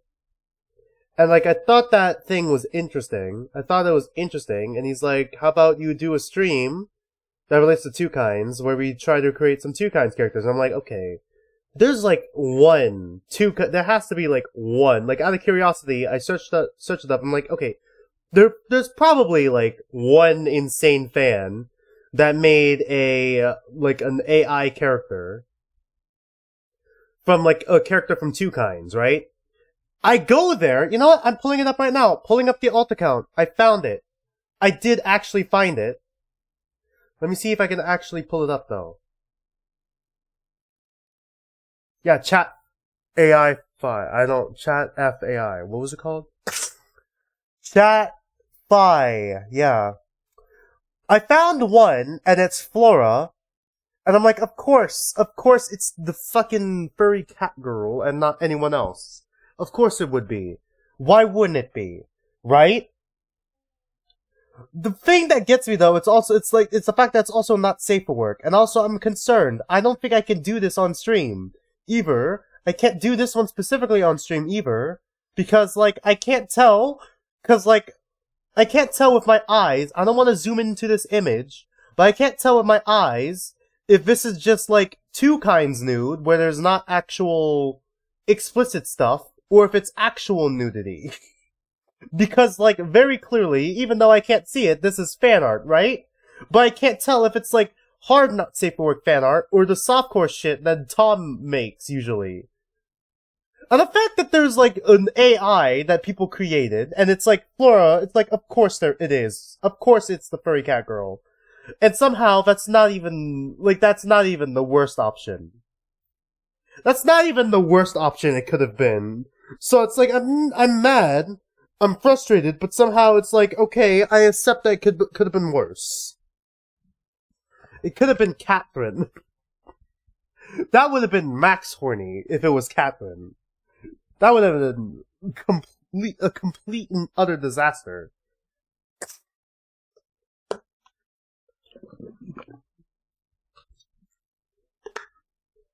Alright, I'm starting to think maybe it isn't the dust around my room. Because I just did dust everything before stream. My guess is, the reason why my allergies are acting up real quick before... I think it's because I haven't been drinking a lot of water today. And like last night. I was kind of in a bit of a drought. Maybe that's why my nose is so stuffy and runny and all that. Maybe. I read that somewhere that sometimes your nose is like that. If you're dehydrated a little bit. So yeah, maybe I need to just drink more water. Maybe I'm just overthinking this. January 6th, 10:03 a.m., Rankle offices. Alright, my second favorite theme now. The start of a new year always makes me feel like it could take on the whole world. I bet it does, Maya. So, I've decided our resolution should be... Zavari! Take on the world! What do you think? Sure, whatever, Maya. But I think maybe you've had more than enough mistletoe cake. Never! You've got to eat a lot of cake during New Year's. It's practically a tradition. Like watching the fireworks on TV or playing a board game. Hey, pal! Oh, great. Detective Gumshoe. Why are you here? Happy New Year, Detective! Likewise. Now listen up, Wright. Here's to another fruitful year of lawyer-police cooperation. Yeah, me too. Alright, pal. You've got some explaining to... Have you gotten a holiday present for me, Detective? Oh, what? Well, here, have this. It's really nothing much, but... Yay, thanks! Look, pal, we need to have a talk. Take a seat. Hey, what about Pearly? You haven't forgotten her present, have you? No, yes. No. Are you doing this on purpose? Haha, guess I'm busted. How do you like my first practical joke of the year? Very funny, pal. Now let's see how funny you think it is when I show you this. What is it? A magazine? Hey, I want to see. Deadly poisoning brings guilty verdict. Defense attorney Wright trounced? Trounced? Let me see that! Defense attorney gave an almost childishly amateur performance yesterday. What the heck is this? It's a report, pal, about you! Okay, so now we have a doppelganger. Okay, great. So how did our doppelganger commit murder? Listen to this. The story must take full responsibility for the ruling in this case. Well, don't tell me you don't remember anything about it. But I don't remember anything about it. When was this issue from, anyway? December of last year. Which I guess makes it last month. Which makes it old news, you mean? But I wasn't involved in the poisoning case in December. So what do you think this is all about, Nick? If it wasn't you, pal, then that leaves only one possibility. No way. You don't mean... a phony Nick?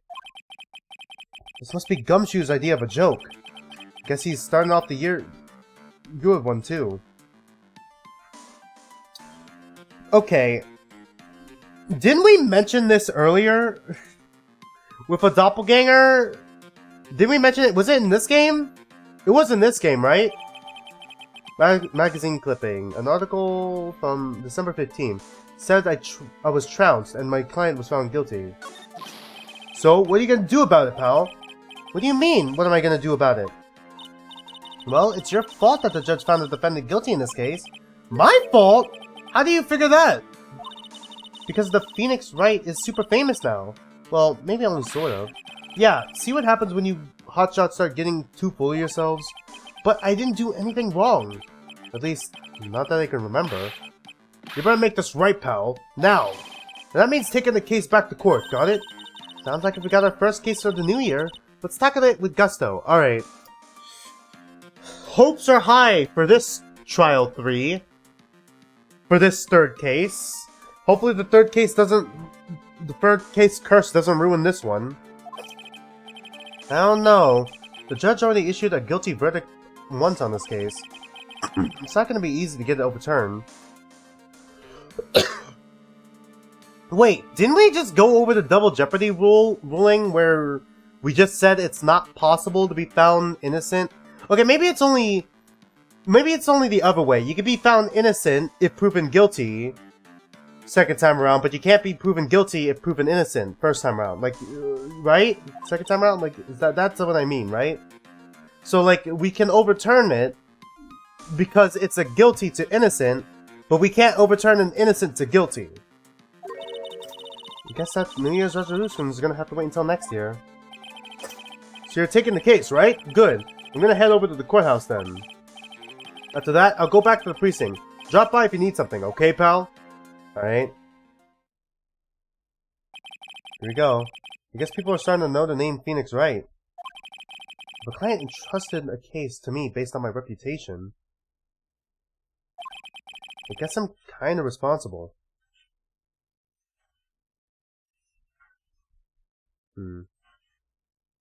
Yeah, but how the fuck did this not get back to us ever in like a month? How did the fake Phoenix get so far? But why would someone want to impersonate me? What sort of guy would do that? Alright. Did you know I'm a lawyer, Maya? So you've still got that badge, I see. Huh? Well, I'm a lawyer, aren't I? Yeah, but I guess I just didn't think you'd keep bringing one for this. Okay, it's the same line, right? Alright, what to do? So what's our first move? I guess we go down to the detention center and talk. Wait a sec, Nick. This person's behind bars because of you. Whoever it is isn't gonna be jumping at the chance to meet you, right? Hey! Let's get one thing straight. It wasn't me. It was a fake me that did this. I wonder if he looks exactly like you. Your phony...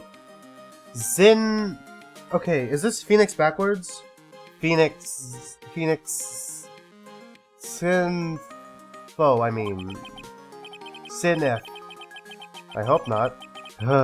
What kind of name for an evil double is Sinfo anyways?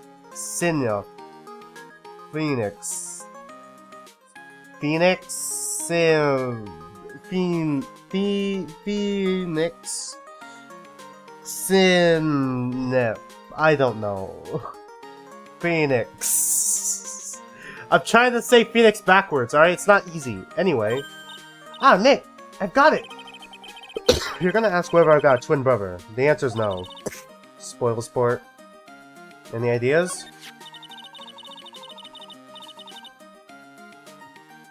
Did you notice Gumshoe was acting weirder than usual, or was it just me? What do you mean?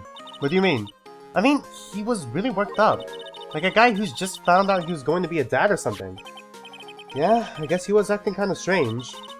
Maybe he realized he's got strong feelings for you, Nick. Considering how we interact, I seriously doubt that, Maya. Damn it, we got the fucking... They were lovers to us. Well, if he wasn't nervous because of you, then maybe it's because of our new guilty client?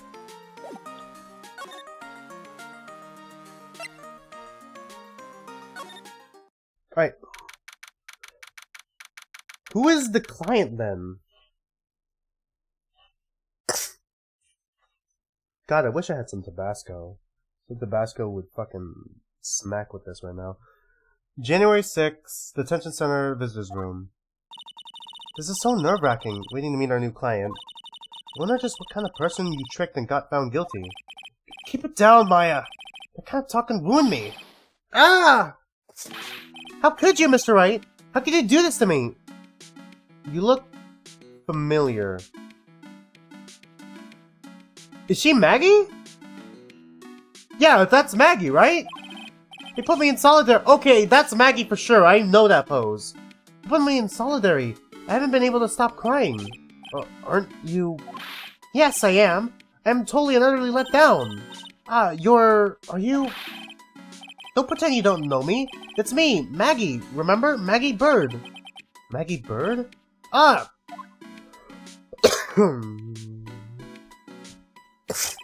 Maggie Bird. She's the policewoman I defended at one time. Okay, everyone's getting a comeback, huh? In previous games. She was accused of murdering her lover. He was a cop too. What are you doing in here? Didn't you get acquitted? Oh sure, very funny. After that fifth-rate defense job, you come in here start making jokes? You better hurry up and tell her what happened, Nick. Oh, I see. Wait, you're just gonna believe me just like that? So that's where we stand right now. I'm sorry you've been caught up in another murder. My whole life has been nothing but a whirlwind of bad luck and failures. Did they not check if he had a badge? Okay, if our doppelganger doesn't have a badge... I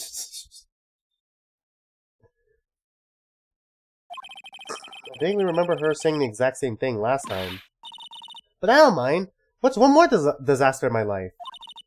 At least now, the real Phoenix Wright is here with me. I won't let you down if you... I won't let the world keep me down, sir.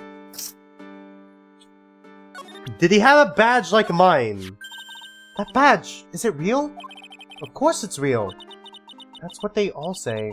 But I've been duped before. Okay, so he did have a badge. Got it. Give it to me for a sec. Ah. Chomp. She bit into it. And left a few teeth marks too. I can see that. I just wish I could remember if it means if it's real or fake. I said it was real! She eats the badge! The whole badge. Alright. Maggie Bird. So, how come you're dressed like that, Maggie?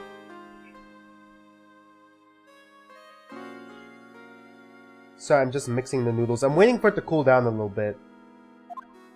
Last year, you looked so sharp in that police uniform. I was fired after that incident last year. Why? Oh, I'm sorry. It's okay. I don't mind one bit. I enjoyed being on the force, but I think it's time for me to move on.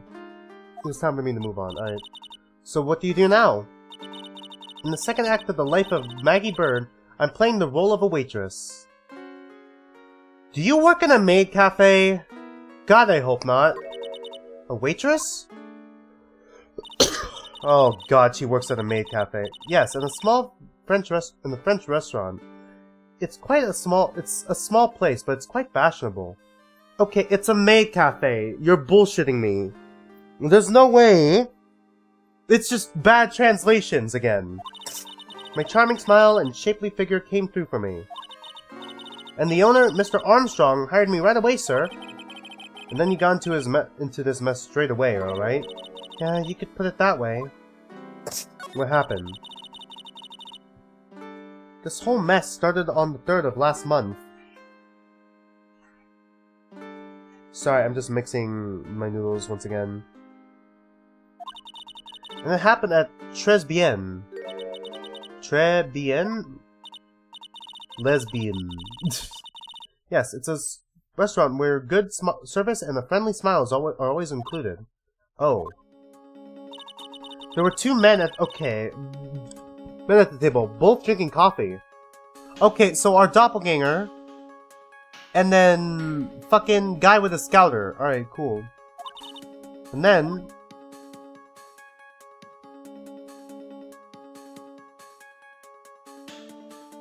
fucking salt meme. One of the men slipped some poison into the victim's cup. The victim took just one sip, and he was gasping for air. I was so shocked, I passed out. Hey, hold on there, Maggie. What? You keep calling the guy the victim.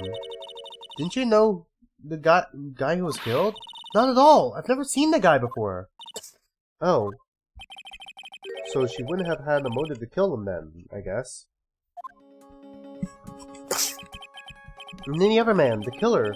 You saw him, right? Of course. A good waitress must be attentive to his clientele. To the clientele. So you saw the killer, but you were found guilty of the crime anyway? How come? You tell me, Mr. Wright! I guess the answer to my question is my phony. Anyway, she saw the killer. Let's see if I can get a description of the guy. Guilty verdict, alright? So if you saw the murderer, why were you still convicted?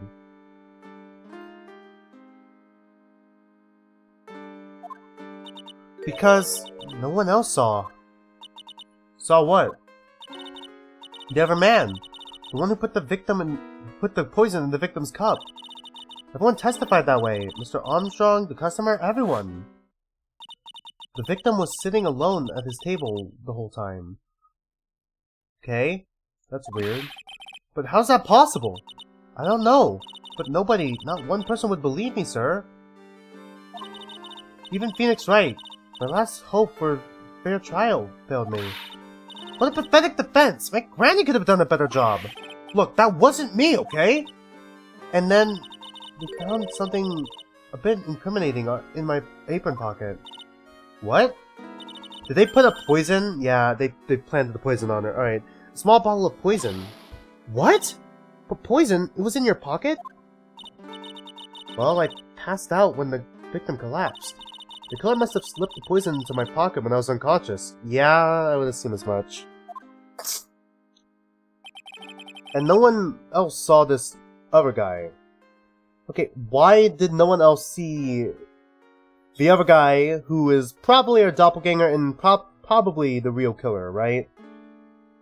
Jesus fucking Christ. The hard part's gonna be trying to prove this guy's the killer, right? Because they're making it so fucking obvious that he did it at this point. Silhouette and everything. Why does this guy have a scouter? No, sir. That's what everyone said. But I don't see how they could have missed him. The other guy, alright? I was the one who took the coffee to the two men.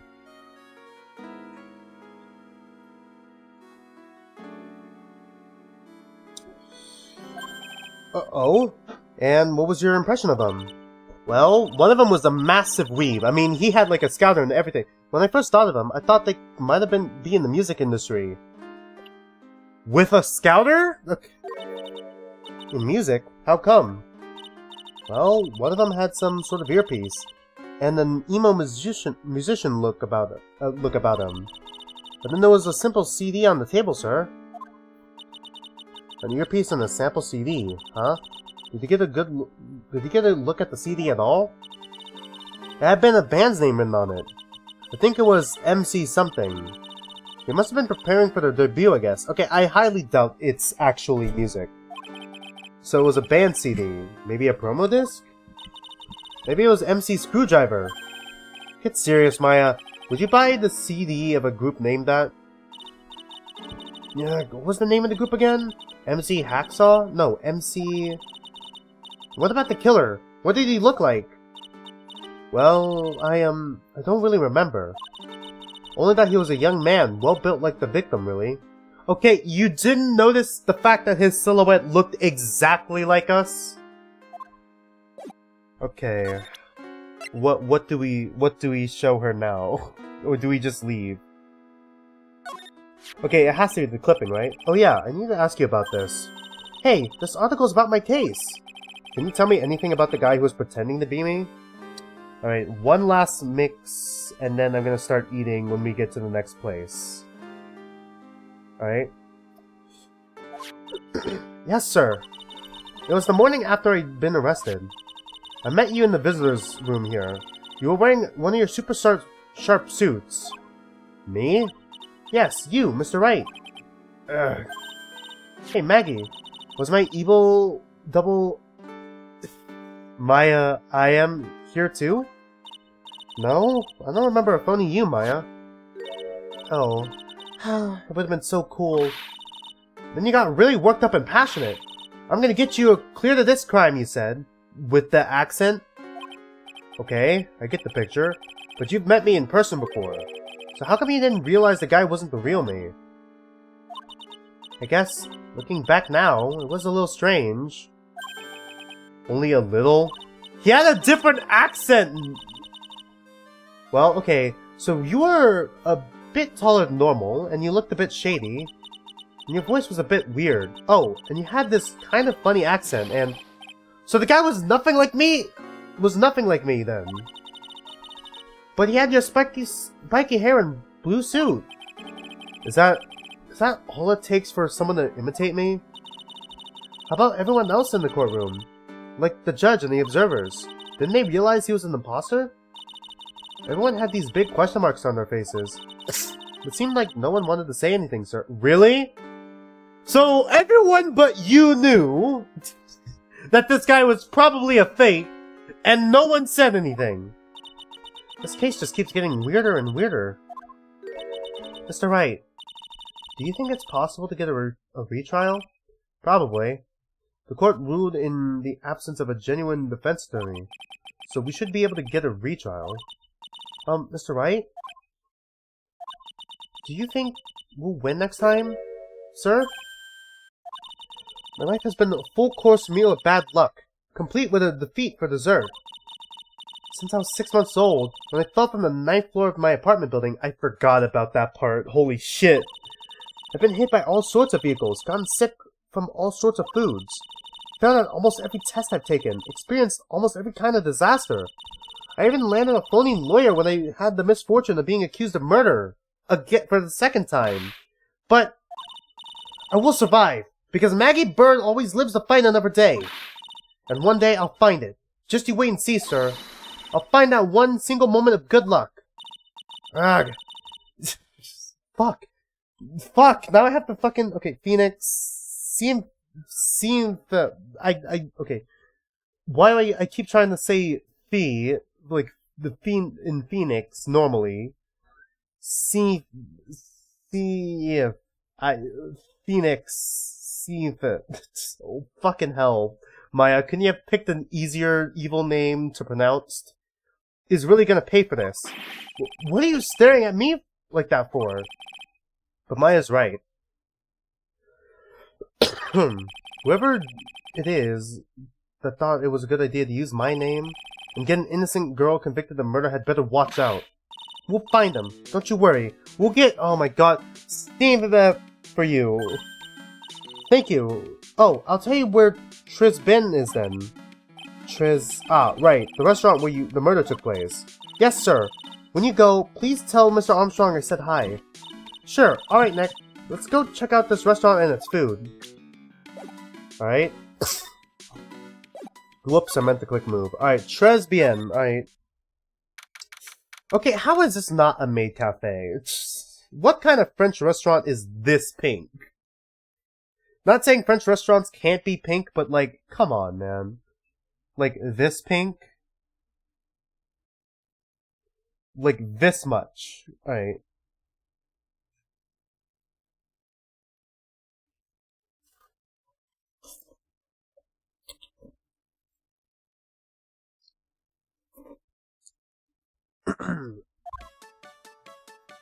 So I'm assuming that's when the murder took place. Oh no. Wow, look at this place. Look? More like smell. What's with the suffocating scent of flowers in here? Then again, girls like that kind of thing, right? Actually, I'm not at all into it. No one's coming to see us. Maybe there's no one here. Don't be silly, Maya. This is a restaurant. And it's open for business. Hello? Anyone here? I don't believe it. There really isn't anyone here. Yeah, a murder took place like a month ago. Perfect. Let's get intrusive. Maybe if there's no one here, we can take anything we want. Of course, that's the first place you go, Maya. Yeah, I suppose we can. Alright, clearly examine, right?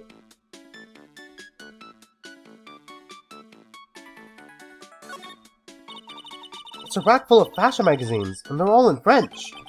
Oh my god, he's French too? Why don't you try something a bit more chic sometime, huh, Maya?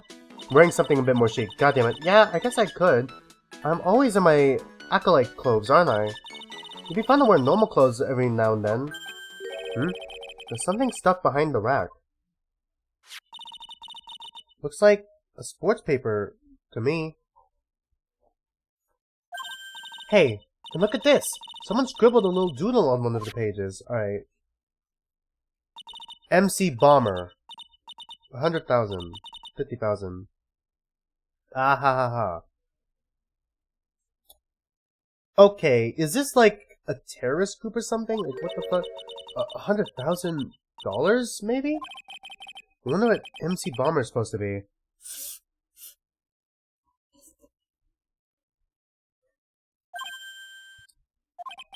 This paper is from December 3rd. This paper's from the day of the poisoning. What?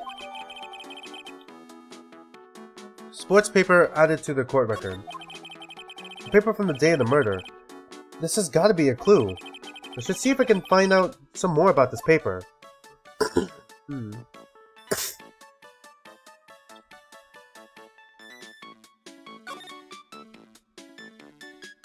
Okay, well, I'm gonna look at the murder scene. This must be what the table where the murder occurred. I guess so. With all this police duct tape around it. Why did I say duct tape? Tape. It's just tape. And that stain must be from the poisoned coffee. Don't go licking the tablecloth, okay, Maya? Why would I lick it? I'm not a cat, you know. Then why can I picture you doing just that?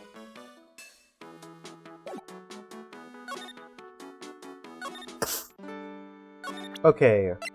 Do you remember a paper like this? Oh, a sports paper. Let's see. Did Gustin Bond manage to defend his heavyweight title? Sorry, Maggie. That paper is actually a month old. It's from the day of the murder.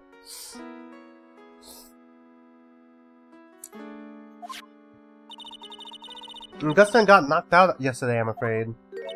Oh, no. I found this paper in the magazine rack at Tribulations. Really? That's strange. Tribulations doesn't get newspapers. Mr. Armstrong said he's not really fond of them. Now maybe one of the customers left it behind? Anyway, what I want you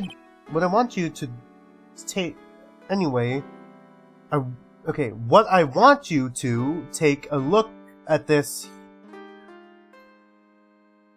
Okay, it's worded weirdly, right? Anyway, what I want you to take a look at is this scribble here. Okay, what I want you to take a look at is this scribble here. All right, that's not as bad. It's not as bad as I thought it was. It does make sense, but it's just kind of weird for me to say. It's not natural for me to say it, but it is natural to say. Aha! That's it, sir. MC Bomber. That was the name that was written on the CD. Just as I thought. I'm sorry, is that... I guess it wasn't MC Screwdriver after all, huh? Why is the mask there?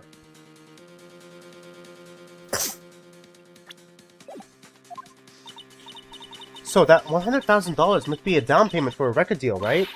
If someone gave me $100,000, I'd sing for sure. The Master of Karain, or the Spirit Song, or even Maya's theme. God damn it. Okay, Maya? Okay, Maya. So, if the sample CD was on the victim's table, that means this newspaper may have belonged to the victim. You're right. So the victim left this behind on the day of the murder, huh? I think we'd better step up the investigation, don't you, Nick? Alright. I guess we go back to Tribulations, because I can't really think of anything. Okay, January 6th, Tribulations. Is someone here now? Oh, okay, here we go. Fuck, we have to become French. No.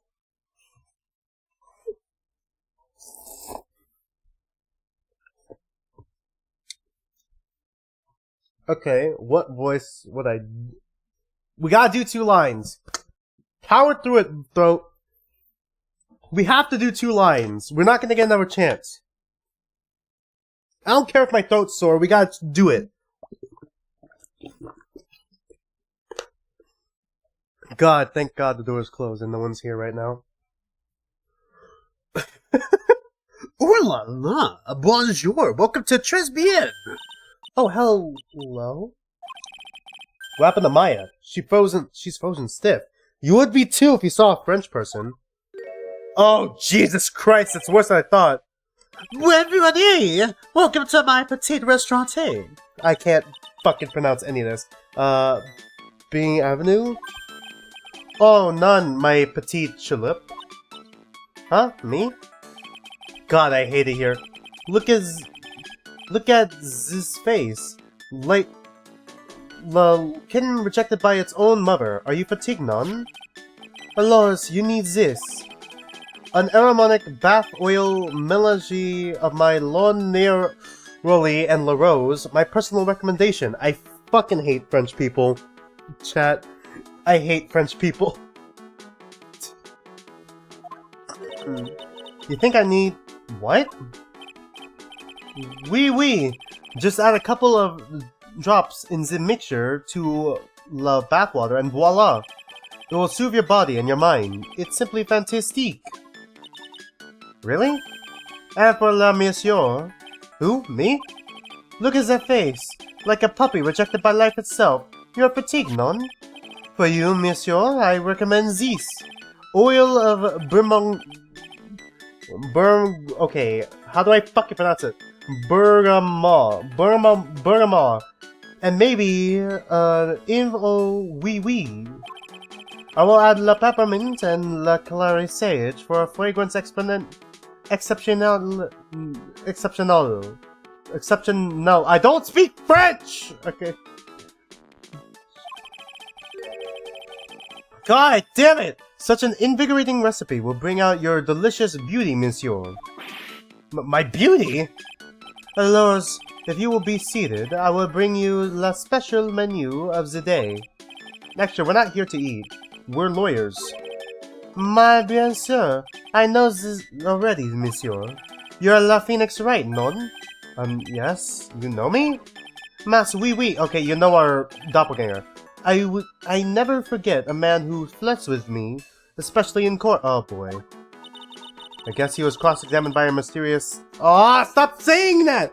Phoenix. Phoenix. Okay, yep. Alright. Next. Okay. Next. Yep.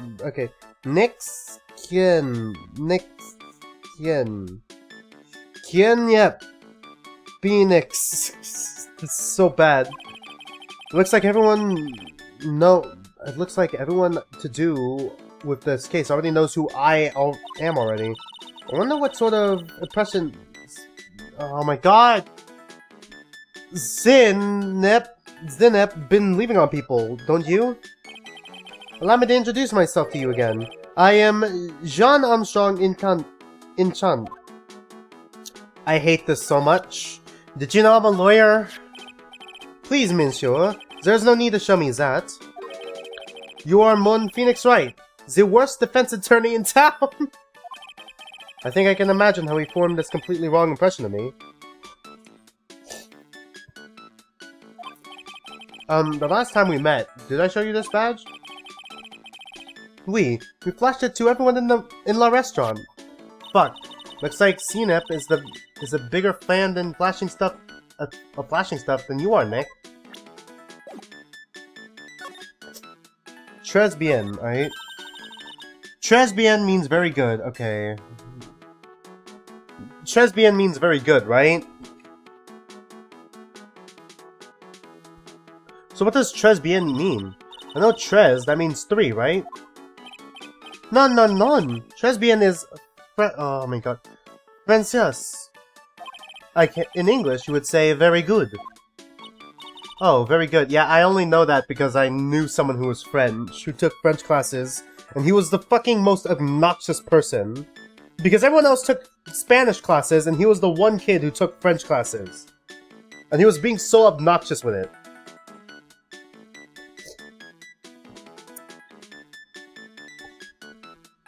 And he only did it so he could get into the pants of a French girl who transferred to our high school.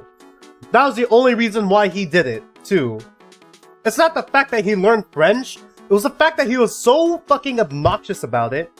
And the fact that he was also... the reason why he did it was just so he can get some ass, man. Like, what the fuck? Oh, very good.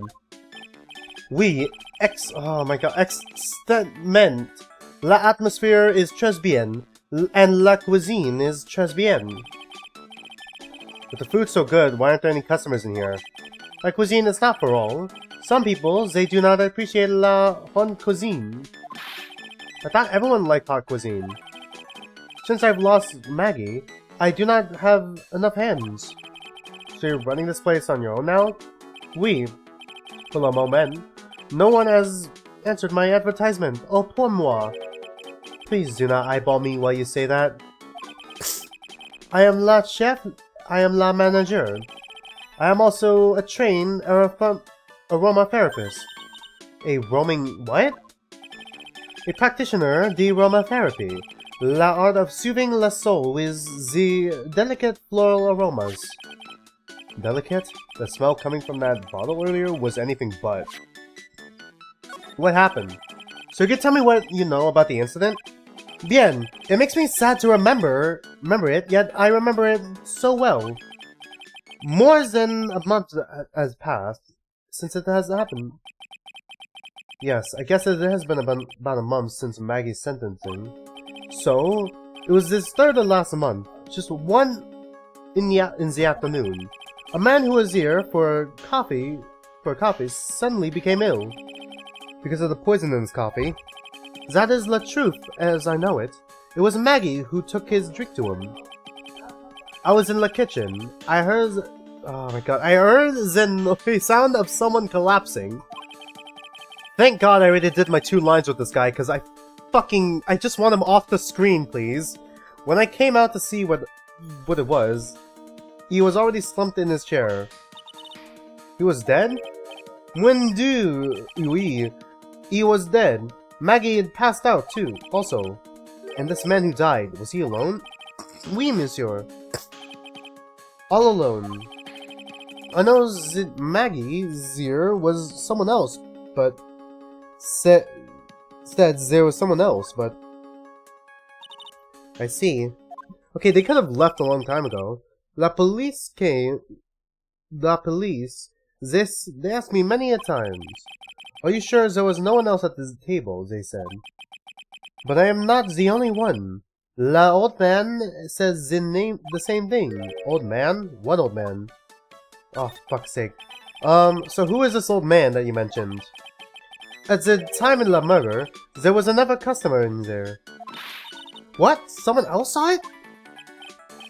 Mas oui. As usual, he came alone that day. At the time of the murder, he was here. He saw it too. But he said the same thing, that there was no one else at the victim's table.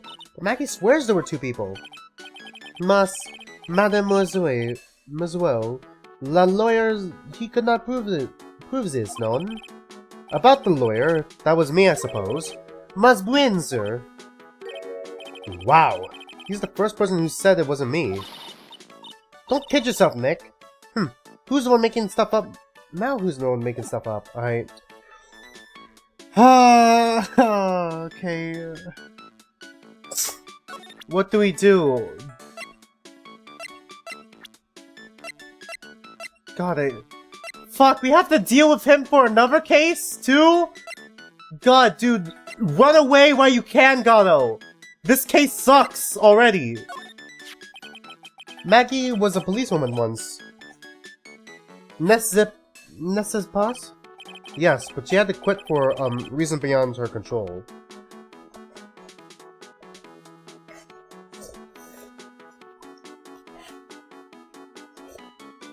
God damn. Oui, she was the last suspect in the murder investigation, non? Oh, you know about that? That's why I gave her la perfume for la happiness. Happiness perfume? We, blend from Bermagar, like I given to you before. But she's been arrested again, and found guilty this time. This is true. Her natural aroma of unhappiness must have been very strong. Just a minute, your perfume doesn't work. I'm not surprised she was the prime suspect. After something that took place before my very eyes. Something like what? What's this guy talking about? Does this mean Maggie did have a motive? We've got to ask this guy for more info. Stat! Man, I can't wait for like 3 or 4 cyclocks. When Maggie took the coffee over to the victim, did anything happen? Oui, I suppose you could say so. So what happened? None. It was nothing. Look, Maggie said she didn't even know the guy, but she's still been indicted for murder. Indicted. The prosecution must have come up with some kind of motive. Oui, it is true. If there had been anything at all between Maggie and the victim, it could be relevant. So please, tell us anything you know. Ah, fuck, alright. Is it just 1? No, it's 3. Yeah, fuck me, I guess. Guess I'll go fuck myself. Here we go. Cyclops? No way. What are we gonna do, Nick? We'll just have to remove... What the... What's wrong? The Magatama. It's gone! Huh? I had it in my pocket, but it's vanished into thin air. What? I could see the Cyclops. Wait, what? Did we not have it this whole time? Oh my god! Maybe that means the Magatama's nearby? God damn it. Mr. Armstrong, could I just confirm something with you again? The table where the victim was sitting. Was anyone else sitting there? That is a question you will have to ask for yourselves. Him? The old man spends all of his time dans le park. Park? Oh, a park? What park's that? Behind the restaurant. It is called Vitamin Square. Ugh. Thank you. We were in prima, dear. I fucking can't pronounce French. I can't speak French, chat. God, let's go check out this Vitamin Square right now, Nick. God, I fucking hate it here. Okay, Vitamin Square, here we go. Yeah, I wonder why it's called that. Sounds like I need some vitamins right now. God damn.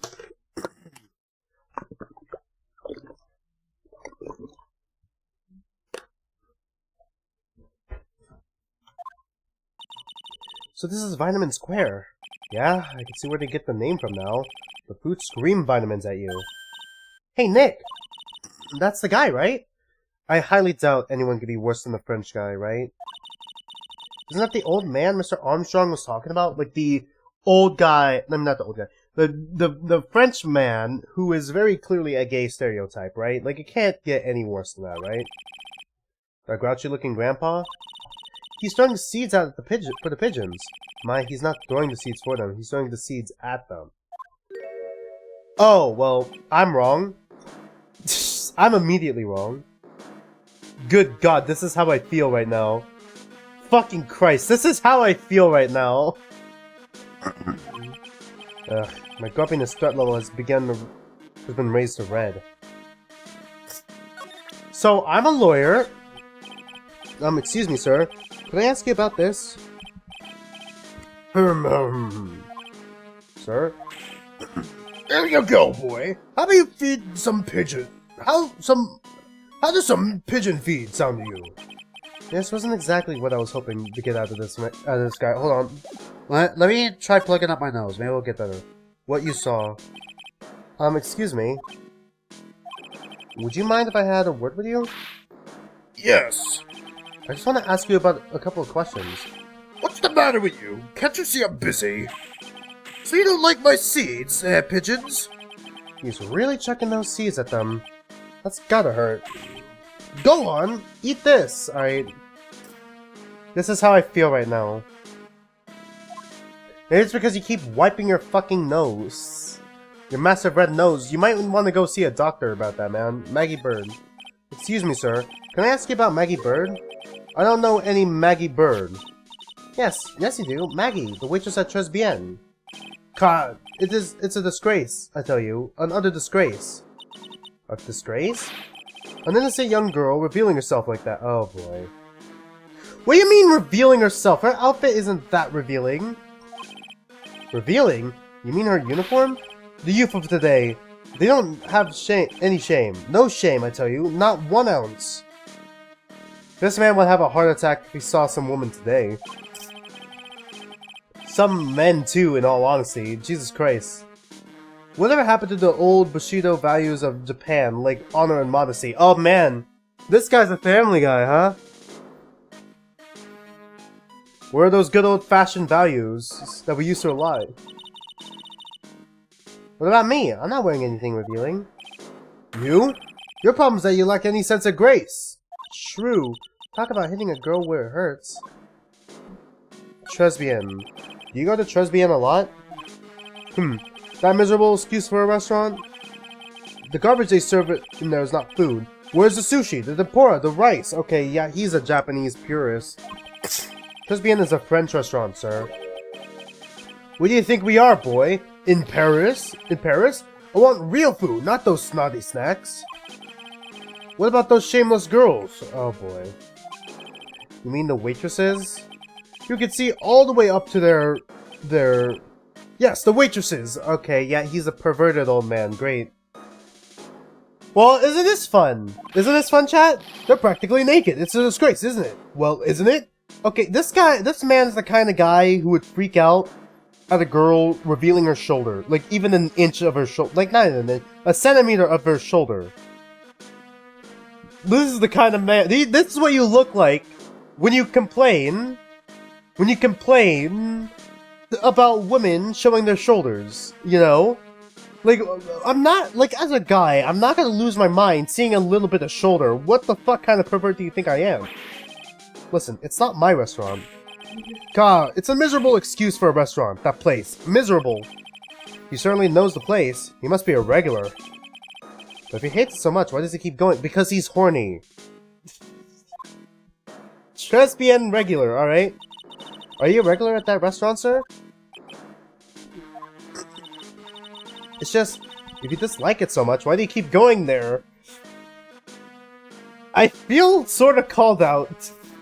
Not gonna lie. Why do you keep reading Two Kinds if you hate it so much? Because it gets views, alright? Sir? There you go, you filthy pigeons. You want food? Haha, take that. You must be hiding something, right? Oh my god. Is there gonna be another fucking 3 Cyclocks? Please no. If he is, I should be able to see a Cyclock or 2. Okay, thank god. Oh wait. I don't exactly have the Magatama right now, huh? Remember, Nick, the Magatama is only alone. You'd better find it or else.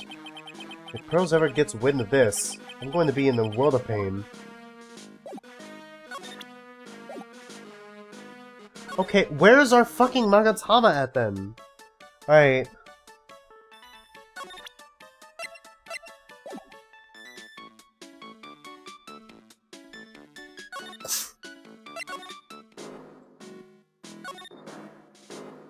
Oh, okay, yeah. Oh, there's a magazine here. It's a magazine full of job listings. You disgusting rogue, picking up something someone else threw away. Threw away? Did you throw this away? Are you looking for a job? God, that's none of your business. Sorry, I guess I'll have to pick this magazine with me then. I don't want anyone else having it. Give it back. Too bad. Not you want it so bad. I don't want to give it up. Alright, run, Maya! Hey, that's mine! Alright, run, Maya!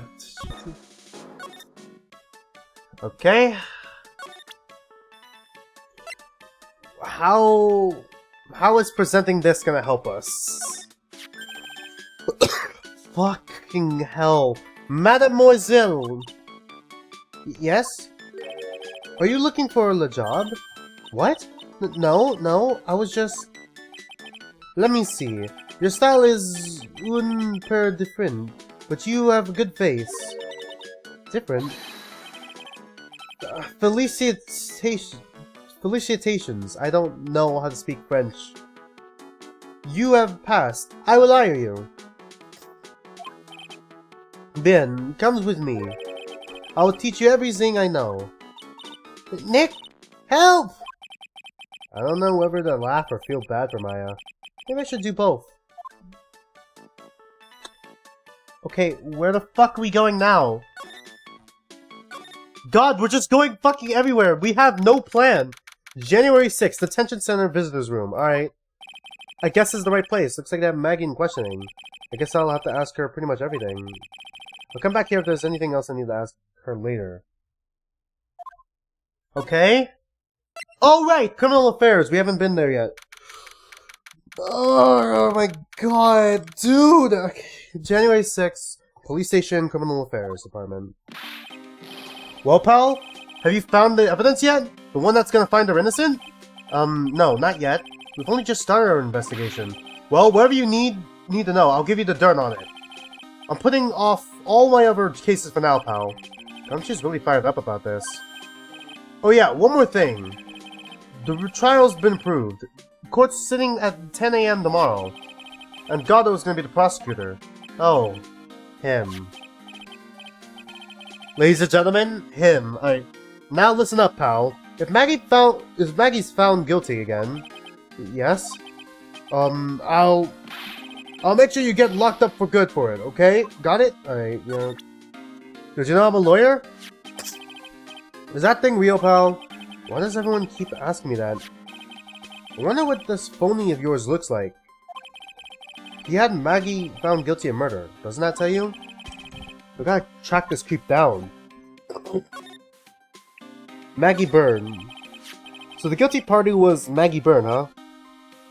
Yeah. Back when she was on the police force, you were her mentor when she was a rookie, right? Yeah, I kept a close eye on her. I mean, not too close, you know? Hey, what's with the funny looks, pal? I was just her. It wasn't anything like... I was just her? Okay, I was just with her. Okay. There's a lot of errors in this episode, aren't there? Weirdly worded things. Look, sure I was her boss when she was doing her training, but that was it. Nothing happened. Gumshoe sure is sweating up a storm over nothing. Ah, so that's it. A big old Gumshoe has a little old crush on Maggie. How old is she again?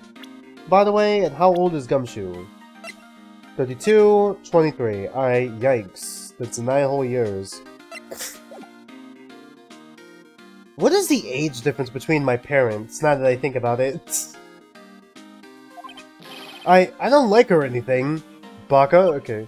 I was... Not to self-gossip with Maya about this later. Look, pal, don't tell anyone, okay? You gotta keep it a secret, got it? Sure. And you wouldn't... And would you mind not guessing that I'm thinking all the time? God damn it. Hey, tell your face, pal, not me. You'd have to be blind not to see what's on your mind, right? The victim. So I was wondering, did you fill me in on the victim? Glenelg.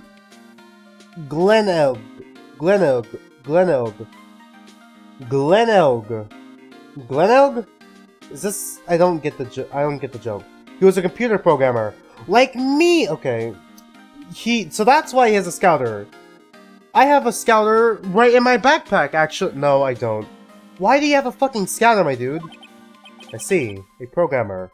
Why does he have a scouter? He was just a regular Joe working for a small-time computer firm. With a scouter? Maggie never had any contact with the guy before that day. And all she did was take him his coffee on the day of the murder, pal. Yeah, Maggie also claimed that she'd never seen the guy before. Did the victim go to the restaurant often?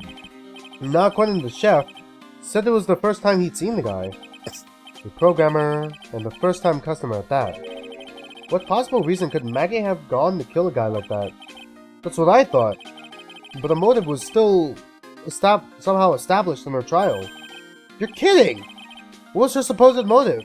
Sorry, pal. I'm real busy. I haven't even got enough time to sift through these papers. Look into it yourself, okay? What could this motive have been? What, did he sexually assault her or something? Or harass her or something? What the hell? What's the motive? Okay, the investigation. This isn't really a proper investigation.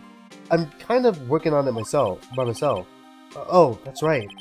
The judge already ruled on the case, and all the evidence is in already. The only problem is with Maggie's testimony. Yeah, doesn't sound very good for us, huh? Look, pal, I've got a mountain of papers on this case to look over before tomorrow. So I'm just gonna say this. Maggie Bird is no liar. She's a bit out there, and a bit off base sometimes. But she was a really good cop. That's not exactly complimentary, you know. So what do you think really happened?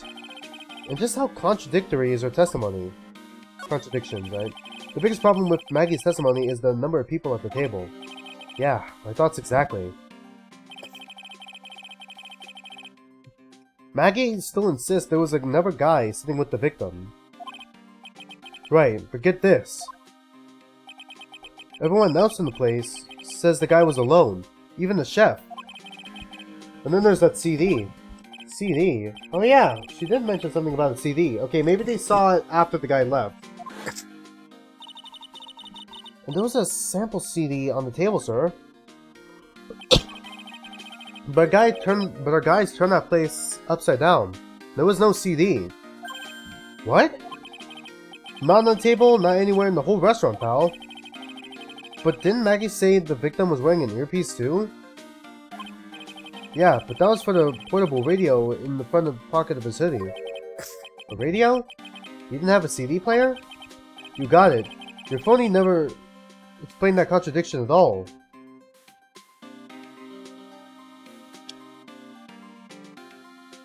A radio. Why would he have a radio? A radio player.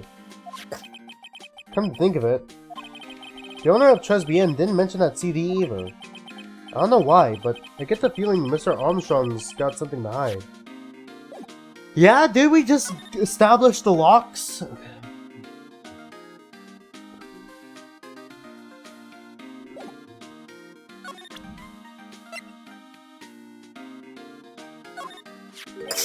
What's that? A sports paper? Yeah. I found it in the magazine rack at Tribulations. It stated the same day as the murder. We may be onto something here. Take a look at this. See this writing here? MC Bomber? Hey! What is it?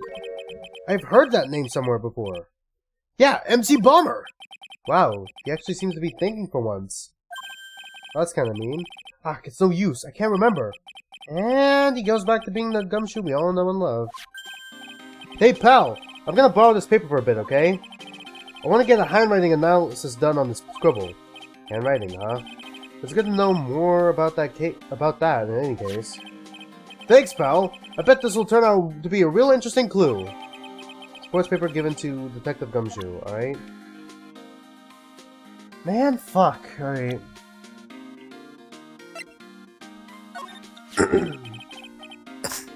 Anything new in chat? God, this goes on for so long. The chef of Tribulations, huh? You know what the chef said to me? La la, your body's full of toxins. And then he gave me this bottle. What's in it? I don't know. The label says juniper. I have other orders to put a few drops of it in my bath every day. Other orders? Yeah, you know. There's something about that lady, guy. Huh? You can't stop thinking about him? Not like that, pal. Give me a break. He's not my type. I can't stop thinking that he's involved with this case somehow. Sounds like he knows a little more about our charming chef. Alright. The charming chef. So what exactly is it that caught your attention about the chef at Tribulations? It's, kinda hard to say. The guy's probably not even connected with the case anyway. Hey, come on, detective. Didn't you say you'd give me the dirt on anything? Well, this sort of stuff is kinda unimportant. Gossipy stuff. You know, pal? Look, how about this? You go to Tribulations and investigate the place yourself. And if you find out anything suspicious about the guy, you report it back to me, okay?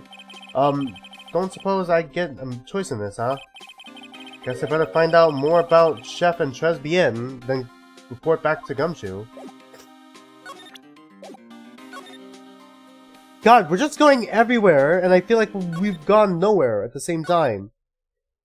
God, we've gone nowhere. We've walked into a fucking wall, like, 5 times. Alright, January 6th, Tribulations. The scent of flowers sure is strong. It's almost making me dizzy. Okay, who are you? Wednesday Addams? Like, what? Oh, hello. Who was that just now? A customer? She had sort of a dark aura about her. Ah, welcome, B Avenue. Wow, what a cute voice. Maya, what the fuck? Oh, it's just you, Nick. Maya? Well, how do I look? Maybe you should quit being a spirit medium. Phoenix? No. How old are we again, Phoenix?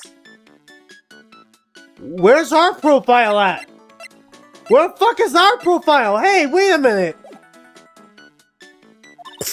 Maybe, but it's kind of boring being a waitress. I mean, you're my first ever customer. Then who was that woman I just saw? Oh! Since you're here, you might as well have something to eat. I am kind of hungry, actually. Maya, I'm still a lawyer. About this. Sorry, Nick. I'm a waitress now. I got a pile of work waiting for little old me. Right? Waitress. So, how do you like your new job, Maya? I never knew there was so much for a waitress to do. Take people's orders, bring them the food, make coffee, work the cash register. Of course, we need a customer before I can do any of that. Yeah, it's a nice looking restaurant. It's a shame more people don't come. Yeah, it's almost as if a murder happened here a month ago. Don't forget about the ultra cute waitress. Check out my give me a tip smile. Lunch special. Hey Nick, why don't you order something? The chef's preparing a tasty lunch set at the moment, or so he says. How much is it? It's the twin tea set, so it's $20 of course. The twin tea set? I believe I'll be taking a pass on that. It's kind of expensive. $20 is expensive? $20 is expensive. For like a lunch? I mean, if we're talking when compared to fast food, for sure, but like... If this really is a French restaurant, it doesn't seem that expensive. What? But you can't! Come on, Nick, it's not every day I get to be a waitress. I want to try carrying plates and working the cash register. How about cleaning the toilets? That should keep you busy. Yeah, right. Maybe later. About the lunch. Oh, a fine choice, sir. No, Kitchen, a lunch special, please. With all the extras, drink, side salad, dessert, and the gift. I don't need any of that. Just a moment, please, sir. Ray's really getting into this. So how much is this set lunch then? $20, huh? But with the drink, side salad, and dessert, it's $45? Okay, yeah, that makes more sense. That's a lot. Hey, wait a sec! Maya! Sorry to keep you waiting, sir. Here's our deluxe fortified lunch set. Whoa. Dish inspired by lobster. And abalone frisques. Okay, frisques with a balsamic. Okay, been a while since I had to say balsamic vinaigrette. Holy shit. God, I mean, it's not the first time I've ever had anything with balsamic vinaigrette. I had it with, like, mozzarella cheese, tomato, and, like, something else. Actually, it was, like, this mini thing. Fuck, I forgot what it was called specifically. Bon appetit! Thanks? Come on, Nick. Hurry up and try it already. Lobster, huh? Alright, down the hatch it goes. Well? Are you hungry, Maya? I'm starving. Here, it's yours. Okay, he's a bad chef, that's why. Really? Remember, Maya, my wallet doesn't print money, so you better polish off that plate. I just remembered! I've got to clean the toilets. Hey! You can't be in that much of a hurry to clean the toilets. Chesbian lunch special costs $20 despite how unbelievably bad it tastes. Okay, are we done with the bit? How does this guy make the manage to make good food taste so bad? Hey Nick, you want me to take a peek at the kitchen? The kitchen, huh? Not a bad idea. Now, what was it that Maggie said again? Are you sure the guy didn't die because the coffee just tasted bad? In the kitchen, you'll get to see all the chef's greatest secrets. In the kitchen? That sounds tasty. Hey, wait up, Maya! What is it? I'm pretty busy right now. Weren't you gonna show me around? There goes my plan to find some cool clue and show it off to in your face. I'd better conduct the search in the kitchen myself. Alright. God, I need more water. Okay, does he put the aroma stuff in the food? Sorry, I paused, not because I was drinking water, but because I found our Magatama. Okay, how did our doppelganger fucking get our Magatama and then, like, give it to this guy? January 6th, Chesbian, yeah. And here it is, the famous Chesbian kitchen. It's my first time in here, too, actually. This is a weird there's a weird atmosphere in here, that's for sure. Mr. Armstrong will be back soon, so we'd better search quickly. Chop chop! Alright, well, first things first, my fucking Magatama. Now I know I'm in a French restaurant. I've never heard of most of these seasonings. Hey Nick, the container has oyster sauce? What's that? Is that used in Chinese food? Ah, look! Right there on the counter! My Magatama! What's it doing here? Doing there? What indeed? Right.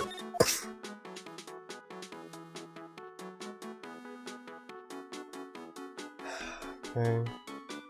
Well, time to search everything. What's this? It looks like a treasure chest or something. Wow, look at all these little bottles. Oh, they're aromatherapy oils. Whoops, I accidentally clicked. Oils, he's got so many, they're overflowing onto the floor. Let's see, 1, 2, 3, 98, 99, 100, they're all the same too. Hey, wait a minute! What is it? There's one bottle that's different from all the others. Okay, it's a green one. Okay, is that the poison? What do you know? And it doesn't have a label. Well, what do you know? And it doesn't have a label either. And it doesn't smell. So what is that liquid inside then, I wonder? What's that liquid inside then, I wonder? Okay, I did read it correctly. Hey Nick, we should borrow this. I mean, look at how many bottles he's got. He won't miss one, will he? Okay, yeah, small bottle.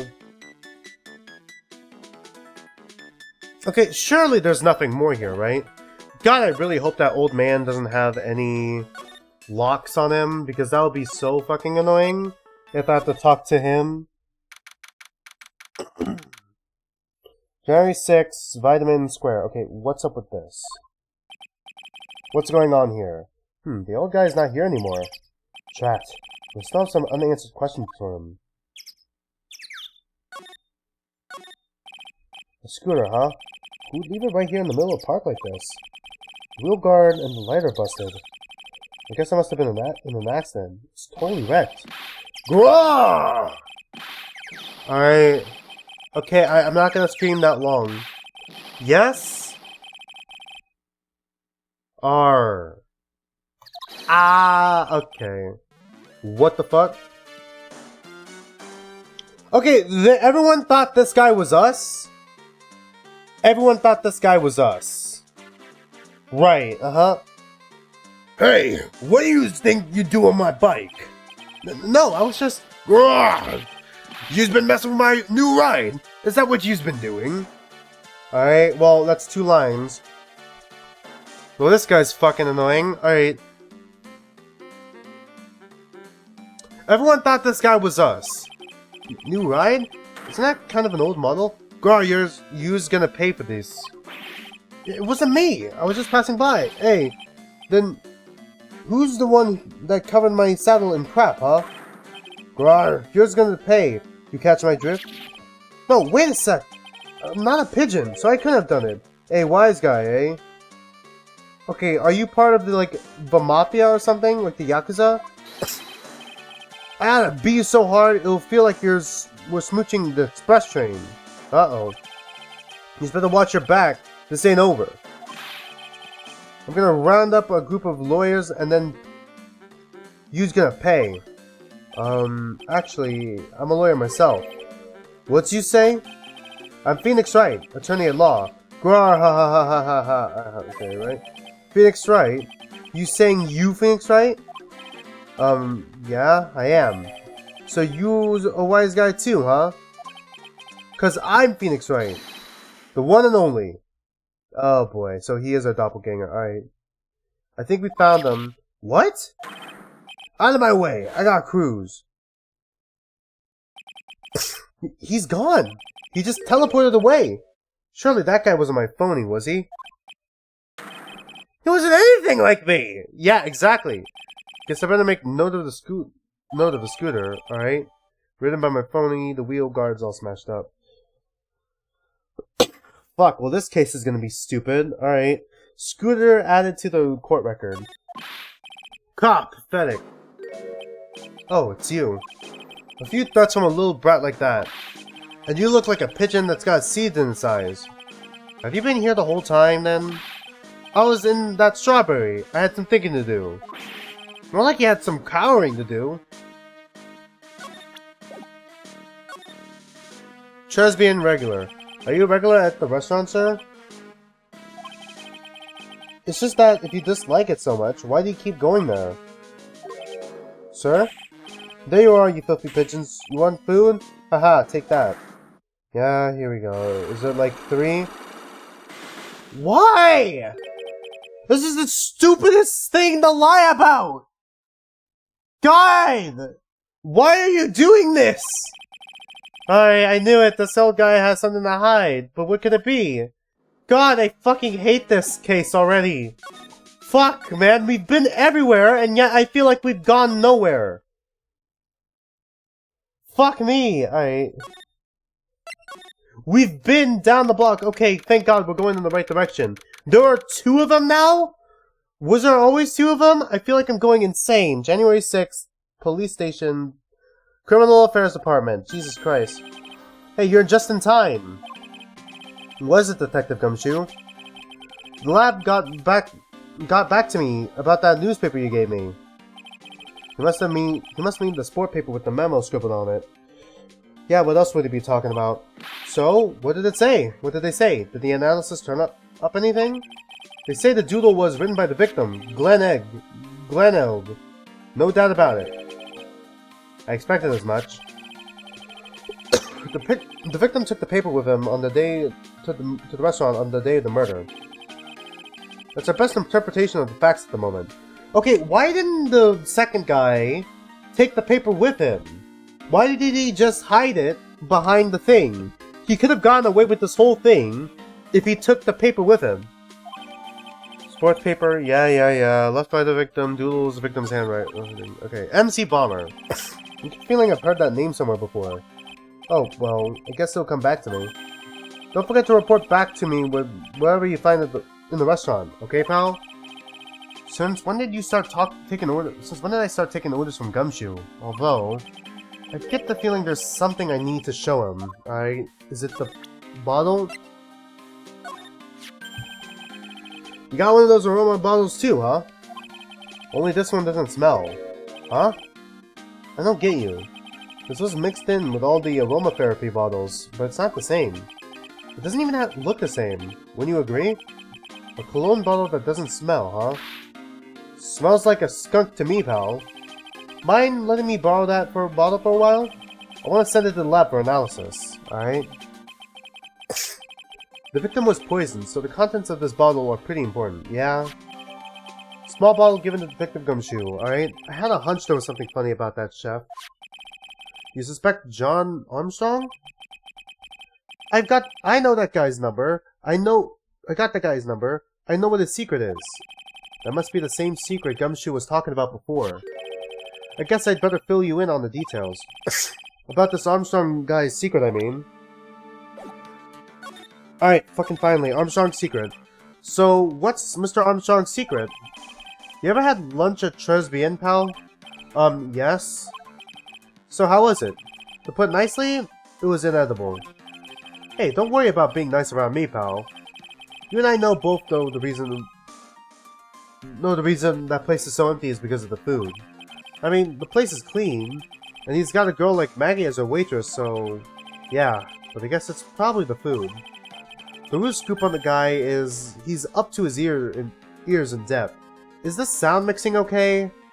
Like, my throat is a little sore, so I'm not as loud as I usually am. Let me know if I need to fix the sound once again.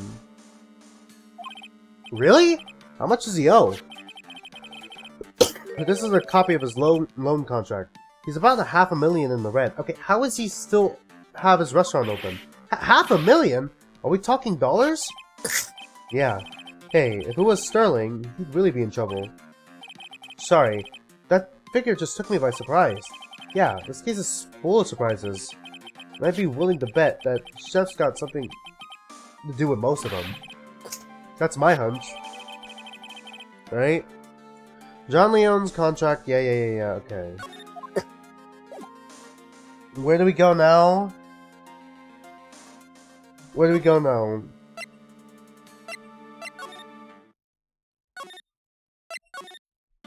Fuck, I went back. Shit.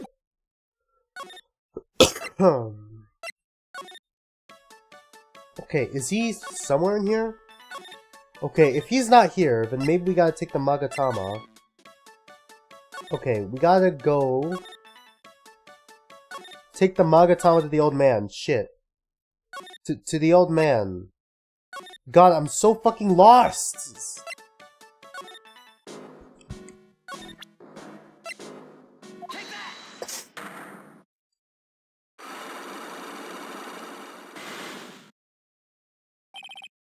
Chose being regular, right? It's time you told me the truth. Why are you a regular at the restaurant that you dislike so much? He's horny! Isn't it obvious? People only have one reason to go to restaurants. To eat. To eat? Is that the whole truth? What do you mean? I don't think you go to that restaurant for the food at all. You insolent brat! How dare you accuse me? What proof have you got? I can tell that you nor anyone else in this world would go to that place for its food. Okay, do we just present him the lunch special? Have we just been carrying around the lunch special in our fucking pocket this whole time? The proof is in the pudding. Or in this case, the lunch menu. That's the twin tea set! The food at Trilogy is terrible and expensive. You're wrong. It's cheap. Huh? I'm rich. I inherited money when I was a boy. Yes, I'm stinking rich. I haven't done a lot of work since I was born, other than feeding pigeons. What a load of crock. The taste is another story, but the price, it's nothing to me.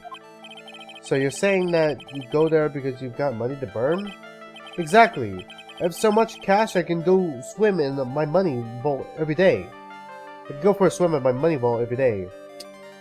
Like Scrooge McDuck. Unfortunately, that's a lie. What? You don't have money to burn. You're flat broke. Okay, is it the... job listings, right?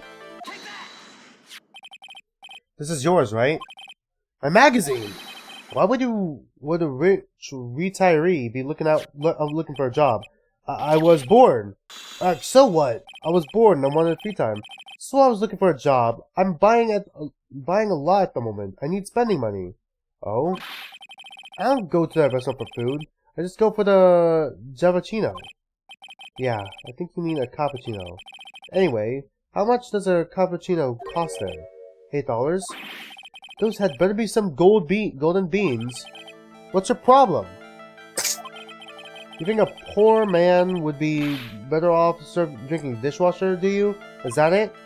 No, I wasn't thinking that. I was wondering if the coffee there is really great. No, it's not. But But anyway, yes, that place has free newspapers to read every day. Newspapers? Exactly. They don't want me hanging around at home, so I go there.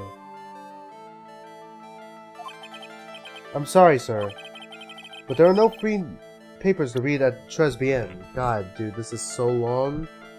Do I have have I developed a bump yet?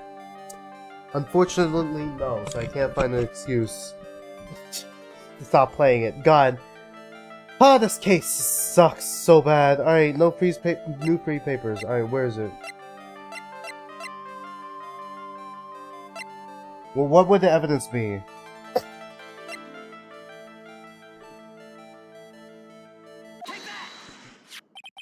Take a look at this.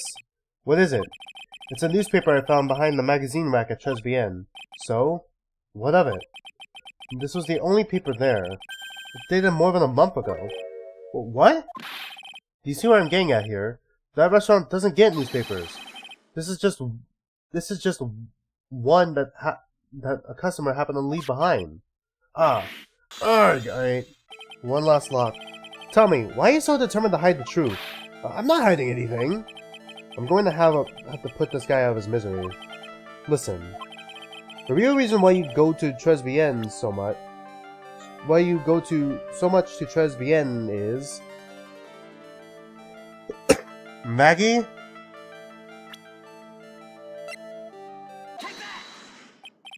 It's because you're horny. What are you asking me about that girl for? She was the waitress at Tribulations. Therefore, the answer to the mystery of why an old man would drink expensive coffee at a terrible restaurant is the waitress. Urgh. Because he's horny. But I don't recognize that face. And you are probably telling the truth here. Because you weren't looking at the girl's face. You were looking... Oh my fucking god. This is terrible! This is so fucking terrible! What the fuck? Alright. But at her outfit. Oh. That's the truth, isn't it? You became a regular at the restaurant because of the waitress's uniform. That uniform is all you can think about, isn't it? I can't take it. To you, that waitress was your... Enough, please! No more! Stop saying that word! Stop saying waitress! Stop it! Stop it! Stop it! Alright. Fuck, man, this case sucks, dude. Tribulations regular. Fucking finally, sir? Yes, it's true. I was there for the young girl. Fine, so I'm a dirty, wicked, sinful old devil. Oh no, I didn't mean it like that. I even get one of those lousy cup of Javachino every time for $8. All because of the girl serving. Because of the serving girl. Punish me, lock me up. Really? That's not what I'm here for. You'll be the same. Another 20 years and you'll understand what it's like. God, I hope not. You'll know how painful it is to be an old man like me. Fuck. I hope not. No, really. Listen, sir. Stop calling me that! I have a name, you know, boy. So show some respect, I'm Victor Kudo. Sorry, Mr. Kudo. You young... Well, okay, you young ones, you know, think you know it all, don't you? Well, I'm not saying another word. I won't tell you anything more. This guy was in the restaurant at the time of the incident. Which means I have to hear his testimony, one way or another. I don't believe this. I even broke his cyclops and everything. Okay, his name was always Old Man and now it's Kudo. I just realized that. Just have to try to get him when he's in a better mood. Really? We've gone fucking everywhere! God! Is that why we didn't get his profile before? 68, 1 year away from the magic number. Alright, here we go!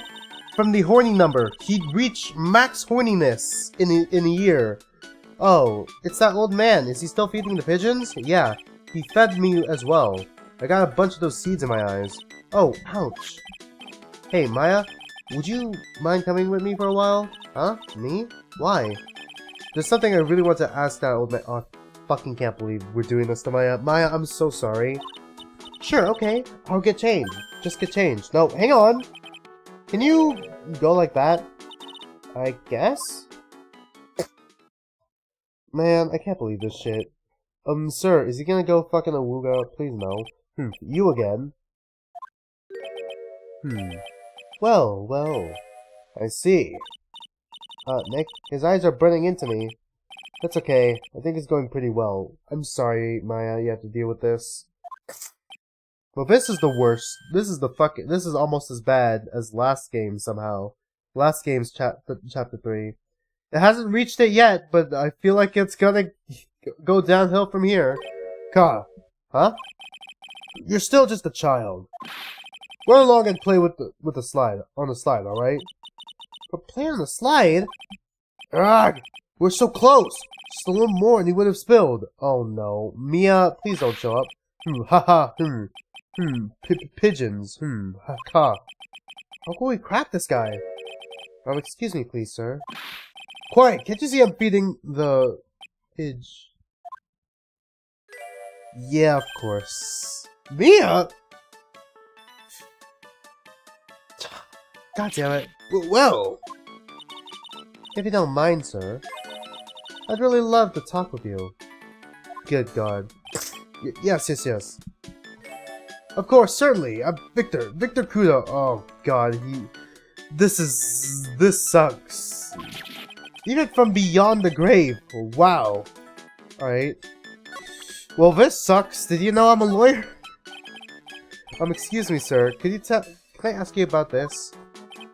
Okay, yeah. Sir, there you go, boy. Yeah. Okay, nothing new. Fuck, are you serious? Okay. About the incident. You mean the man who died after drinking the Javachino? It's like he's a different person. It was quite a shock, even for me. He was a strange-looking boy. He had a fucking scouter and everything. The girl took the Javachino over to him, you see. And was the customer alone? Definitely. He was the only person at the table. Then he took one sip of his Javachino and he said something like, "Ugh," and then collapsed, dead. Oh, how terrifying. You're so good at listening, aren't you? I'll tell you anything, whatever you want to know. He certainly seems to be telling the truth now. But looks like Mr. Kudo didn't see this ever man either. Tresbian. Do you like the food at Tresbian? Well, of course. I'm really quite the sophisticated man. I was a young businessman once, you know. I set up a casino in London. I somehow doubt that. Really? How interesting. Eating the food at that restaurant really takes me back to my days in France. You do realize London is not in France, right? What a lovely story. London's in England, not France. Oh yes, France is wonderful. I'd love to show you around the city sometime. It's too much. I can't take it. I want France. Ha ha ha. God, I can't believe Mia's laughing at the guy. Tresbian regular. Good lord. You visit Tresbian a lot, don't you? Of course. I mean, yes. I'd like to come and see you there. Really? Oh, you flatter me so. The owner would be delighted to welcome you, I'm sure. Be careful of that chef, my dear. The chef? You mean Mr. Armstrong? That's right. The man's an ex-con. Is he?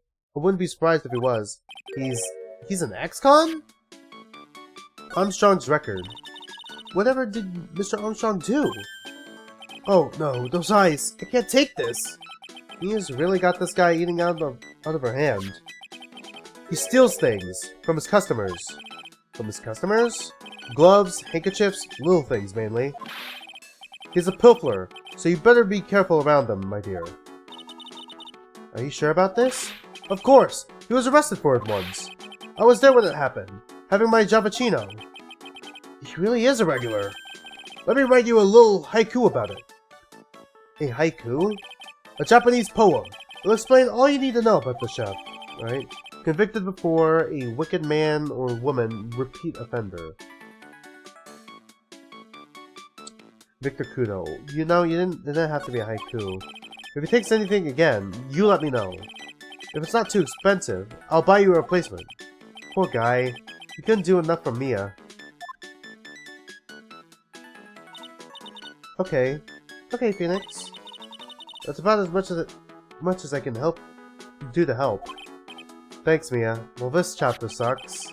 This episode sucks. Sorry, I say chapter because I'm a Danganronpa person going into Ace Attorney instead of the other way around. We got some really important information thanks to you. Honestly, I can't believe Maya called me for something like this. Okay, are we going back to Tresbian for the 6th time? Okay, is this where we get the Cyclops now? Fuck, how is this investigation so long? January 6th, Tresbian. How long have we been here? How did you change so fast? I guess it's about time to wrap up today's investigation. Had enough of being a waitress? Yeah, plus no one came to the restaurant. Ooh la la, Mademoiselle Maya. Non, how could you leave me like this? I'm sorry. That reminds me. Mr. Armstrong had a Cyclops or 3, didn't he? I'm going to have to break those. Mr. Armstrong. I hope you don't mind, but I'd like to have another word with you. Volunteers, of course. I'm a lawyer, you see. Please, Monsieur, there's yeah, okay, I'm done. Fuck, the Magatama, sorry.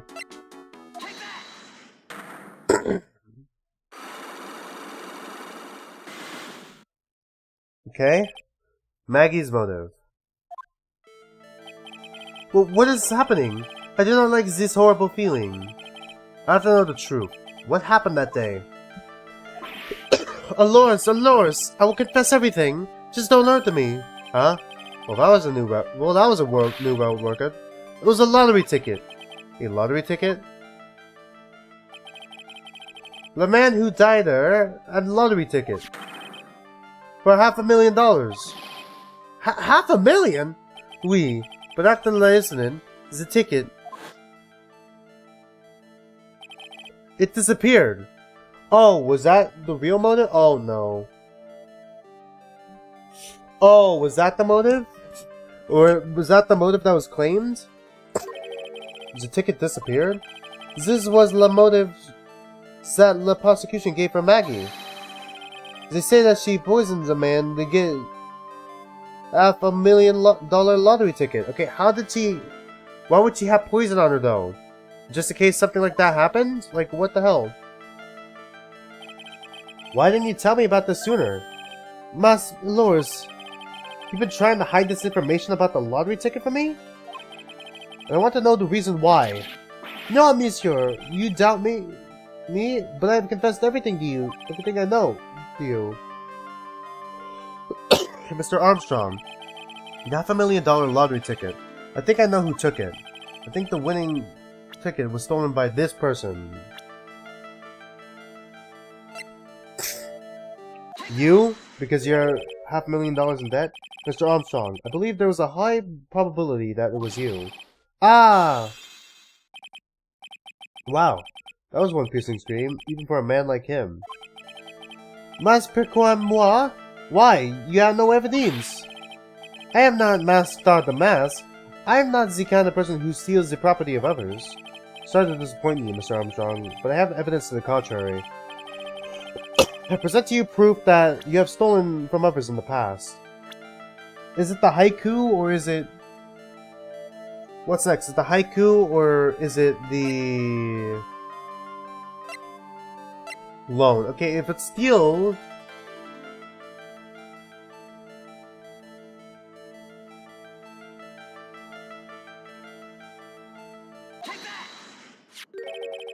What is this? A poem?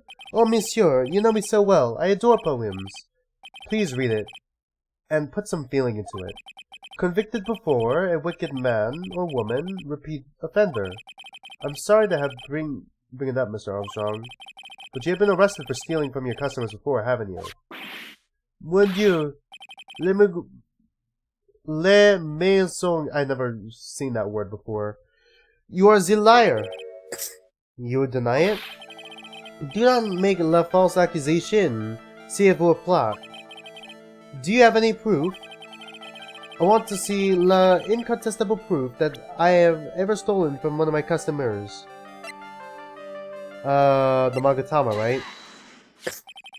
It seems old habits die hard, Mr. Armstrong. What is that? This is my Magatama. I found it in your kitchen. Done! Wow, that scream just about broke some windows. Wee. I have a weakness for little trinkets and figurines. And it just slips out. I cannot stop it. You've stolen the handkerchiefs, gloves, and other things from your customers, right? Oui, it is not true. I'm just a timid little girl inside, monsieur. A timid little girl. Besides, this time, it was not a small trinket, oui. It was $500,000. Mas non, why would I steal it? I have no need for such money. Really now? Oh, monsieur, what is it? Isn't it true you're in some pretty serious trouble? That you're in desperate need of a large amount of cash? There it is. Alright, cool. This restaurant is deep in the red, isn't it? You have a loan to the tune of $500,000. That lottery ticket would have wiped out your debts. Yeah. Well, Mr. Armstrong, what do you have to say for yourself now? We did it. Alright. Fuck, that was long. Maggie's motive. Mr. Armstrong, you said that the victim had a winning lottery ticket for $500,000. How did you know he had something like that in the first place? The man, he was listening to the radio with his earpiece. Maggie said something about that too. The winning number was announced on the news, I think. All of a sudden, he exploded. Yes, $500,000! He shouted. And the ticket? Oui. He had all of his tickets spread out on the table. I was so desperately in need of money, so I put the poison in his coffee? None! Oh, none, you naughty man. I simply helped myself to one of his tickets. What? The victim collapsed, and Maggie passed out. I thought myself, pourquoi pas? He had so many of them. Yeah, but only one of them was the winning ticket, right? How could you do that, Mr. Armstrong? Maggie was arrested because of you. No, this is not true. Winning ticket. You didn't get it, did you? I did not take it. The ticket for $500,000, I mean. But you just told us you did. You said you took a ticket. Mas non ma fille. It was not. That's enough. Alright, who the fuck is it? Is it Gatto? Is it Gatto? Mr. Gatto, okay. Pops up with the theme. Alright? Fucking, don't cock block me. I'm trying to get the fucking info I need right now. God damn it, what the heck are you doing here? Ugh. This is without a doubt the worst coffee I've ever tasted, Mr. Armstrong. He came here for coffee? This is craving for coffee, no bounds? The dude fucking pounded 17 cups of coffee. During a trial, Phoenix. Perhaps Mr. Armstrong stole one of the victim's tickets on the day in question. Oh my god, I fucking hate this accent. I am the airhead, non. Just a pretty little girl who everyone is laughing at. But in that case, Maggie shouldn't be the only one under suspicion. He had the wrong ticket. What? Mr. Armstrong made off with the winning ticket's pretty neighbor, yeah? So, the ticket he took was worthless? Not quite. He did win something. $1. You see? I have just a pretty face. Without mean looks, I have nothing. So, what happened to the winning ticket then? The one he meant to steal? Indeed. What did happen to it? I don't like spoiling myself by watching trailers, so we'll just wait and see how the movie turns out tomorrow, won't we? And his theme faded along with him. Ugh. Voila, you two! Time to laugh at the pretty little airhead. I really hope we don't have to fucking deal with him during a trial. Looks like I won't be needing this note anymore. Victor's note thrown into the trash. Looks like we got a new mystery now. Namely, where did the winning ticket go? I've got a bad feeling about this. Well, anyway. We can't let Maggie suffer any longer for this. And certainly not again. To be continued. God, this is a long trial. But this is a long episode. Holy shit. Save progress? Yeah, sure, why not? Okay, if it says, okay, it's just one trial. It's not part 1, part 2. It's just one trial. Alright. I'm gonna go use the restroom real quick. I'm gonna use the restroom real quick, and then we're gonna finish this stream with the trial. I fucking hope it's not that long. God, I hope not. It's not that long. God, dude. Shit. Okay. Man, this is... I jinxed myself, didn't I? God damn. This is gonna be another 6.5 hour stream, isn't it?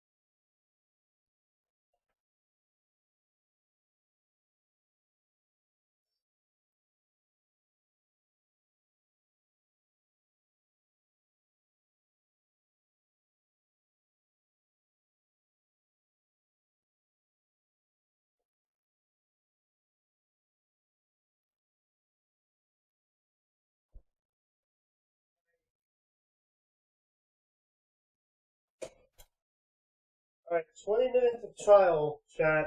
In and out, let's go. 20 minutes of trial.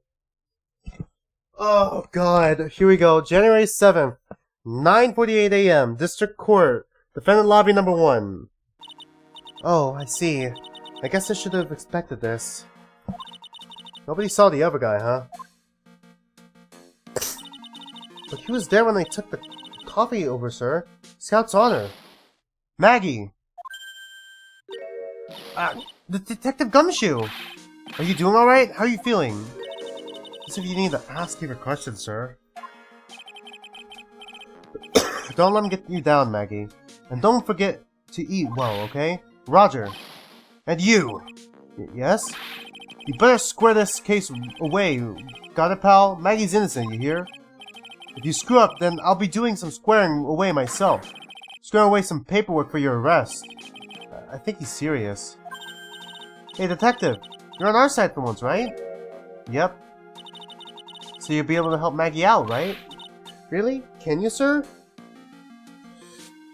God, this is gonna be a long trial. Of course! I got the situation under control. That doesn't sound confident at all. I'm gonna be the first witness on the stand today. If I say something that doesn't mesh with the facts, make sure you point it out, alright? Sure. Okay, we're forming a united front today, pal. You get me? I can't tell you how grateful I am, sir. I've always admired you so much, Detective. I know I could count on you. Looks like it should go pretty smoothly today, huh? I can only wish. Fuck, here we go. January 7th, 10 a.m., District Court, courtroom number 4. I don't know when the spot's gonna be. I don't know when, like, my fucking. The restaurant downstairs, like, for my dorm's breakfast stuff is gonna be open. I don't know when that's gonna be open. Tomorrow, man. Fuck. I wanna fucking finish this soon so I could go to bed, because I feel horrible. So I could get up early, get breakfast, and just do whatever tomorrow. Because for me, it's break, and I don't have any classes, and I just want to relax. Court is now in session for the trial of Maggie Bird, alright? The defense is ready, Your Honor. Yeah, coffee from fucking who knows where. Ah, bitter. Mr. Wright. Yes, Your Honor? Ah! What's wrong? Nothing. It's just, whenever I addressed you in the previous trial, your response was, "You was talking to me?" It was a little, well, intimidating. No, that wasn't me. That was the phony Phoenix. Phoenix. I see. So our trusty Phoenix Wright is back with us now, is he? Our trusty? So, Mr. Gatto, your opening statement, please. Oh, Mr. Trite, whether you're a fake or the real deal. Did you have to deal with the fake one? We'll find out soon enough through this trial today. But I can already tell you, I'm the real Phoenix Wright. I wasn't questioning whether you are a Phoenix or not, Wright or not. I was questioning whether you studied law or not. And that's why I intended to find out. There's no denying it. Behind that mask is a man who really hates me for some reason or another. As everyone is aware, the court has already given its verdict on this case once. Therefore, I won't stand for irrelevant testimony during this retrial. Nor will I stand for a simple repetition of the evidence presented in the last trial. I'm not planning on repeating anything that phony me said, trust me. Now then, Mr. Gatto, please summon your first witness, alright? Let's start with the formalities, shall we? Name and occupation. Witness, state your name for the court. Huh?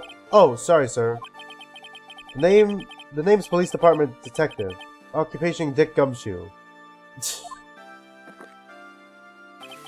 I have a way around, Detective. Huh? Oh, sorry. Anyway, I'm the officer in charge of this case since yesterday, sir. Since yesterday? Yeah. The guy who was on the initial investigation's tied up with another case now. Oh, Gumshoe's really got everything under control, for everyone's sake. I see. So, Detective Gumshoe, would you outline the basic facts of the case? Yes, sir. The victim's name was Glenn Elg. He was a professional programmer. He was on the payroll of Blue Screens Inc., a local company. This is the victim's autopsy report. It's not going to get updated, right? The court accepts this into evidence. Right, okay. Died of potassium cyanide poisoning. Time of death was between 1:30 and 2:30 p.m. Jesus Christ, that's a big window. And here are the floor plans of the restaurant. Okay, if the old man was, like, here or here, he didn't see shit, right? When they didn't see shit! They wouldn't see the second guy! There's no fucking shot! Okay. When the incident took place, the victim was sitting right here. The poisoned coffee was brought over to him by the waitress. The waitress being the accused? Yeah.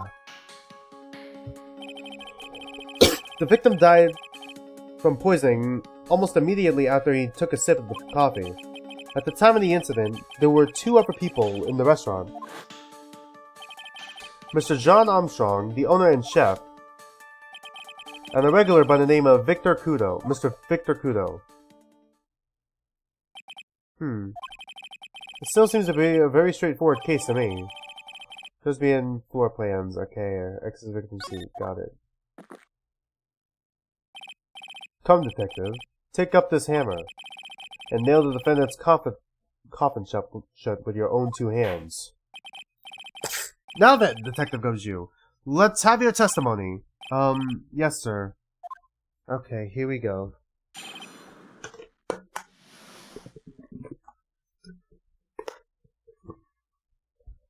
Okay, it feels like my medicine's finally kicking in. The allergy medicine, I mean. When the incident took place, the victim was alone at his table, sir. We understand that the guy, Glenn Elg, was listening... Okay, is his name Glenn Elg?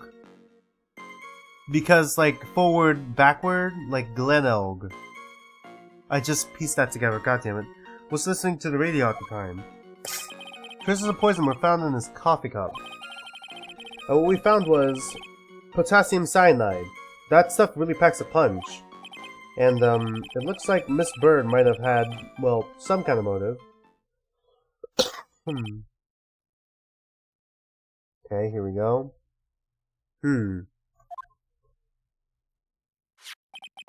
Using the dark, aromatic depths of coffee to conceal the poison. Classy lady. Oh, wait! Okay, so poisoned coffee, just like how his coffee was poisoned, right? Pretty sure Gato is Diego. Is that gonna be a connection? The facts of this case seem to be ironclad. Mr. Wright, I would ask you to begin your cross-examination, but... Yes? Please no intimidation tricks this time around. Is that understood? I already told you, that wasn't me! The incident, alright? When the incident took place, the victim was alone at his table, sir, alright? Hold it. Can I stop you for just a minute? Okay, is my stream still going, or did it crash?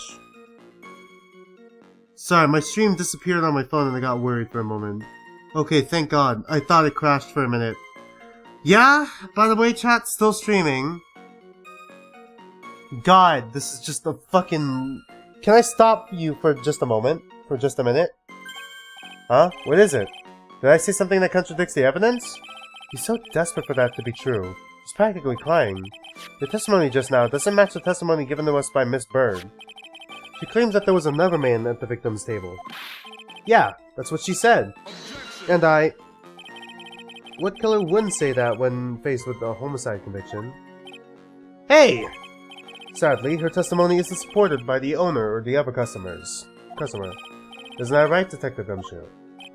Yeah, it's true. Their 2 testimonies tie up on that. They both said there was no other guy at the table. What should I do now? Should I press on this point a little harder or not? Press harder, let's try it. Well, maybe the other witnesses just missed him. Perhaps their view of the victim's table was obscured in some way. Ha! Not an argument is as weak as the coffee at Tribulations, right? I have here in my possession a ticket. A ticket? Looks more like a photo to me. Yes, a one-way ticket to Guiltyville. Population dependent. Oh. This is a photograph taken from near the entrance of the kitchen. This is a scene as witnessed by the chef, moments after the poisoning took place, correct? Okay, well he could have gotten up and, like, shifted to the left a little bit. I think the court will agree that's such a clear view of the scene of the crime. How true, Mr. Trite could anyone have overlooked the second person at the table? Okay, there's like a second. Okay, there's like a second. You could just stand up and move to the left. Certainly seems to show the victim's table extremely clearly. Crime photo added to the court record.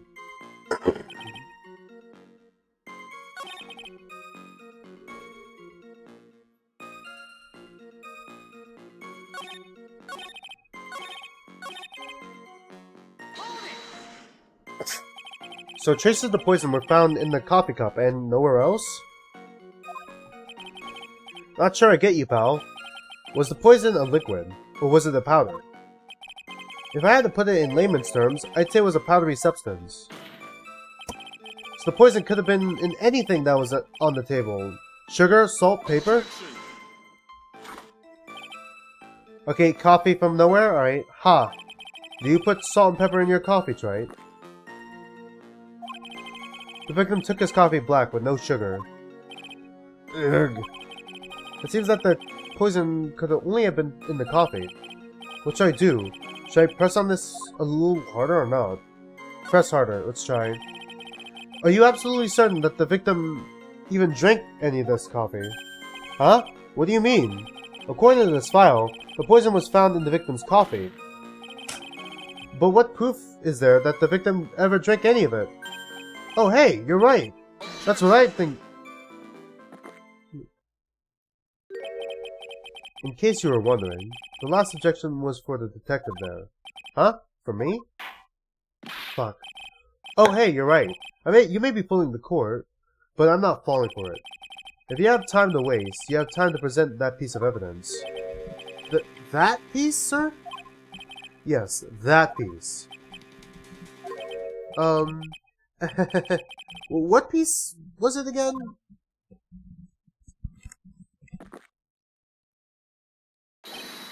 This. Why are you throwing at me? Should I be grateful this coffee's only hot enough to give me first-degree burns? Oh, now I remember. This is the, victim's coffee cup. Yes, the victim's cup. Take a good look at the rim. Oh yes, it's unmistakable. There's clearly a coffee stain on it. Conclusive proof that the victim did drink the poisoned coffee that was in this cup. And just slides down in from the void. The victim gulped down the bitter... I didn't even fucking read it. The bitter death that the witness brought to him. Like this. For the record, the only prints on the cup were the okay. For the record, the only prints on the cup were the victims and the defendants. Okay, right, of course. Upon further investigation of this cup, we found a certain chemical substance.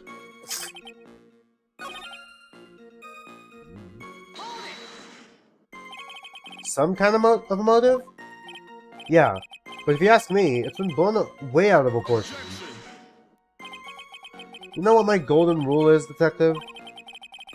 Chuck out a bad cup of coffee and you can always get another. Huh? I don't get it. Like this. Throws it at us again? I'm saying we can always get another witness on the stand if we have to check you out. Well, so stick to the facts, detective. Now then, what was Miss Bird's motive? Come on, Gumshoe. They say she wanted to steal a lottery ticket. I knew it. That's what we heard yesterday too. It disappeared from the scene of the crime. And it wasn't just any lottery ticket. It was a winning ticket for $500,000. Mr. Armstrong knew about the ticket too, didn't he? But he stole the wrong one. Then, is it possible Maggie stole the winning one? What should I do? Should I press on this one a little harder or not? Let's press harder. Wait a minute! Sorry, I haven't been looking at chat for a while. Alright, nothing new, okay. God. The mere fact that the lottery ticket disappeared in no way implicates my client. Ha! I have it here in my hand. The very ticket in question. That's $500,000. That's the $500,000 lottery ticket? One of the female police officers found it when she was conducting a search of the defendant. What? She had it on her? Yeah. My same exact reaction. Okay, why would he do that and then not take the money then? Order! Order! Ha. She's quite a lucky bird, our little waitress. You will submit that ticket as evidence to the court, immediately! I better keep an eye on that ticket. The way the judge is quivering, voice is quivering. This ticket was presented to the court in the previous trial, too. But it feels heavier now somehow. $500,000, you say? It's just a scrap of paper. What matters is where we found it, Your Honor. And that's on Maggie's person, unfortunately.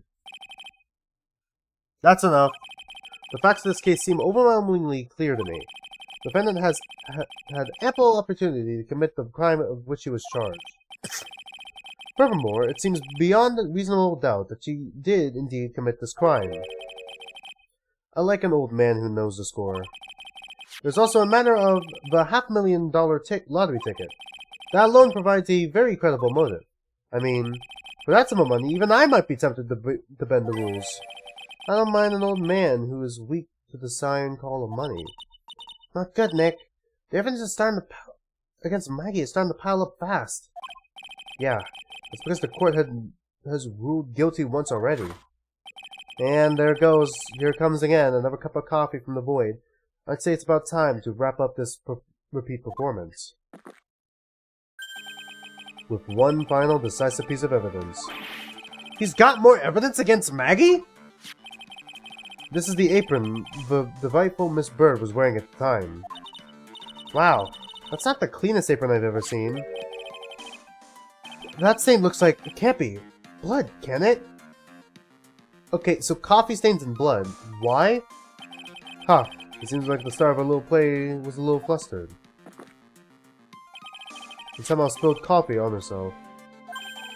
The coffee? That's not exactly the first thing that caught my eye. Oh, he can't see red because everything is red. Of course, the coffee stain isn't the most interesting thing about this apron. No, there's something else that stands out even more. Something else? I presume you mean... Of course, I'm referring to the pocket. He actually can't see the blood, can he? The pocket? A search carried out right after the incident uncovered this. Potassium cyanide. The very poison used by the killer was in her apron pocket. A bottle of poison? In Maggie's pocket? Yeah, Maggie's prints were the only ones on it. What? Order! Order! Order! The court will accept these items as evidence. Okay, a small pocket with big stains, right? Is the blood gonna be relevant somehow? There's something still bothering me. Mr. Gatto, why have you not explained the bloodstain to the court? Bloodstain? What bloodstain would that be? Don't play with games, prosecutor. The blood-colored stain that's smeared all over the apron. That's ridiculous. No one told me anything about a blood stain. You don't need to be told. Just look at it. Well, detective? Could this stain really be blood? No way, sir. It's just ketchup, sir. Ketchup? She must have gotten on her apron while taking someone their breakfast that day. You could have spoken up a little sooner, Detective Gumshoe. Okay, is it actually ketchup or is it blood? Pull a stunt like that again, and have you drink 17 cups of ketchup, witness. Okay, that is a fucking fate worse than death right there. Ugh. I thought everyone knew what it was already. I haven't seen anything yet to make me doubt the last ruling I made on this case. The motive, the opportunity, and the supporting evidence. They have been clearly established. Well, Trite. It seems you really are a phony after all. Ah, you really know how to drive a man nuts. Witness, please continue with your testimony. Describe for the court the crime scene and the findings of your investigation there. The investigation, alright? The crime was reported at 2:25 p.m. by a kind of scary old man, sir. Poor Maggie had passed out from the shock and must have been real tough for her. The victim didn't have any identification on him, but we figured out who he was pretty quick, and then the investigation went smoothly. When Maggie was searched, we found the lottery ticket and the bottle of poison. And that was it. There was nothing else missing from the crime scene. I don't know why I go to the scene of the crime instead of crime scene. That's weird. You've identified the victim and secured your prime suspect. Very good. Last chance to convince the court you're a real lawyer, Trite. Don't count on any more cross-examinations after this one. So let the fun begin. Alright. Fucking Christ. This is only the first witness. There's still like one more. It's gonna be the old man, isn't it? The investigation.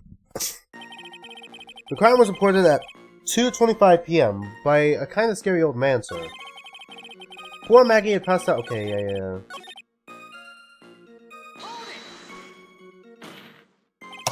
Wait a sec. Huh? Did I say something dumb again? Let me paraphrase what you testified to this court. The victim didn't have any form of ID on him. That's basically what you said, yes? Yeah, basically. In that case, how were you able to identify the victim so quickly? Oh, that. He's so let down. He's got the whole sagging shoulders and puppy eyes thing going on. There was a prescription bag on the victim's table, along with the lottery ticket. It seems Mr. Glenelg visited his doctor before he went to Tribulations. Okay, where's his wallet, though? We got the victim's name from the medical records of the doc who prescribed the meds. That's a reliable enough source for the court. What should I do? Should I leave this alone, or ask to hear more? Okay, so what sort of medicine was in the bag? Well, actually, the bag we found was empty. Okay, was it cyanide? Huh? Yeah, completely empty. Or could it have been the green thing? It was completely empty? Okay, that's weird. Okay, it's gotta be the green bottle then. Like, either the cyanide, but I highly doubt it, or the green bottle. That's what I'm thinking. Ha! You're entering an empty paper bag as evidence. Desperate are you, Trite? Now, what happened with the investigation after that, detective?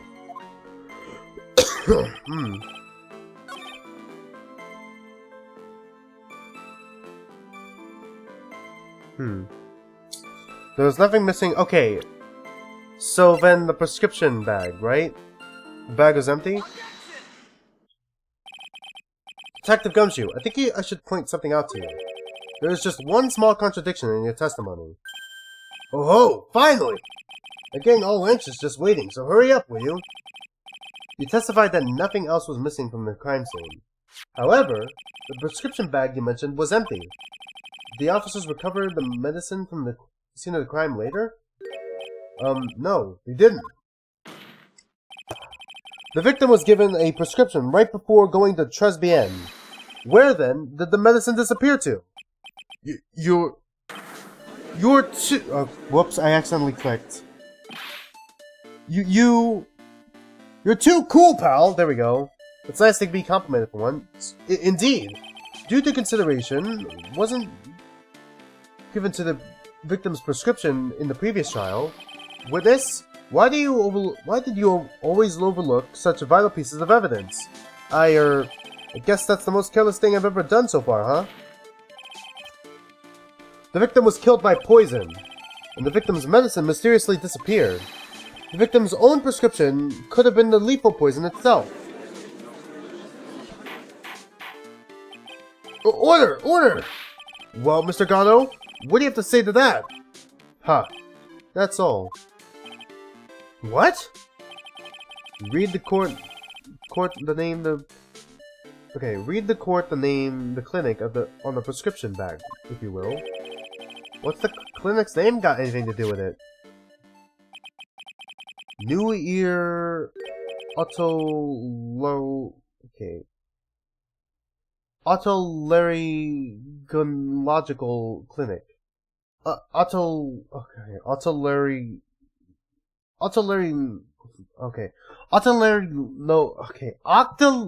Fuck me. Otolaryngological.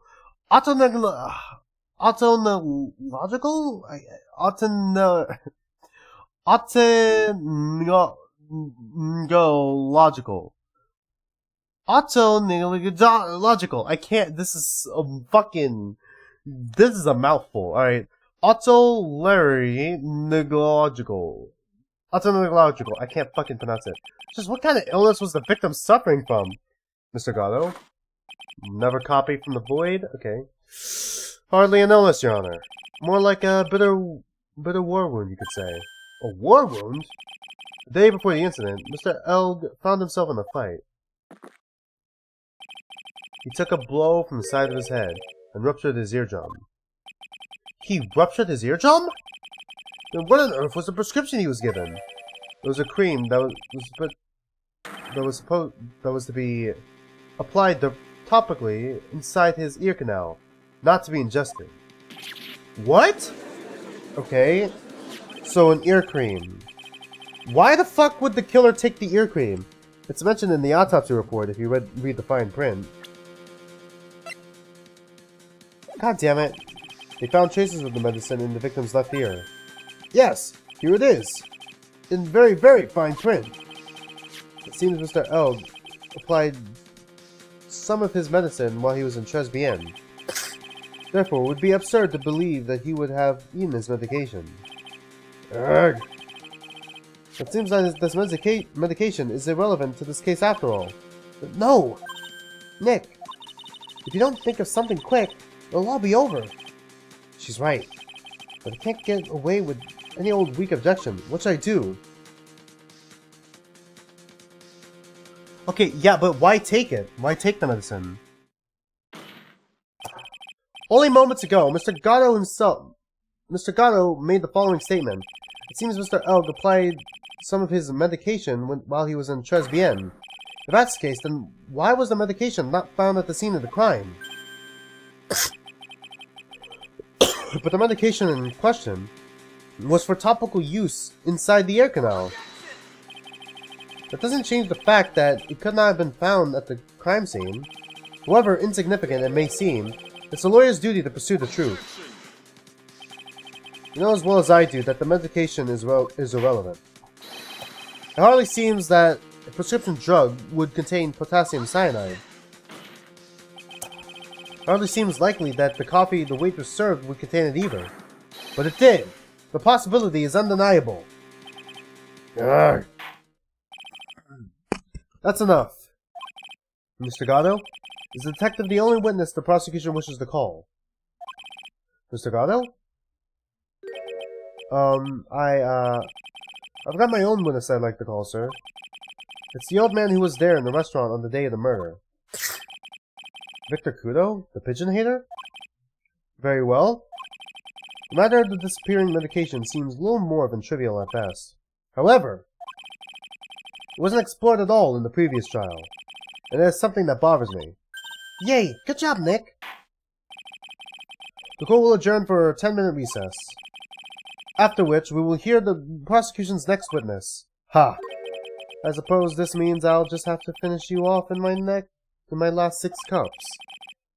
Court is adjourned for recess. God, dude. Okay, how long has the stream been going on? I want to finish off this bit, but how long has the stream been going on? It's hit 6 hours, right? It's already longer than the last stream, isn't it? I'm sensing it's longer than the last stream, isn't it? Fuck, it's already longer than last stream. How is that even possible? Dude, alright. January 7, 11:03 a.m. District Court, Defendant Lobby Number 1. Phew, that was close. Tell me about it. I nearly died in there. That's my line, sir! No, it's my line. I think I really did die a little bit. Looks like we all nearly died in there. Can't believe Detective Gumshoe. How could he betray us like that? Huh? He said he'd help me. But he totally set me up. I don't think he meant to do that, Maggie. He was just backed into a corner. I mean, the guy's got to do his job, right? It's okay. I know all about lies of betrayal. I had them my whole life. But it really hurt this time. Felt like someone punched me hard in the stomach. I hate that guy. I don't ever want to see him again. And then he pulls up. Poor Gumshoe. So the next witness is going to be that old guy from the park, right? Yeah, Mr. Kudo.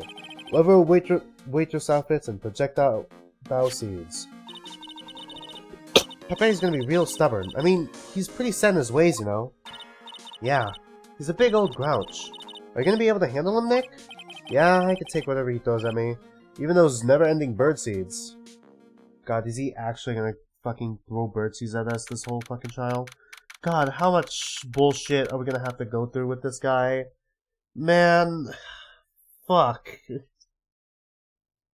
January 7th, 11:15 a.m. District Court, courtroom number 4. Alright. Gotta stay hydrated.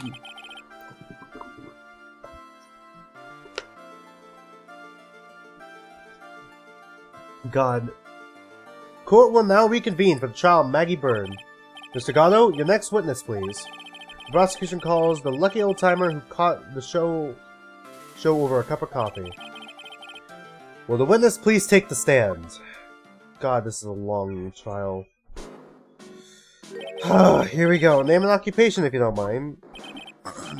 The name is Victor Kudo, born and bred in the land of the rising sun. Honor and duty are what make me. Mind you, I can be quite emotional at times, too. You don't need to hear about that, Mr. Kudo. Just tell the court your occupation. My occupation? God, listen, youngin. How much call do you think there is for kimono embroidery here? Kimono embroidery? That's what I do, or did, back in Japan. I embroidered family crest on kimonos. My ancestors were embroidering kimonos before this country even existed. Wow, a real craftsman. They're a dying breed. Hey, maybe you can embroider my costume sometime. Anyway, like I said, there's not much demand for that kind of thing here. So I had to take a job working the cashier register at a burger joint, pretending to smile. That burger joint would have been better off putting him in the kitchen. Now then, witness, were you in the restaurant at the time of the incident?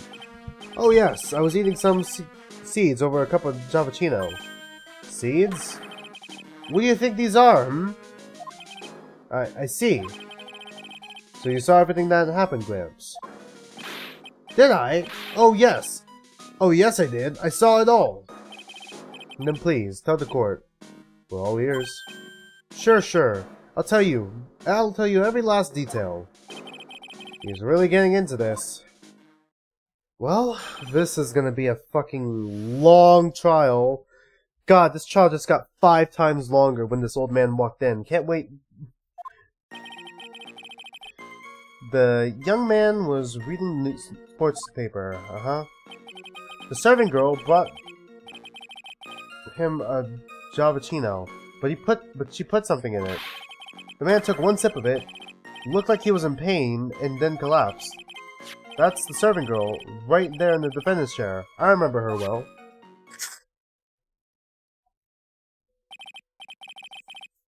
Mr. Kudo, she's not a serving girl. Please refer to her as a waitress. Kai, you're as bad as the rest of them. All these newfangled words. What's wrong with the old-fashioned ones, hmm? Newfangled? All of this talk of radios and glasses, it's wireless and spectacles, I tell you. Excuse me? Listen to me, everyone. Don't forget the old values. Don't let the good old days slip away. Where are those good old-fashioned values that we used to rely... Well, I think it's time to begin the cross-examination, Mr. Wright. Yes, Your Honor. Alright. For my witness, well, I'm immediately pressing on the 4th statement because he's too horny to look at her face. You said I remember her well in reference to the waitress. Did she have any particular features that you can identify her by? Particular features? It's a disgrace, that's what it is. Sorry? You can see all the way up to her, you know, she's practically naked in that uniform. So the particular feature you recognize about the waitress is her outfit? Just anyone could wear such a uniform. Even me! Mr. Wright, please spare the court any further mental anguish from that image. Don't get all excited, Nick. You've gotta keep yourself together. I guess I got a bit carried away. Gah! There are other things I recognize about her, too. He seems pretty sure of himself. What should I do? Press harder. Sure, you saw the waitress take the coffee over to the victim. But what matters is whether or not Maggie Bird... okay. But what matters is whether that waitress was Maggie Bird or not. Quite right. Mr. Kudo, these other features that you recognize about the defendant, I would ask you to add them to your testimony. Sure, sure. Okay, are we not going to talk about Wednesday Addams? Is this when Wednesday Addams is going to show up?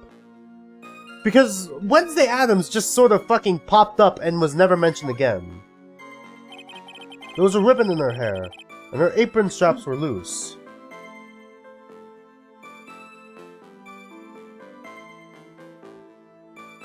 Okay, can we press on that? These seem to remember several details about her appearance. But what about the most crucial detail of all? Her face. Gah! I was about to remember that. Wouldn't remember that. The witness noticed the straps of the accused's apron. He's unlikely to make a mistake about her face. That's right, I could even tell you the color of the ribbon in her hair. It was red. You see, there's nothing wrong with the witness's eyesight. Okay, he really can't see red then, right? Because it's... Is it red? Okay, it is red. Sorry, I guess I'm wrong. There's no doubt he remembers the waitress pretty well. What should I do? I get the feeling there's something more to this somehow. Okay. That's about the waitress's back. The identifying features you describe are all things you would see from the back. Okay. The hair is too short to be her. Okay, is it somehow gonna be Wednesday Addams?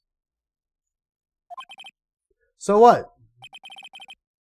Is it possible that you never saw the waitress from the front at all? Ha! He's got you there, Gramps. People normally talk about facial features when they're asked to describe someone. But this witness's testimony is nothing but straps and ribbons. This is harassment! I tell you, I'm not obsessed with straps or ribbons. I'm just telling you what I saw.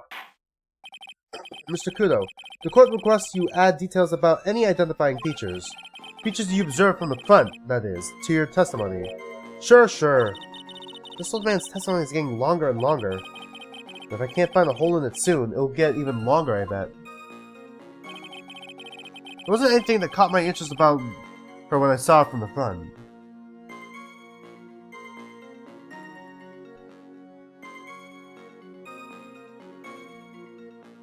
Okay, is it the... There's no way it's... the apron, right? Is it the apron? It can't be the apron. Mr. Kudo, I would like you to please take a look at this. Gah! That filthy thing would suit a filth like you just perfectly. Actually, it reminds me of my grandson. What my grandson looks like after he's done eating. Have you ever seen this before? Of course I haven't. Do you think I'd forget something as dirty as that? Well, you have witted clot?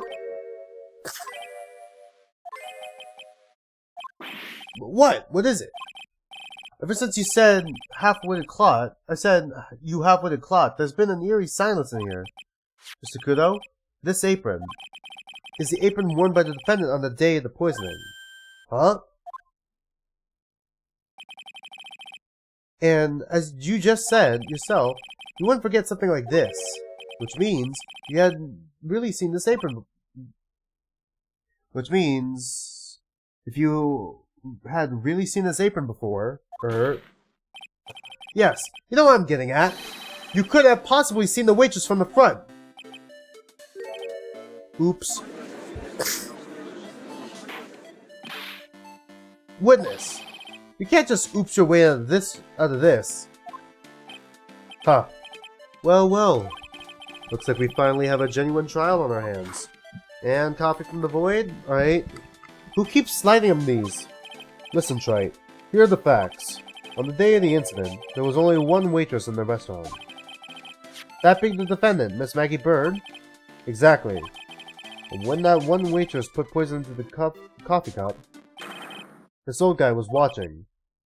I hope you understand the gravity of the situation, Mr. Kudo. The fate of the defendant may rest on your hands. May rest on what you say you remember seeing. Just tell the court exactly what you saw, Gramps. You can rely on me, Captain. My noggin's in perfect working order. I can't remember a single occasion where I forgot what burger a customer wanted. You can't remember? Probably more like he messed up so many times he's blocking it out. Very well. Let's test how good your memory is and your memory and attention to detail is, Mr. Kudo. God, this is a long trial. Tell us what you remember about the victim. About the victim. He was another one of those pesky young types, wearing a broken pair of spectacles. That's called a scouter. He had a newspaper in his right hand. The noisy brat kept rustling its pages. The young man was listening to the wireless. I remember that well. Then the servant girl in question brought over the Javachino. The little fidget picked up the cup with his free hand and took a sip. Right? The testimony we have just heard was to test how credible the witness's memory is. It seems to me that he remembers the victim in great deal of detail. Oh yes, I hate those you-know-what types who are so vague about everything. How am I gonna handle this, Nick? You only need to do one thing. You just need to prove that this old man's memory is shot. Just trip him up, you mean? Isn't that kinda cruel? I suppose, but it's what I do best.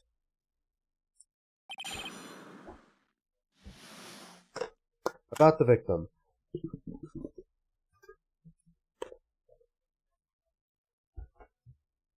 Alright, here we go.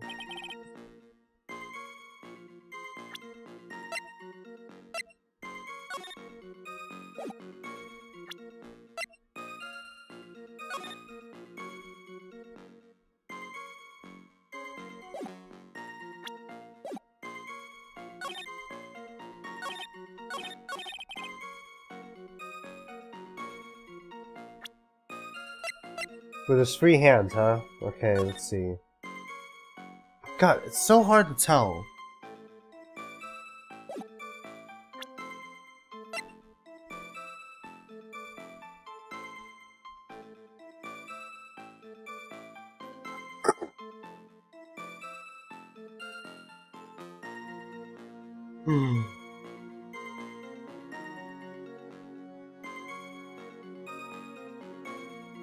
Oh, is it because of... I guess? Yeah, because if that's like his lip mark, then he would have held it like this. No, I don't have a cup like that. Fuck, I can't show you what I mean! For example, pretend this is that cup for a minute, and like the handle's here. So he had to pick it up with his right hand. If he had it with his left hand, it would be on the other side. It'd be flipped.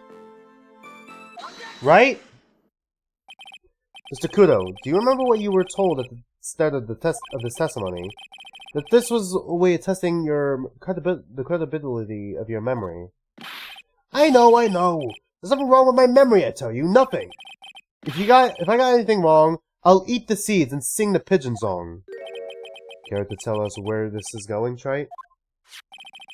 According to Mr. Kudo, the victim was holding the paper in his right hand, while drinking coffee with his free hand, which would make it his left. God, what is this? Kindergarten? But I would like the court to please take a look at this. That's the cup from the victim used, correct? Yes, and on the rim, you'll notice the mark left by the victim's lips. Yes, there's a stain left by the coffee. If you consider where that stain is, you'll clearly see that the victim was holding the cup in his right hand. But how?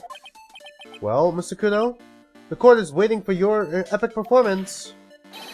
He said you'd eat those seeds and sing the pigeon song. Arrgh! That guy has really tight pants. I'm sorry, the old man has really tight pants. What the hell? Mr. Kudo, I'm afraid this is simply not acceptable. I think the witness had better go back to the park to where you came. Wait! You think I'm just gonna stand here and listen to you? Tell me I'm mad, okay. Listen to you, tell me I'm mad, you're wrong! I don't care about that dirty coffee cup, I know what I saw! You still insist on your testimony? That young brat was holding the coffee in his left hand. Oh yes, no question. I'm a good law-abiding citizen, I am. It's that dead young hotbutt and you spiky-haired yahoo who are at fault. Who, me? Thank you, old man. We've heard quite enough from you already. Don't call me old man, old man. I've been around for 68 years, I have. You can't ignore me.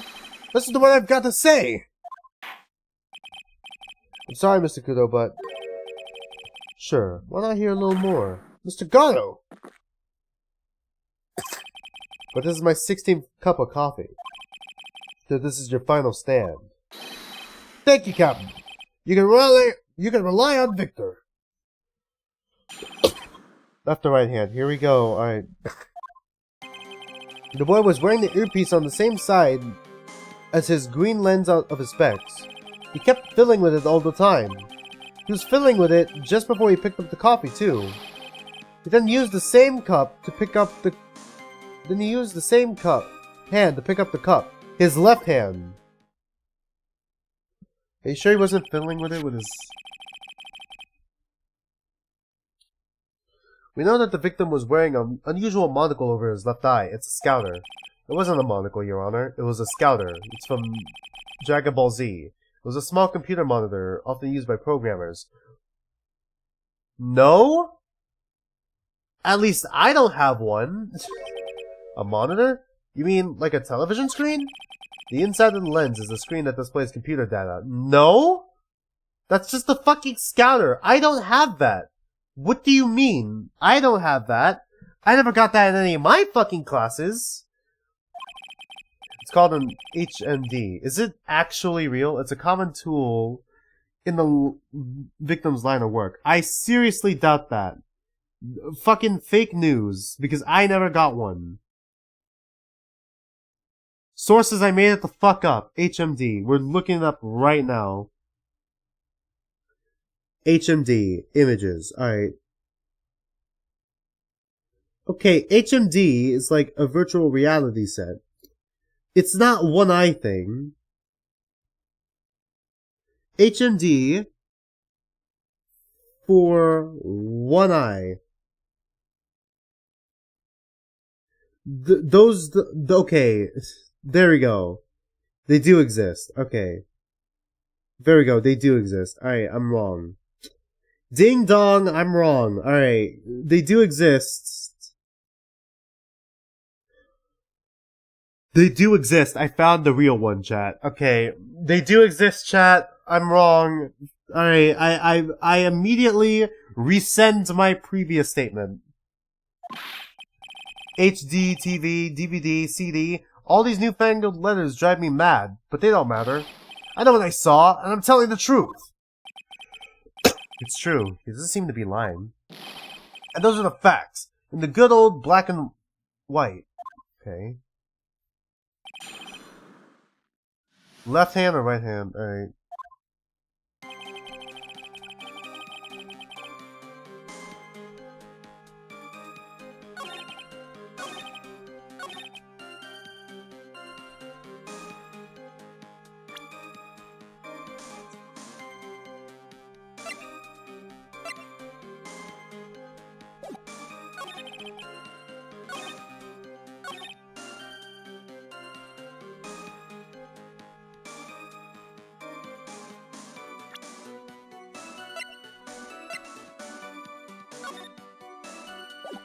God, I was hoping we could get a closer image.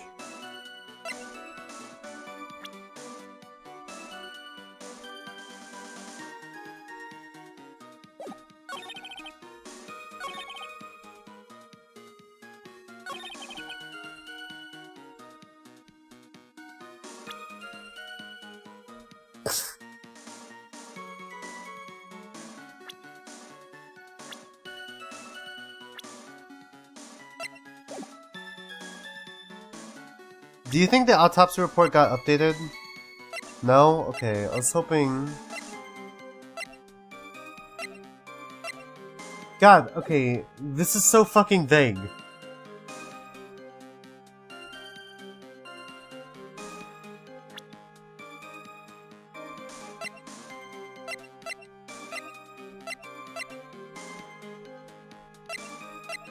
Okay, it was his left eardrum, right? It was the left eardrum that was ruptured, right? Am I dumb? Am I misremembering it? But I can't fucking check anything. There's nothing here. I can't double check. Is it the left? It was the left ear, right? That was ruptured, so it can't be. He couldn't have messed with it with his earpiece. He wouldn't have it in his left hand. He wouldn't have it in his left hand because his left ear was ruptured. Like the eardrum in his left ear was ruptured. So I don't understand. Where do I even fucking... What would I... Which one... What do I use?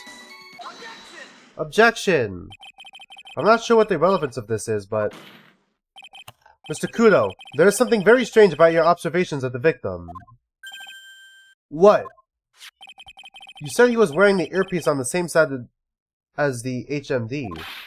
No question. You can lock me up if I'm wrong. It was his left ear, no doubt. Without a doubt.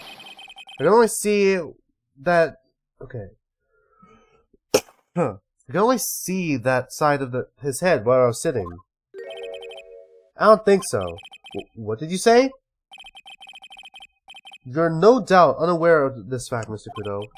But the victim couldn't hear with his left ear. His left eardrum was ruptured. Eh? Traces of medication for this condition were found in his ear canal. That's right. It's impossible that the victim was wearing his earpiece from his left ear.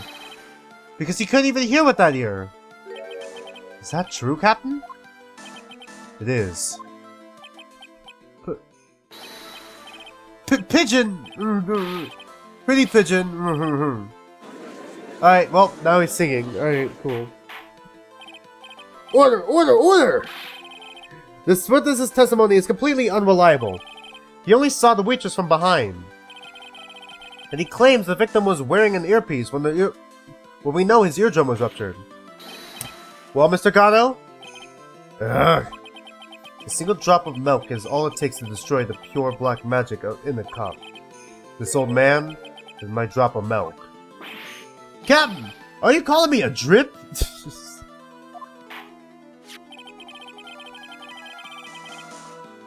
This is the victim's coffee cup in which the potassium cyanide was found. The mark on the rim clearly shows that the victim picked it up with his right hand. I'll never back down. I know I'm right. The lad drank his Javachino with his left hand.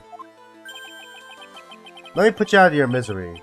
Clearly the victim used both hands. He took a sip with the cup in his right hand, and then switched to his left.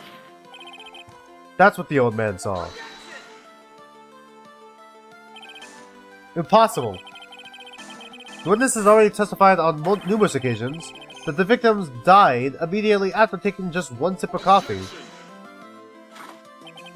And someone slid down yet another cup of coffee for this guy. Which hand the victim used to pick up his cup is irrelevant, Your Honor. The fact still stands. With one hand and the other, Mr. L drank the poisoned coffee. Like this. Sadly, Mr. Gatto, that doesn't wash. The point of the testimony was to establish whether the witness's memory is credible. And the results are clear. The testimony given by this witness is useless. Boom. I believe it is time to conclude today's proceedings. I am satisfied that the witness is not deceiving in court. But to be frank, his testimony is a farce. Did you have to be so frank? Take that, you pompous old coot. I'm sorry, Mr. Kudo. You can't reach me from that. I'm ordering the defense and prosecution to investigate this case further. That is all for now. This court is adjourned. Thank God it's over. Fuck! What else? Wait! God damn it! If we stop now, where does that leave me? Leave you, Mr. Kudo? Thanks to that blue-suited young upstart over there, I'm just a bumbling old man who can't even dot his T's or cross his I's now. How is your bad memory my fault? I'm sorry, Mr. Kudo, but there's nothing I can do. I kept my mouth shut until now, but there's something else this court should know. What? There's more? To be perfectly honest, it might not be anything.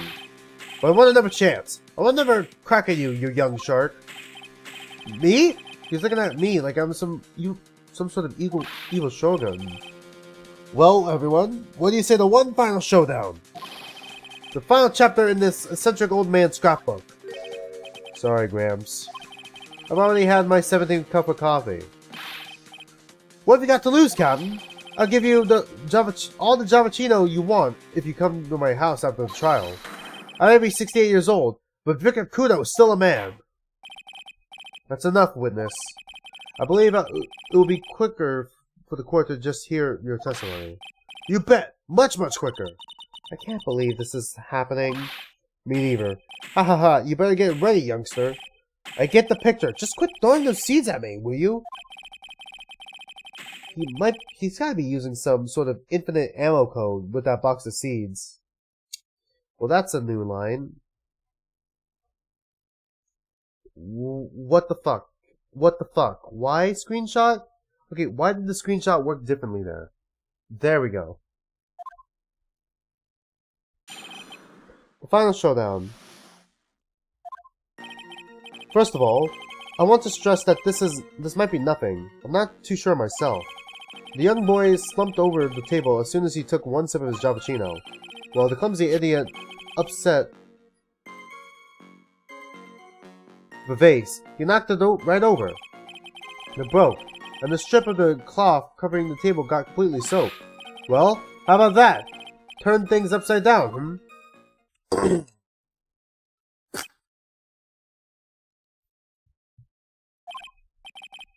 Is that all?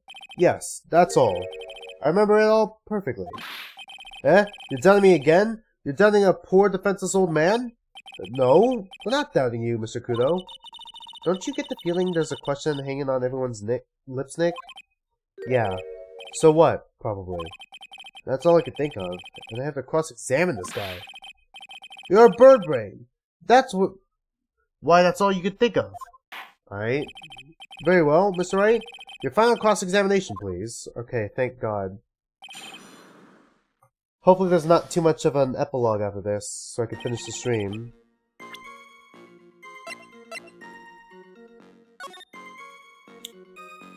Alright, I knew I saw it earlier, alright.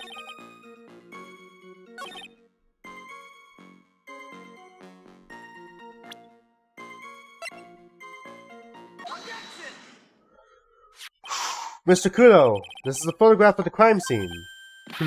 So what? I'm gonna need some more water. God, this is so long. Look carefully at the table. The vase is there, intact. Huh? You lost your tongue, Granddad? I'm no granddad of yours, Hopscotch. Ow! Oh! Enough! If you throw any more seeds in this courtroom, the cleaners will be here all night. Ah! What is it now? I just remembered something. Yes? Go on? The broken vase. Haha. It was on my table. What? Ah, well, you see... It startled me when that young lad collapsed. So I stood up. That must have been when it fell over. The vase on my table, I mean. The vase on your table?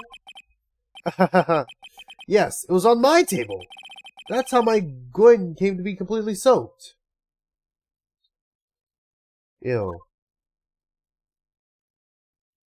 Yeah?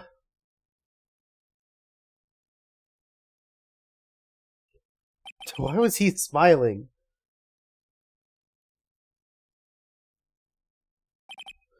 Thank you, Mr. Kudo.